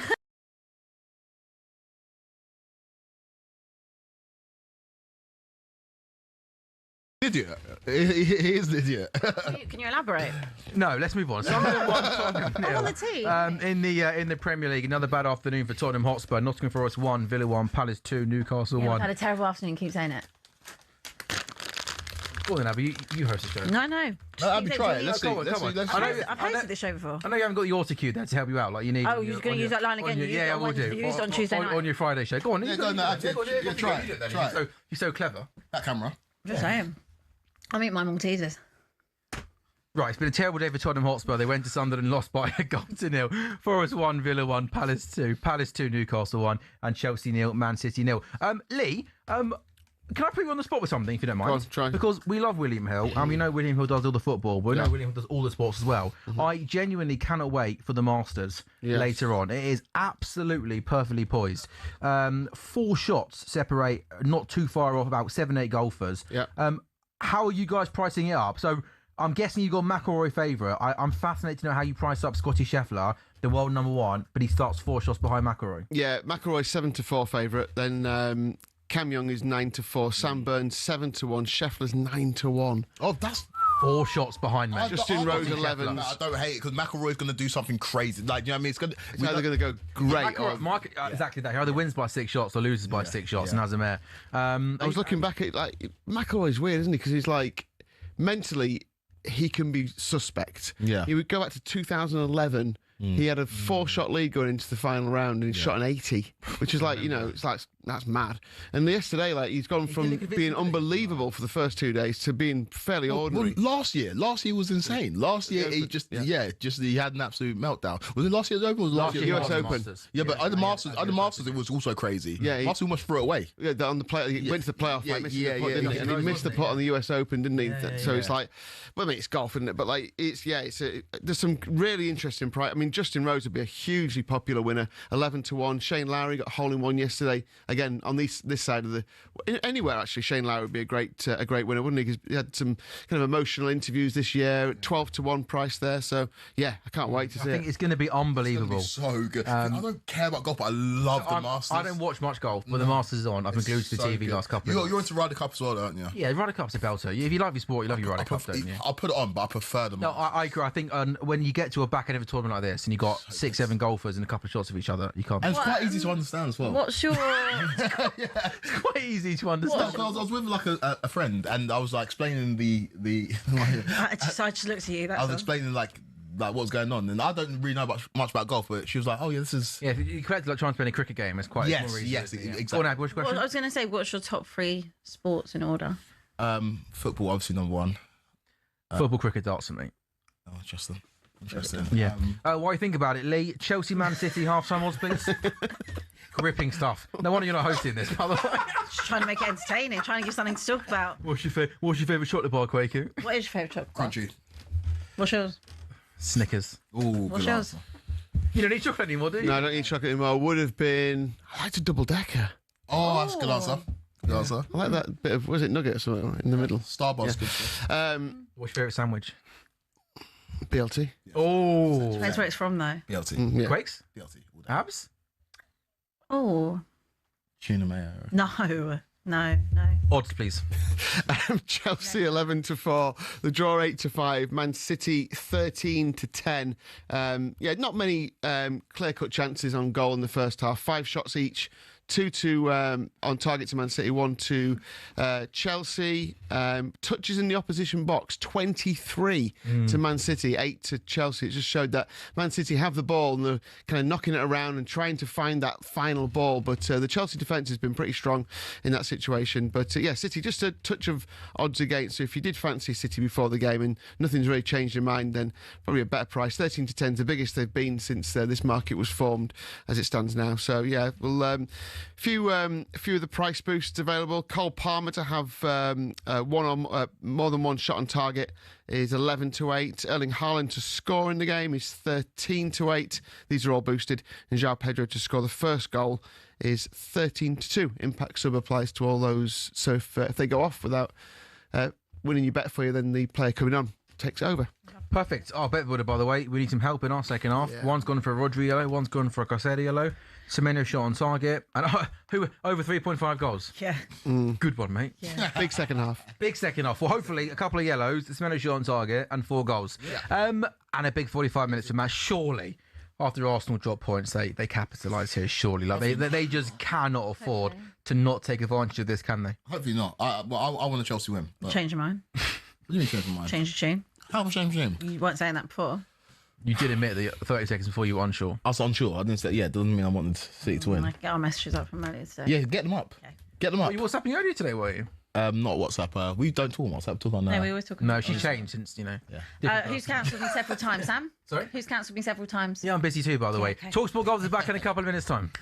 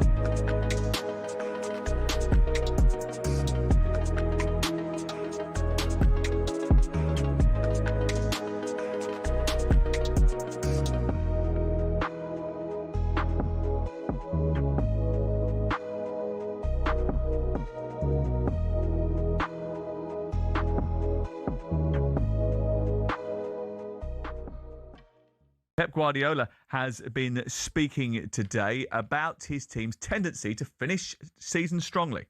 Hopefully we can do a lot of points. It's at the situation that we are in the Premier League, so we need to do all of them.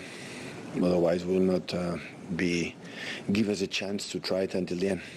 So we need to do a lot of points.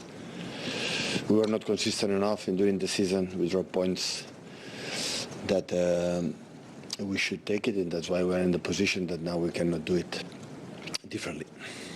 He also talked a little bit about on whether he feels more excited at this time of the year. No, he says, I have a lot of yellow cards. That means how excited I am. Not just for April, but during the season, I have had a good energy, and I still have good energy. You get the feeling that he thinks that there's still a chance that they can catch them.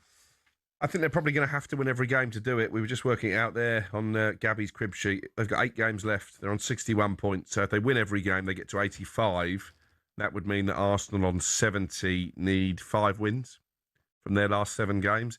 If they win every game, Manchester City, they've got a squeak, especially as they play Arsenal. But they have no margin for error. And I actually agree with Gabby. We all think Chelsea will lose on Sunday, but it might be a more difficult task than we think. Remember, they went with the under-21 manager to the Etihad Chelsea and got a point.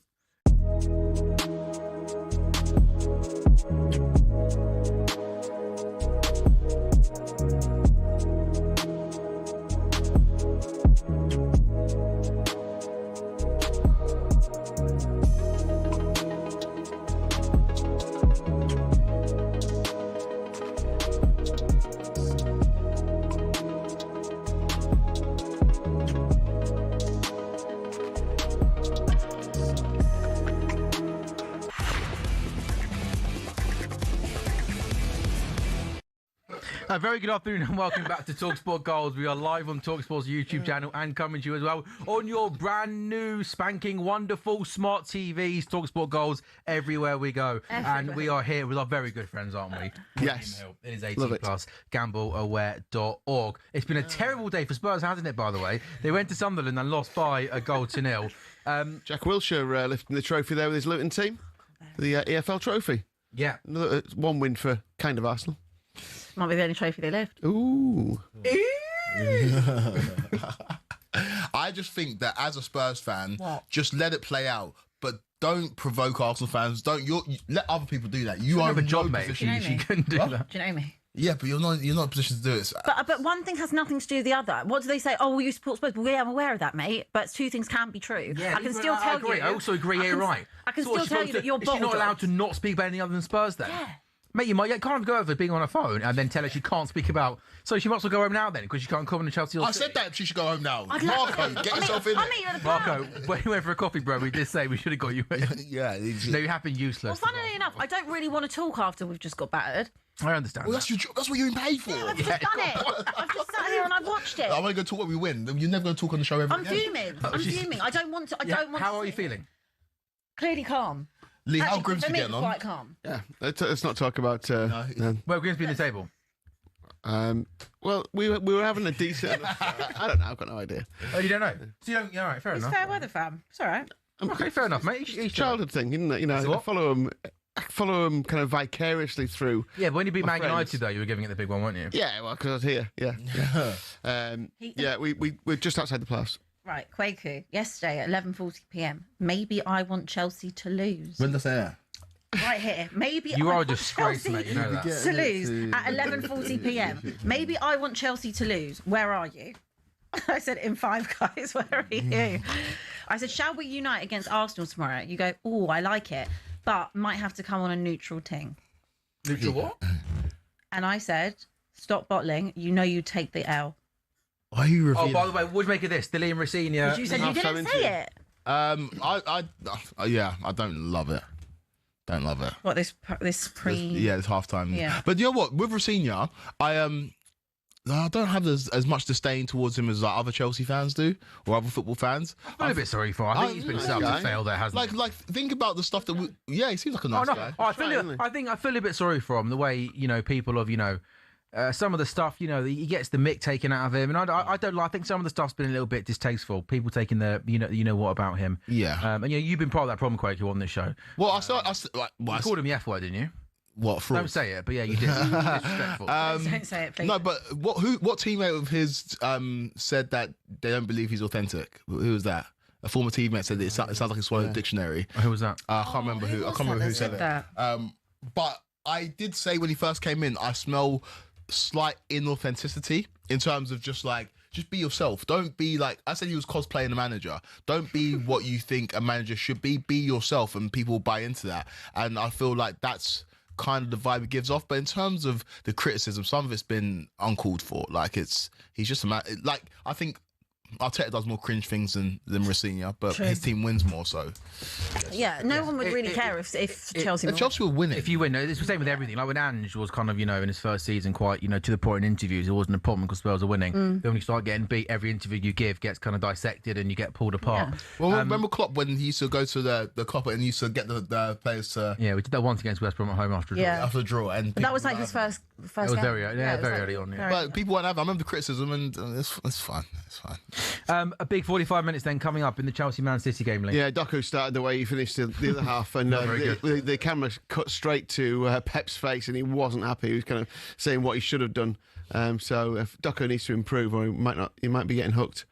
Yeah, City probably shaded the first half in terms of possession, but probably did. better though. Haaland's in! Haaland! Oh my goodness me! Bernardo! Great from Doku. Yeah, no, that's yeah. But do you not think the Haaland of last year just takes that one touch out and whips that in and scores? Yeah. He just doesn't look maybe as... He's looked lethargic for a lot of this It's on the season. right foot, and I think it's a good block. Yeah, no, I'm not. It was good defending, but I just think the sharper Haaland, maybe his first touch, can even shift that onto his left foot, and he gets a shot away. Possibly. There's a chance, that's for sure, isn't it? Yeah, I think for Haaland, it's got to be a chance because we all know how good Erling Haaland is. But a bright start then for Man City. 2 minutes into the second half. Semedo's got the ball right-hand side. Into Shirky, inside the box. Shirky, across goal! See, why is Haaland Yeah, not why is gambling Haaland there? making the run? You're right. Yeah, I agree with you. Should be. I think it was just nicked past him. A bit heavy, wasn't it? It was a shot more than a cross, I guess. So That's dangerous, though. Can't let Shirky get on the ball and start getting confident. Lovely feet. Oh, maybe he thought it was being cut back. Yeah, not a great start to half for Chelsea, but know the about City that were kit. always going to turn the screw, right? They've got It's a bit don't know rank, about isn't that it? kit, you know. what's That on that corner either. corner My for goodness me, that was... Yeah, I don't like that kit. that was Minging. Bad corner, and Cole Palmer's shanked it out for another corner. all Bad round, football all round. Yeah, not Doku now goes on the outside. That's not a penalty, not getting Definitely not passed it to Shirky. Where he's gone on the outside. Yeah, are you a fan of Shirky? Yeah, I am. I think football kind of needs players like that. I know Pep gets frustrated with him, but I really like the way he plays football, and he gives you moments in games. Yeah, he does. He's got a little bit of swag about him as well, doesn't he? A bit of arrogance, which is good to see, isn't it? Yeah. Well, the Premier League's losing superstars by the minute, so we need. Why do you think that is? The superstars actually never. Oh, look at it. I mean, how has he not? That's a bad first touch. It was It's a bad first touch. Yeah? Absolutely right. I think He that's should have done much better there. You're right. He did not get the ball. Yeah, he had more time than I thought. Yeah. Yeah, and he didn't connect with it, did he? You're right. I thought maybe you were being a bit harsh, but I'm never harshly. No. I speak facts only, mate. Who's better striker, Harry Kane or Erling Haaland? Harry Kane. Hurricane. Yeah, agree. Like Harry Kane's all-round game is so Yeah, good. it's- Like, But then I don't know how many goals Haaland would score in the Bundesliga, but you know. Harry Kane's scoring more. Yeah. More per game. do you think Harry Kane win the Ballon d'Or this year? I guess it depends, doesn't it? on what If England happens, win the World right? Cup, 100%. Do you think he can win it if Bayern Munich win the Champions League? Yes. Yeah. And he does. Depends on win the who World wins. Cup. Depends who Yeah, wins good World point. Cup. Like, if, yeah, it's a good point. Yeah. But I still think he deserves to win it. What? Nah, World Cup is huge. Like, if England, it's a tough one. Who wins the Ballon d'Or if England win the World Cup? Harry Kane. What's it- Kane. Oh, if England win the World. Oh, yeah, without a doubt. Yeah. Okay, fair enough. Yeah, probably say Harry Kane because he's obviously doing ridiculous things. He is so good. He's so good. Like the consistency, Yeah, the he's numbers. Like he seems to be getting better and better every Yeah. time I see him. He's always done it. yeah. Yeah. always done Yeah. Just needing to be fit for the World Cup, don't we? Because that's I the know. problem. It's always like by the time he gets to the end of the season, he's done. Yeah. Do you think Lee he'll finish his career off in Germany? Do you think he'll come back? I think he'll probably come back Do you think the Premier Where'd he League- go? for a bit, you know. Where does he go? If you lot don't go down, No, if we didn't go down, then I would say towards the end of the career he probably could come back. But you might be. yeah, Back home to Arsenal? Harry Kane going to Arsenal would be cinema. That It would would be- it would honestly, be- just stop football. It would be. We'd have content for years. It would be amazing. That It would- would in be a the weird- greatest thing of all. What's your time. favourite meme? Like, if I said you put it on the spot, what's your favourite meme? Like, what's the one meme? Do you know what comes to my mind? The bloke who's having a kebab. And he's minding his own business. And there's like 20 or 30 fifth. Do you haven't seen it? No. It's like 20 or 30 people fighting right next to him. Oh, and yeah. he's eating his kebab on his phone. Have you not seen that? No, I've not seen that. You have, yeah. Thank you, Jamie. Favourite meme? Anyway, that's pathetic. Anyway, we'll move on from that. My favourite meme, Jose Mourinho. Great ball. Riley, goal for Man City! What a player he is, by the way. Header against Arsenal. And he's done it against Chelsea. Ball comes in from the right-hand side. Nico O'Reilly gets the first. Powerful header into the back of the net. Abby Summers, we know this weekend is possibly a weekend we look back on in a couple of months' time is the big one in the Premier League. love it, absolutely love it. O'Reilly has just been Yeah. like one of the standouts of the season. I Yeah, think, for me. definitely. Like if you think of all the different positions he's also played in too, Yeah. but he's becoming like very clutch in terms of City. Maybe where Haaland hasn't actually been at it for the last couple of months. Like those big moments, huge. It's a Absolutely really massive. nice ball from Ryan Cherky.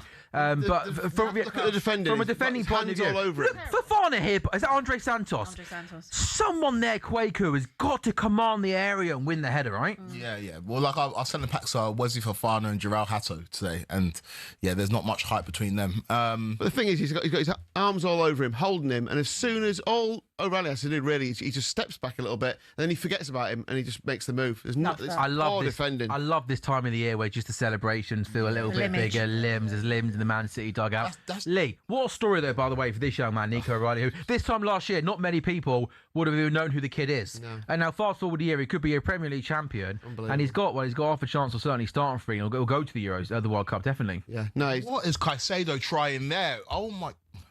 no, yeah, you're right. Brilliant, and yeah, the cup final was incredible for him, wasn't it? But yeah, I mean, just obviously wanting to play wherever he's told to play. Yeah. Since You know. midfield, didn't he play left back? Because I think he is naturally a midfielder, isn't he? Yeah, Having to play at left back, Well, and then he didn't- went into midfield and has gone back to Didn't left back. Pep say like his best position is 10? Yeah. It's like, what is it? I mean, what's in his locker? He's a Like, tall number 10, isn't he? I mean, it's like, but what? I mean, what? You can play anywhere. Like, he looks like he could play up front. Yeah, I mean, yeah. he's so Be a good big in the air, target like man. an old school centre forward. Look at that league table. Arsenal 70, City 64. Sorry, I'm at just one.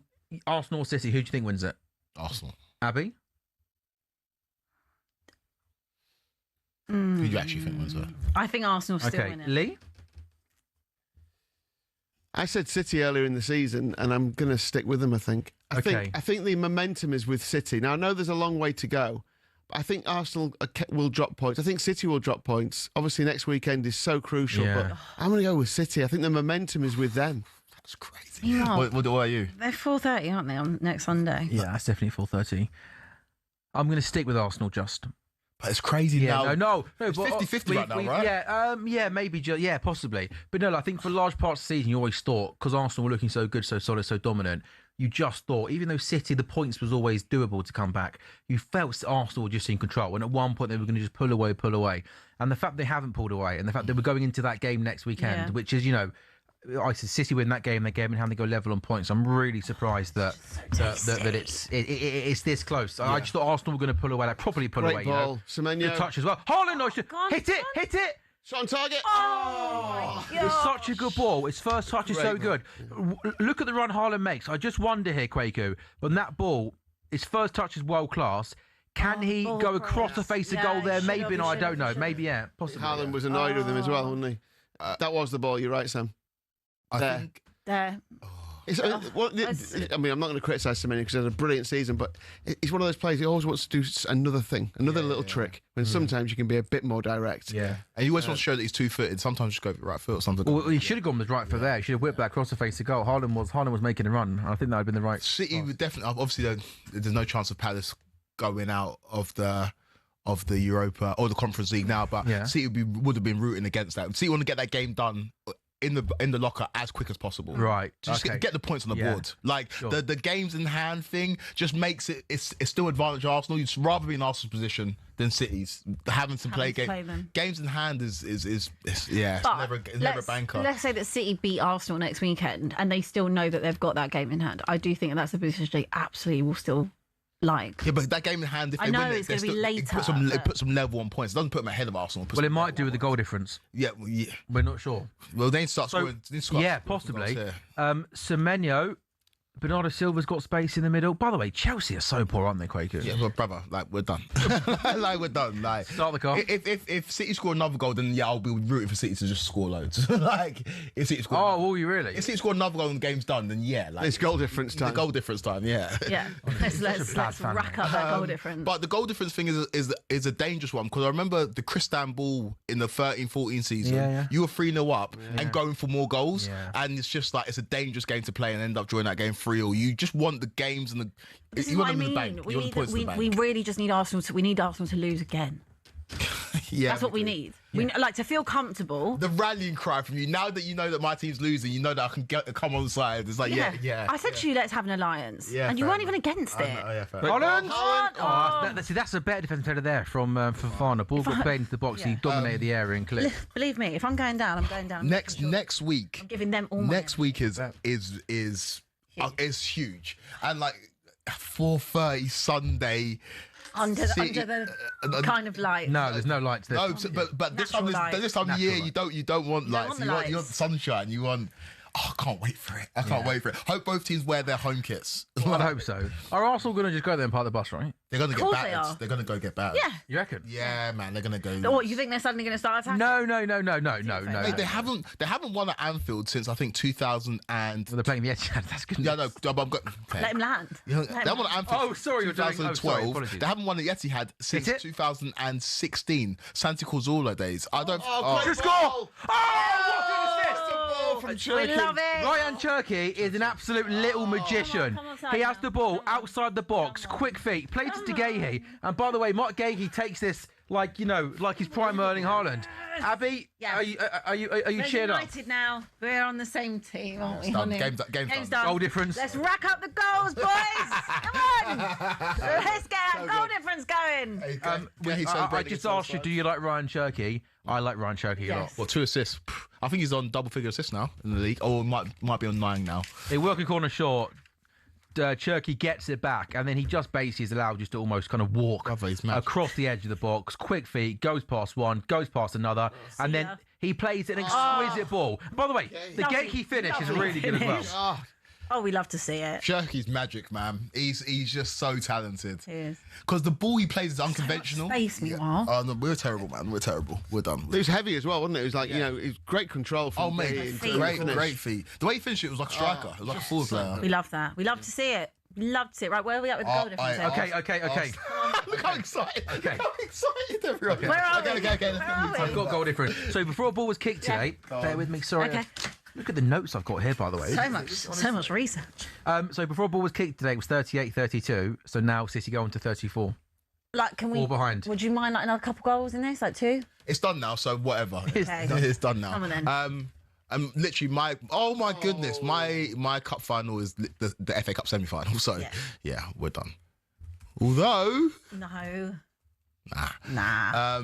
Oh, this is exciting. I've woken up. But the thing is, I did say when Pep brought in Semenyo and Guehi in January, I said that he smelt something, because those aren't signings for like the future. Those are Premier League proven signings to win you the league this season. He smelt a and as soon as those players have come in, it's not like they're settled in. They've played every game. Yeah. They played every game they could, and I think that's because Pep knew that this Arsenal team could get caught, and I think those two players have been. Do you think he actually genuinely believed that all those months ago? Mate, but they're instant impact signings. They're not signings to kind of, I don't know, embed over time. Like the January they had before when they brought in Mamouche and Heiss and those kind of players. What's happened to him, by the way?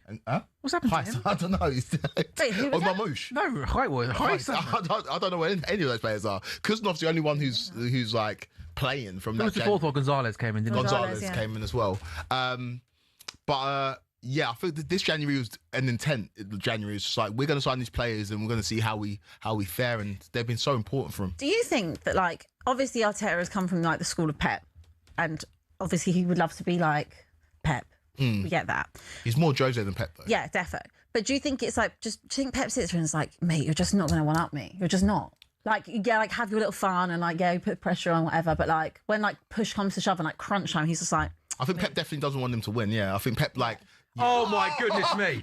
Sorry, I saw it. have you seen that? Man. Ryan Cherky has the ball on the right hand side. He just by himself kicks the ball up, keepy uppy, and then launches. Plays a beautiful pass to this guy. Do you know what? If you're going to walk around a pitch and do stuff like that, you got to back it up with end product. This guy is an absolute little genius. He's a joy to watch. When Leon played against Man United in the Europa League last year, and he was just lighting up, it was like, oh, he's an amazing player. And the fact that we let City get hold, like the Premier League let City get a hold of him. The fact the Premier League let City get a hold of Semenyo and Guehi and it's just like the rich just get richer. Yeah. Yeah, you're right. Like Liverpool could have done with all of those players. Literally every single one of those players. Yeah, no, he's a joy to watch where he just glides around the pitch. Chelsea 0, Man City 2. Abby, you've piped up a little bit, haven't you? I'm awake. I'm wide. Yeah, awake. you are I'm awake. wide awake. Not just the coffee. I had decaf. It's not even the coffee, guys. I had decaf so late in the day. No, I'm very awake now. I'm locked in.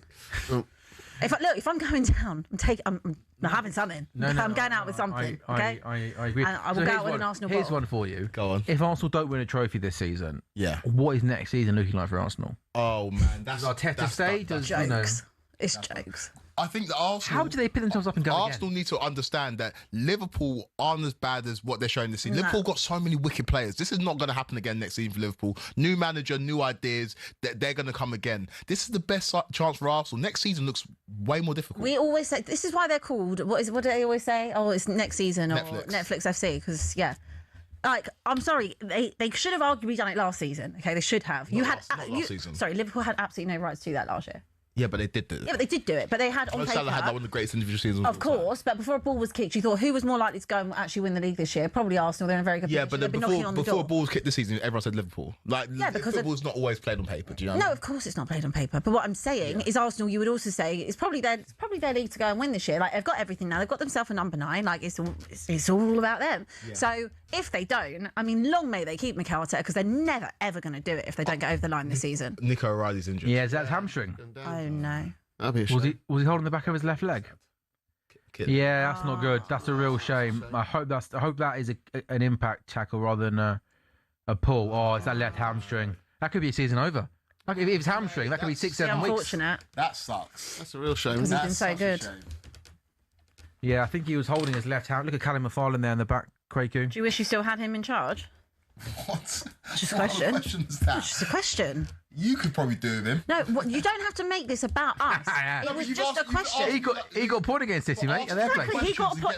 I'm not. He got a point against City. Would you rather Callum McFarlane? Come on, shut up. So I'll take that as a no. You wouldn't. So you wouldn't rather have Callum McFarlane in charge. Would you want Ryan Mason in charge of you right now? What are you talking about? A stupid question. Would you want Igor Tudor in charge of you right now? I didn't want Igor Tudor in the first place. Well, I didn't want Callum McFarlane. Okay, I'm just saying he didn't do too bad in his reign.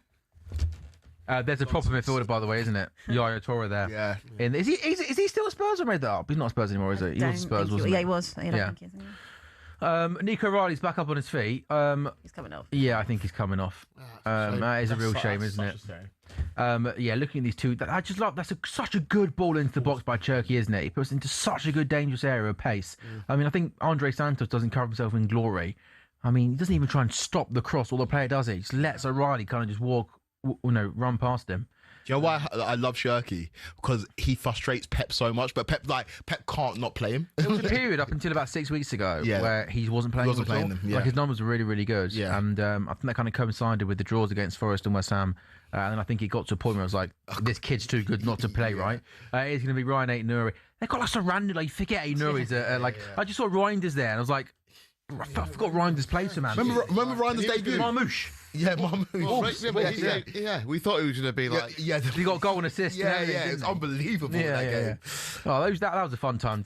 Nice start to the season. Nice start to the season, yeah. That's when you were like winning all your games. And like we five last minute winners. Yeah, remember me and Ryan Bromlow going out. You were right, mate. You called that spot on, by the way. He was all over the place there, Ryan. No, he was. I'm sorry. He had an absolute stinker there. He was basically just unable to see that we weren't playing well, which obviously we weren't playing well. Oh, he was fuming. And then we I'm sorry, even as a Liverpool fan, we were playing badly. Yeah. We were lucky. You were saying it, and surprised we then lost 9 out of 12, didn't we? Obviously that was coming, wasn't it? Yeah, but do you remember we had the same argument with him about Salah, saying like Salah's like not looking good, and he was like, no, he is. He was like, but mate, he's actually not. Like, he's afternoon, not. Ryan. Hope you're... Oh, he's back on Tuesday. There we go. Is Lee Davey doing Tuesday? Yeah, he is. Nice. I like the fact that Salah scored yesterday. Yeah, I know. I just want Andy Robertson going to Spurs. Yeah, I need to stay up. Stay up, mate. All right. Sorry, in that case, he's not going to Spurs, then, is it? No. You'd have him at Chelsea, wouldn't you? Yeah, mate, I would. Genuinely. I'd have Andy Robertson. I'd have John Stones. I know John Stones doesn't play football anymore. I'd have John Stones as well. I just need some experienced winners in the dressing room. So I'll take Andy Robertson in a heartbeat, mate. He was a genuine legend. What, at his best? Oh. Yeah.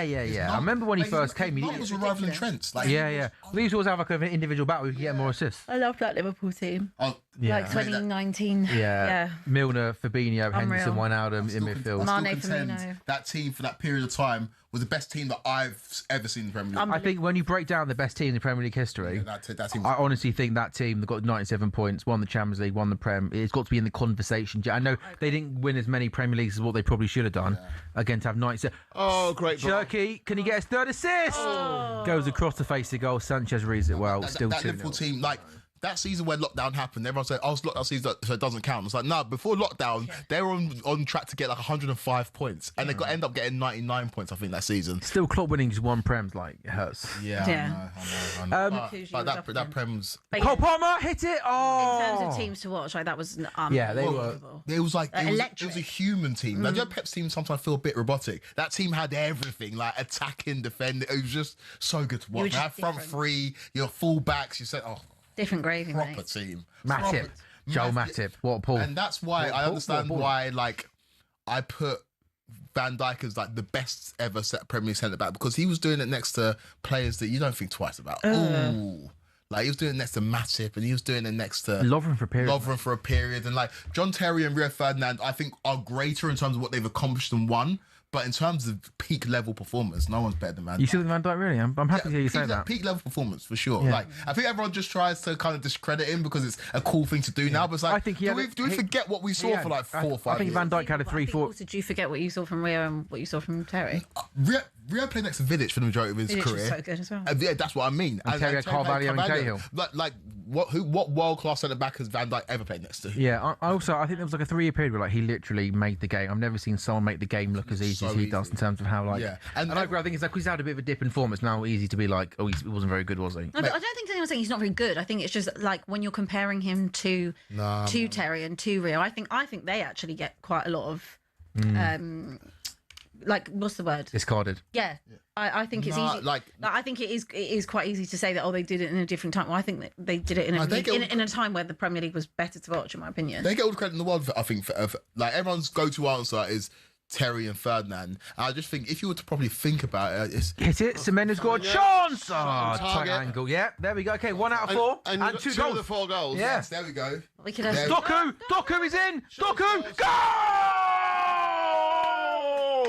Manchester City Are they just peaking at the right time? Moises Caicedo, what on earth are you doing? Sanchez throws the ball into Caicedo. He gets dispossessed. Doku goes through, puts the ball in the back of the net. I mean, by the way, what the hell is, like, Sanchez to Caicedo, the press from City's there. My goodness me, are they peaking at the right time, Man City? Yeah, 4. That's the goal difference is down to 4 now, by the way. This is exactly what they needed. Yeah. Exactly what they needed. Is it down to 4 or down to 3? Is it 4? No. Goal difference of 3 now. 3. 4. 3. 3, yeah, 3. Oh, come on, let's have a few more. Lee, have you got who scored more goals? What was the level and goal difference? Who scored more goals? Surely City. 63-62 in City's favour. Oh, okay. This is a perfect weekend for City. A perfect weekend. Might get more yet. When's the last time Man United played a football match, by the way? I've not seen It's been over 3 weeks. Yeah. 24 days. That's insane. I've not seen Man 24 United play days. because they played on the Friday before the international break, and they're playing on the Monday. Monday, yeah. That's insane. That is insane, isn't it? Over 3 weeks. And they went out of the cups in they barely played. Third round FA Cup, and who knocked They've them out only the played 40 games. who knocked them out the Carabao Cup? Yeah, Grimsby. Grimsby. Yeah. Oh my God, no way! You've got to be joking me. Abby, please, I'll leave this to you. I found my spirit animal. Please, is that you? That is actually... Is that your new boyfriend? yeah. No, because he supports Arsenal, but yeah. His new boyfriend. I didn't know you had a new boyfriend. You telling the world you got a new boyfriend? No, I'm talking to you. Oh, okay, fair enough. What was that guy doing, Abby, on the screen? He had a bottle, an actual real-life bottle, with Arsenal wrapped round it. And what's he doing? Drinking Arsenal's tears. That's outrageous. Imagine paying like That is so good. he's taking a ticket on the way end of an actual diehard City fan there, so he can go there. The City doing the Poznan. I felt for Luke Henry doing the show with Jason and Jamie the other day. Where What? I felt sorry for Luke Henry doing the show with Jason and Jamie yesterday, where they had like a massive bottle, Arsenal bottle there, and he had to sit there and take it. But Arsenal fans right now, mate, they're in disarray because this is the worst possible outcome. Yeah, not just a win; it's a convincing win to boost chance to Chelsea. Oh, ball comes in, John Pedro header goes wide. Ideally, can you not ruin this now? Like, come on. Oh, we'll concede another goal. Don't worry, we've got you. We'll concede another goal. Also, by the way, after the Arsenal game, I mentioned because City play in the week because they got an FA Cup game. So City, in theory, next week Wednesday could go top because they play Arsenal next Sunday, but then they play in the week because And it's their Burnley. FA Cup game is pushed forward. And it's against Burnley as well. And then, sorry, who do So with Arsenal goal have difference after now, that? they would be Arsenal after that got Newcastle at home. Oh my gosh! Oh my gosh! They're going to see City go And then above after them, and that- they're absolutely going to bottle it. This is Oh insane. my good And God! this is like Erling Haaland's not even playing that well when they're doing this. Like, He's not, is he? You're right. He's think not. about the recent results, like battered Liverpool. Obviously, Haaland played decent in that game, but battered Liverpool. They battered Arsenal in the final. They battered Chelsea. Like they are back in a weird way. It's yeah. Do you not think about this Arsenal team, right?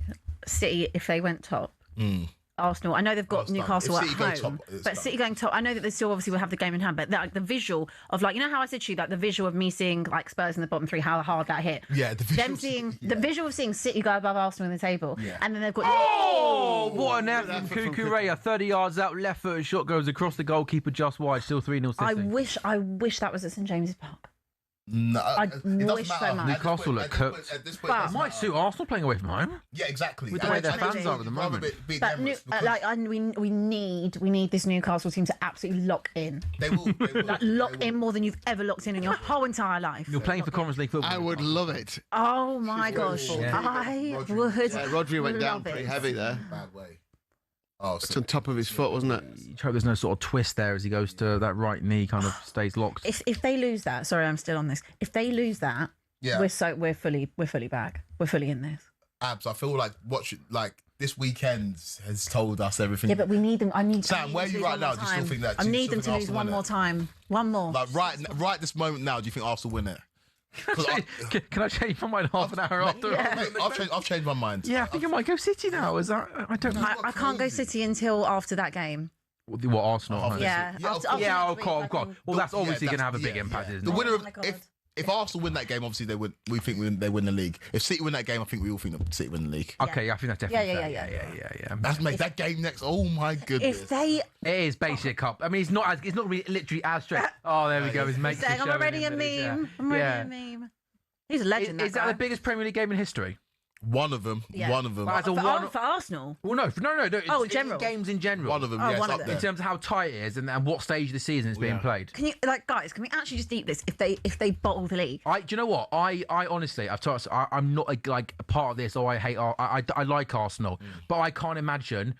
Given second, and the domination this season for so long, I can't imagine a situation where this team were on for the quad 3 weeks ago and could win 0 trophies. They are. Brother, They're on for the quad. it went from the quad. they're on the quad. Finishing second 4 times. Like they'll be on for the quad again, but like, oh my god! Like 2 weeks ago, it was the quad, then it was the treble, then it was the double, and now they're in trouble, mate. Now they're in serious trouble. Man City could do the domestic treble in a year where we've all sat here and said when they're not even that good. We had the same thing in the first season of Arsenal Challenge, 22-23. Arsenal. The City go and win the treble. Like, remember that season where it was like, oh, Arsenal are going to win the league out of nowhere, and the City go and win the treble. It can't happen again. Do you know what? Second again, Ole can't happen, man. If they do this, It can. If they do this, I mean, firstly, they'll be my Premier League team while I'm in the Championship. But Who? I will be allowed to have a Premier League team now. Who? City. If they do this, they're fully my Premier League team. I mean, they've saved me so many times. Yeah, that's true. In all honesty, I actually might go to the parade. This can't happen. I actually might. This can't happen. I might go to the parade. Genuinely, if they do this, I might. Drinking the ball. I might go to the parade. Yeah, might have to. I can't. But you know, part of me wants. I think like this Arsenal team have been so good for a long period of time. I know. I feel like Arteta deserves that Premier League trophy, man. Come on now. Okay. They've been too good not to win one. Do you not think, Lee? Do you know what I mean with that? Yeah, They've been almost. but I also think they If they have win to. it, they win it. But obviously, you can't say I want it. If they don't do it, they're not good enough for to do the it. good of the Premier League, you're going to say, what, in the last 10 years, only 2 teams have won it, who and the City won it cares? 8 times. Who cares? That's like Bundesliga. Who cares?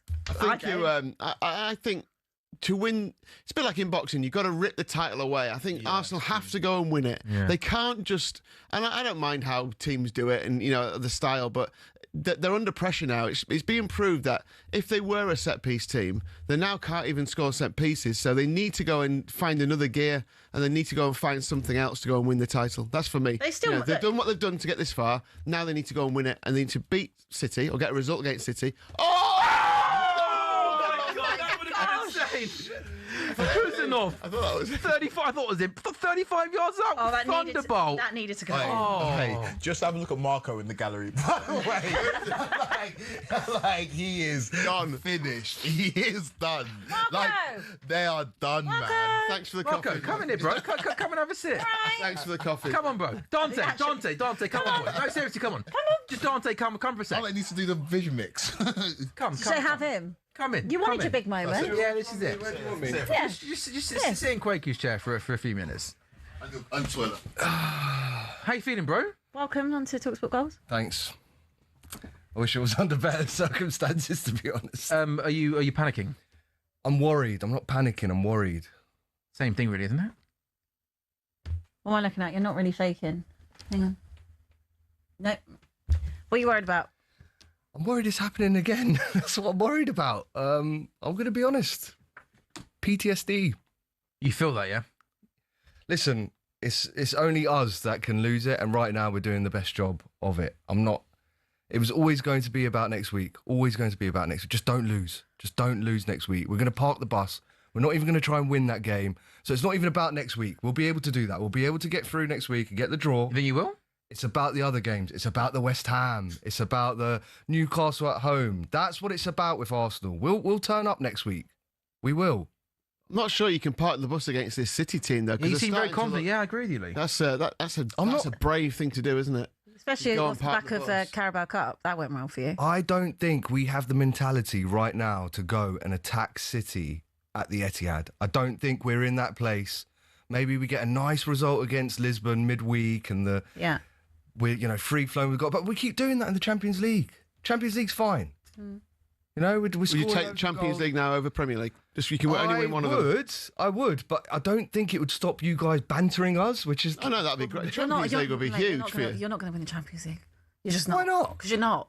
You haven't got the mentality to win a Carabao Cup, let alone the Champions League. Do me a favour, mate.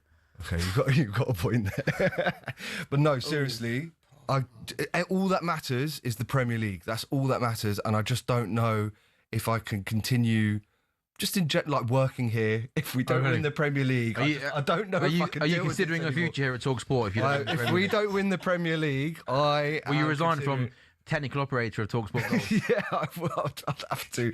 I can't do another season of this if we don't get over the line. Can't resign like Listen, if my team have to get relegated, you're not resigning. Job, it's not isn't it? I just like what can I say? Like, it all comes down to just get a draw next week and then just don't bottle it against the smaller teams. That's an almighty bottle. Also, That's Arsenal over in it. Smaller teams. Yeah, the smaller teams. The smaller teams like Bournemouth, who aren't very good, are they? Well, they were unbeaten in 11 games. By the way. I was being tongue in cheek. I was being good team. Up the cherries. Good team, up the cherries. All right, Marco. Thanks, guys. Do you want to? Anything else you want to add to this conversation? I know Sing a song, jingle. Yeah, Tottenham going down. No, but yes, my song is coming out on Friday, featuring Carlton Cole. Englishman, All My Life. Chance sorry, go on, plug that again, mate. Go on. Yeah, sorry. All my Englishman, All My Life. Can you give us a little 10 second, 10 second, please? All my life, never seen it, I've never felt it. That's all you get. It's very Oliver Twist, that. Yeah, well, it's about an Englishman. It's good. Oliver Twist. I've heard it, haven't I? It's good. I've heard it. It's good. And what was this Carlton Cole actually singing it? Good. It's very catchy. Oh, is it? Yeah, okay, it is. Carlton Cole does a very nice, nostalgic second verse, nice rap. Okay. Yeah. So you're releasing it, and where can people buy it or listen to it? All the streaming platforms next Friday. Good lads. Good luck, mate. Yeah, thank you very much, good stuff. guys. I need you guys in the video. I'll charge for that. Okay. She's only £5 a show. She's nice and cheap, Abby Summers. Cool, Marco. Cheaper next year. Thanks very much. Tottenham are going down. Semenyo, hit it! Oh, that's a really poor effort, isn't it? Straight into the goalkeeper's hands. No pace, no power behind it. Another shot on target. I'm an Englishman. I'm an Englishman. It is really catchy. Is that what it sounds like? I'm an Englishman. Yeah. But that was very theatrical. But the hook is really catchy. Honestly, if you played it now, you'd be like, I'm not singing it. No. I'll play it for you in the break. Well, we're off air the next time we break. Good. Dante, do you want to come in for a little counselling session, mate? Yeah. What? I can't hear you, can I? Obviously, next week. Next week. Yeah. Okay. Next week. Anyone found Quaker? Quaker gone for a walk? No, I think he's got him, hasn't he? Yeah. Chelsea 0, Man City 3. By the way, Lee. Doku and Cherky both gone off. Savino and Foden are replacing them, by the way. Go on. No, she literally didn't speak for an hour now. I can't get her to shut up. Honestly. Absolutely buzzing. Literally, the hate watch of Arsenal. I'm they're not even playing, are they? No. I'm a professional hate watcher. Silva's been brilliant today, by the way. Bernardo Silva's just been so good today. Yeah. I thought he had a dip in the middle of the season, but today he's just been everywhere. I think he's looked tired at times this season. Like he physically can't play. Yeah. Obviously, this is his swan song as well, isn't it? These last. Well, maybe games. Not, because Pep at his press conference on Friday said he hasn't actually officially told him that he's leaving. By the way, again, another player, Lee, Kovacic. Yeah. You forget the Kovacic, the City player. I mean, the strength and depth they've got, and well, this possibly tells you where Chelsea are at in terms of their strength and depth. Because by the way, Abby, Liam Delap last season. Yeah. He was such an exciting season. Young Englishman, scoring goals, playing well. Gone to Chelsea, barely play, looks short of confidence. Tottenham in the Championship, he'd be a good signing for you.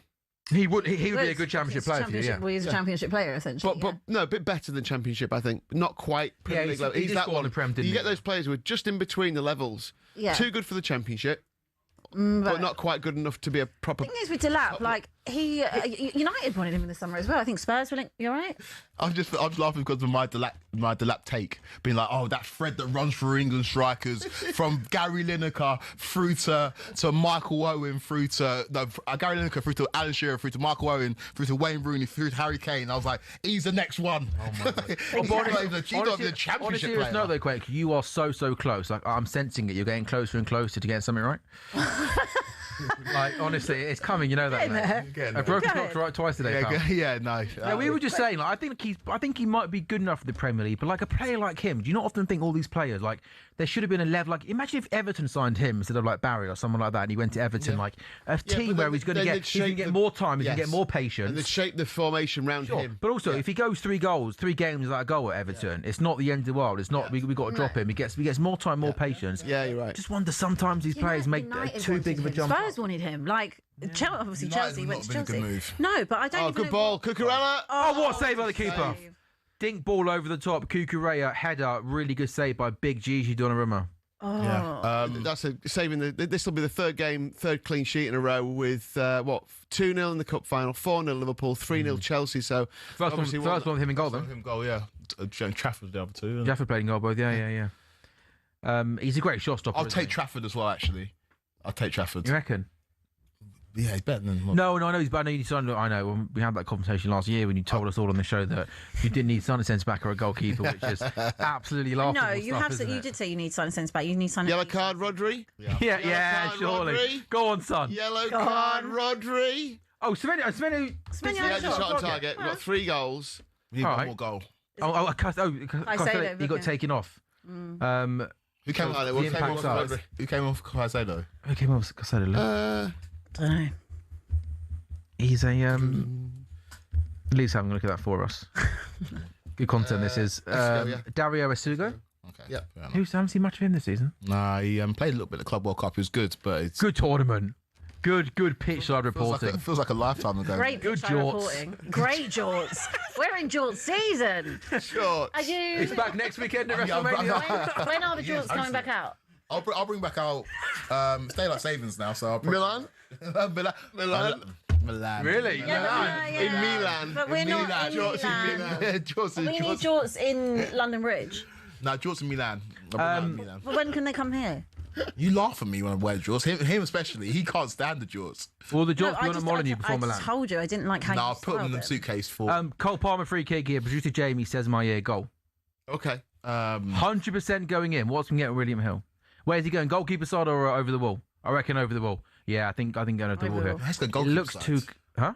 And goalkeeper sides can smash it, no? You reckon? Donnarumma, though, looks quite over to his side, though, if you know what I mean. This ain't going in. It looks quite close to bend it over the wall. He does go goalkeeper side, and it's saved by Donnarumma. Little bump pat there from Kuzanov, Donnarumma. Rubbish. It's a good save, isn't it? Also, he doesn't push, doesn't parry. No. I love goalkeepers who just collect and don't make dramas. Didn't like doing it in the air, but good on the ground. I'd like another goal, you know. What a week or two for City. You know what? Crazy, right? You're amazing. Since they made the changes, they've just gone off the boil a little bit. Yeah. I think City they made 3 changes and then here's Haaland. Haaland now up against Fofana. What can Haaland do? Why are you going in on the why? He does look off it, doesn't he, Haaland? Yeah, he very does. Off it. And this is credit to City for doing so well when Haaland looks...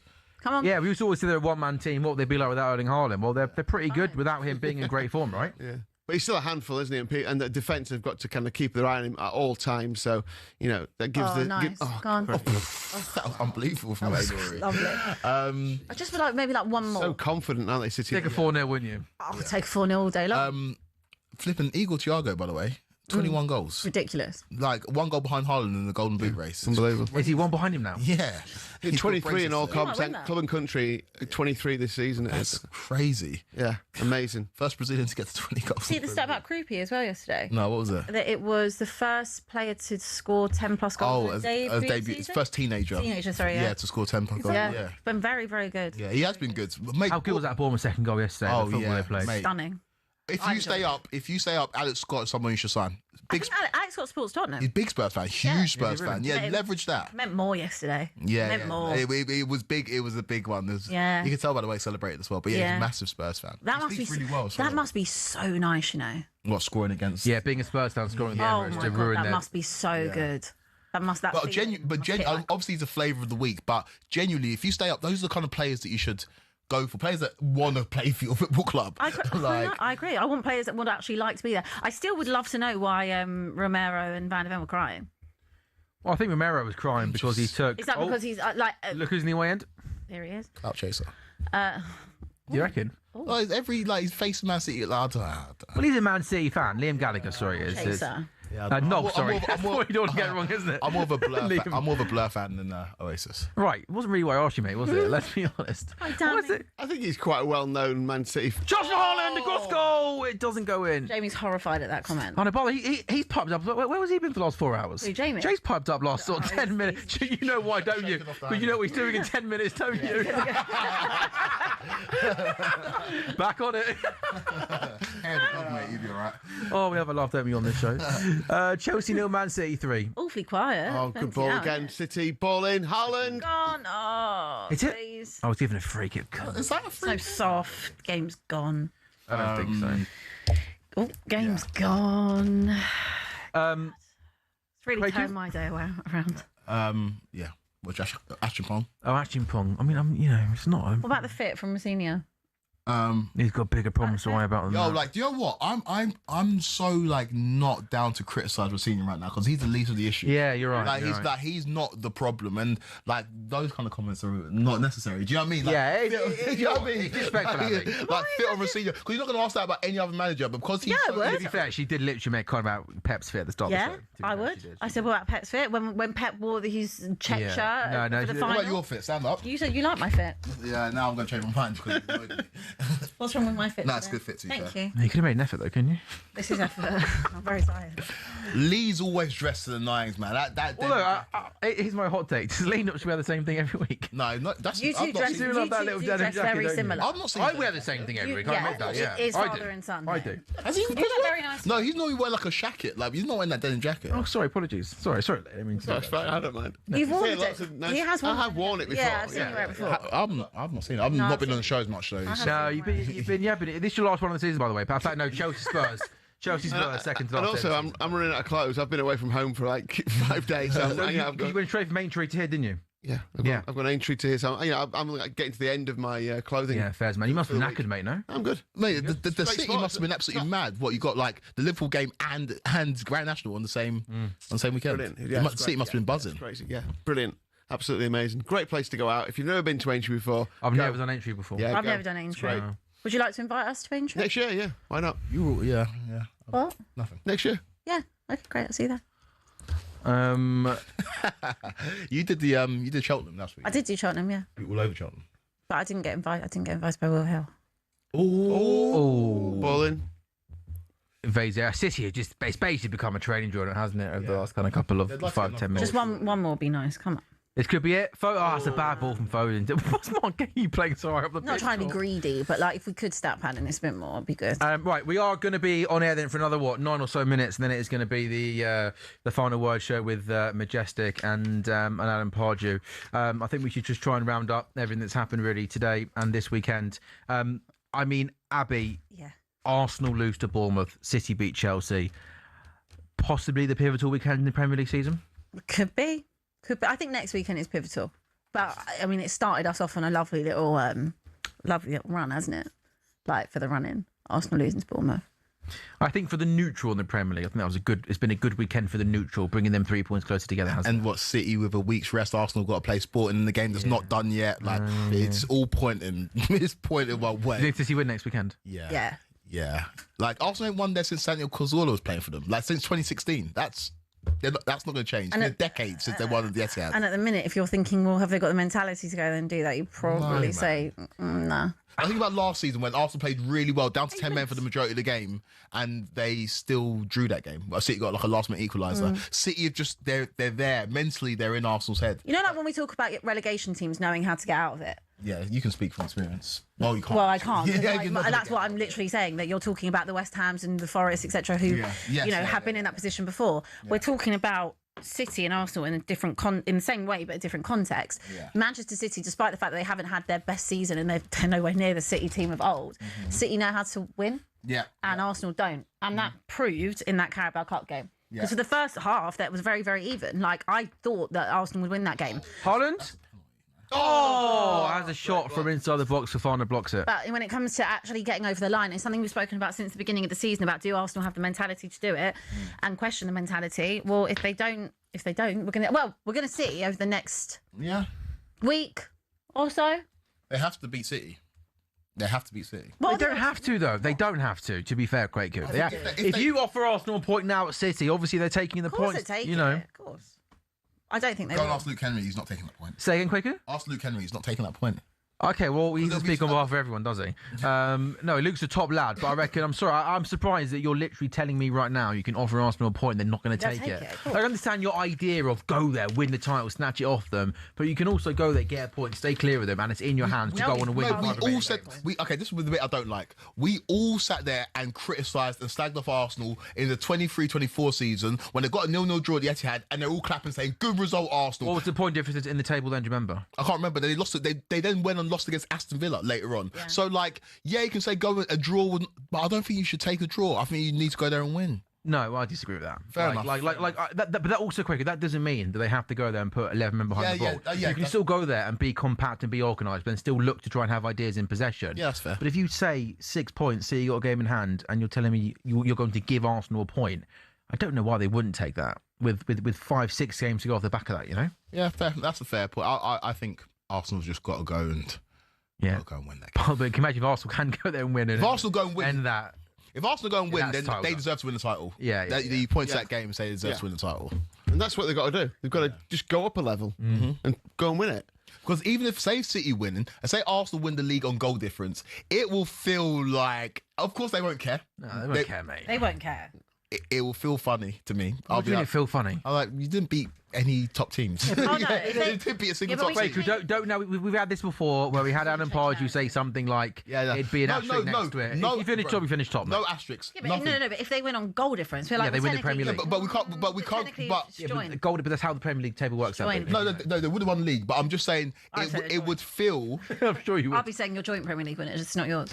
Again, not how it works. That's nonsense. Yeah, but I'm just saying that, like, the feeling of when Sam, last season you were loving. They've not loved football for a long time. A long time. So it would feel funny. It would feel funny. I've never seen a team that's 6 points clear at this stage of the season hate their football team. Yeah. 9 clear yesterday, booed their team off the pitch. That was mental. That's crazy. It's never happened before. Never happened before. Like in any situation, even if it was games in hand or whatever, or when Liverpool looked like they were crumbling in the 13-14 season, like it wasn't this. It wasn't this. Like, even after that season we had, the 13-14 was incredible. With Suarez, and you had John Flanagan starting and you're challenging for the title. Like, remember the John Flanagan goal at Tottenham? Yes. No. You remember that goal? Yeah. I remember the goal. He scored the most unbelievable goal at Tottenham. I do. What was the goal? Like, cross came in from the right-hand side. He was playing a left-back. He, hit it on the half volley under the crossbar and in. It was ridiculous. It was just like... The fact that Suarez dragged you to that. Yeah, I know. That was... Chance for Haaland. Oh, the cross on the left just goes over his head to Savinho now. Can they get one more? Nunez crosses to Haaland. Yeah! Haaland goes across goal. Sanchez saves it. Chelsea 0, Man City 3. Yeah. Yeah, I would like one more, but I won't be greedy. For our bet builder, yeah. Sugo booking. Well, it's all right because Caicedo didn't get. No, but Impact Sub. Oh, sorry, we had Impact Sub. Okay, so sorry. Yeah, you should know that by now, really, shouldn't you? It's fine. Just turn up. Yeah, and carry the show, obviously. Yeah, and that. Yeah, have you carried the show today? Do you think? First off. First half performance was good. Did you carry the show? I think your team did the heavy lifting. Your team being terrible did the heavy lifting. You had a little bit. You said one or two. You've only your 12-minute rant and then you're done, I could clock off after that, to be fair. Yeah, no, you think cha-ching, done, there we go. You're right, Sam. She thinks about this show. Yeah, just that 12. She thinks of the Instagram reel. I actually don't. Actually, it's sometimes. She thinks of that Instagram reel. Yeah. Sometimes. Anyway, I'm not here next weekend, so. Oh, you're not this weekend? No. Oh, okay, that's cool. No. That'd be fun. I'm in. Probably be a City and an Arsenal fan, though. Oh, nothing gets past you, does it? Yeah. No, I'm not no. We'll get a Sunderland and Burnley fan next Sunday. I'm sorry, but I've seen bookings where Arsenal are playing and she. Yeah, I know, it's mental, isn't it? Like, I wouldn't be surprised. Give people what they want, babe. If she got. I'm actually not around next Sunday. Okay. So. We'll manage to find. Shall I assume who it's going to be? I assume it's going to be Kim and James. Yeah. I'd say CJ and. I reckon CJ and Kim. James. No, not double Arsenal. Oh, double Arsenal. No, not double Arsenal. Kim and CJ. Kim and CJ next weekend. Yeah. Production. I'll leave it till the day before. We'll cross that bridge next Saturday night at 9 o'clock. Yeah. When he goes, oh my God, I haven't sorted anyone out for tomorrow. Yeah. Honestly, when you've got a week ahead to plan, there's no place. It's not as fun, is it? He's like, that's Saturday's problem. Saturday morning. Yeah. 90 seconds to go then in the Chelsea-Man City game. Chelsea 0, Man City 0 at half-time. Man City dominated possession but lacked that kind of killer edge in that final third. But City in the second half have turned the screw. They've been good. They've been clinical. Cherky in particular, absolutely fantastic. And yeah, it sets it up perfectly, doesn't it, for next weekend? That's for certain. Arsenal are 4-6 to win the title, by the way. City 11-10. 11-10 now. They were 5-1 before this weekend. Oh, really? That's unbelievable, isn't it? You were asking me, about it, what the price when we did the preview. Is that a kind of good price for them to win? That's it's changed so much. That is a monumental 2 results, isn't it? Yeah. But also, Book is also telling us that you'd rather have the points in the bag rather than the games in hand. Yes. Yeah, I think you still have to make Arsenal's favourites, don't you? But we're talking 55-45 there. Yeah. You know, it's not. There's not a lot in it, is there? No, not a lot at all. And no foul there from Cucurella. Yeah, but so Arsenal, 4-6. So City to win the title, 11-10. Spurs, I said there was 6-5 earlier on. We boosted that price. The Spurs are actually even money to go down now. We'd actually boosted the price out to 6-5. It's done. We're going down. We're going down. It's done. We're going down. Just what's in the water in North London?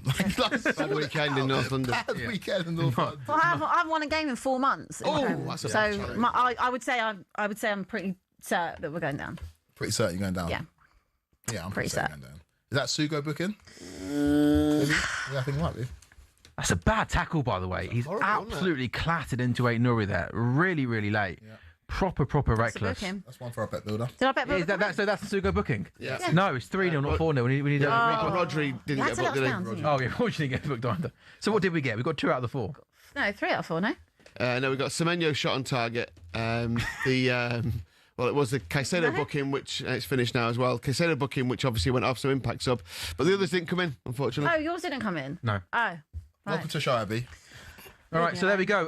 Another brilliant, entertaining game of Premier League football at both ends of the table. Tottenham Hotspur losing again away at Sunderland. Nottingham Forest 1, Aston Villa 1. Newcastle led at Palace, ended up losing by 2 goals. So my goodness me, could Man City capitalise on Arsenal's result yesterday, losing at home to Bournemouth? You bet they can. They go to Chelsea and they win 3-0. I'll leave the final word for you, Kwaku. I guess from a Chelsea point of view, just quality showed they didn't in the second half. Quality showed. Man City are on the march. You can see it. You can sense it. They smell blood in the water, and they're the most lethal sharks in Premier League history. As for Chelsea, moribund, disgraceful, disappointing. Any adjective that you can use to describe a team that are in flux right now. And I don't expect much between now and the end of the season. Abby, the day started badly for you. It got a lot better, didn't it? You're leaving with a big smile on your face. Yeah. Got to take the wins where they come. We'll get relegated. Yeah, I know, but if I'm going down, I'm going to have something to show for it, and it'll be Arsenal in the league. Abby, Kwaku, Lee, thank you very, very much. talkSPORT Goals is going to be back on Tuesday night for the Champions League. We're watching Liverpool versus PSG. Can Liverpool overturn that? And of course, we will be doing a watch-along as well next weekend for the Man City-Arsenal game. It's 6 points. It's a game in hand for City. And again, that big game next weekend, City versus Arsenal. Thank you for watching us on the talkSPORT YouTube channel and your smart TVs. Make sure you stay with us, though, because up next, majestic Alan Pardew taking your calls on a busy day of football in the Premier League.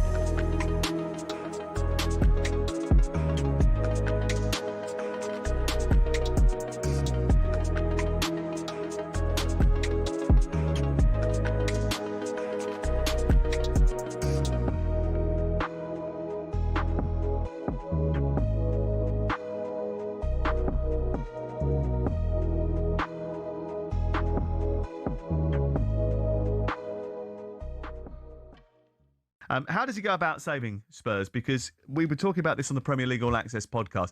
He's a pure football man.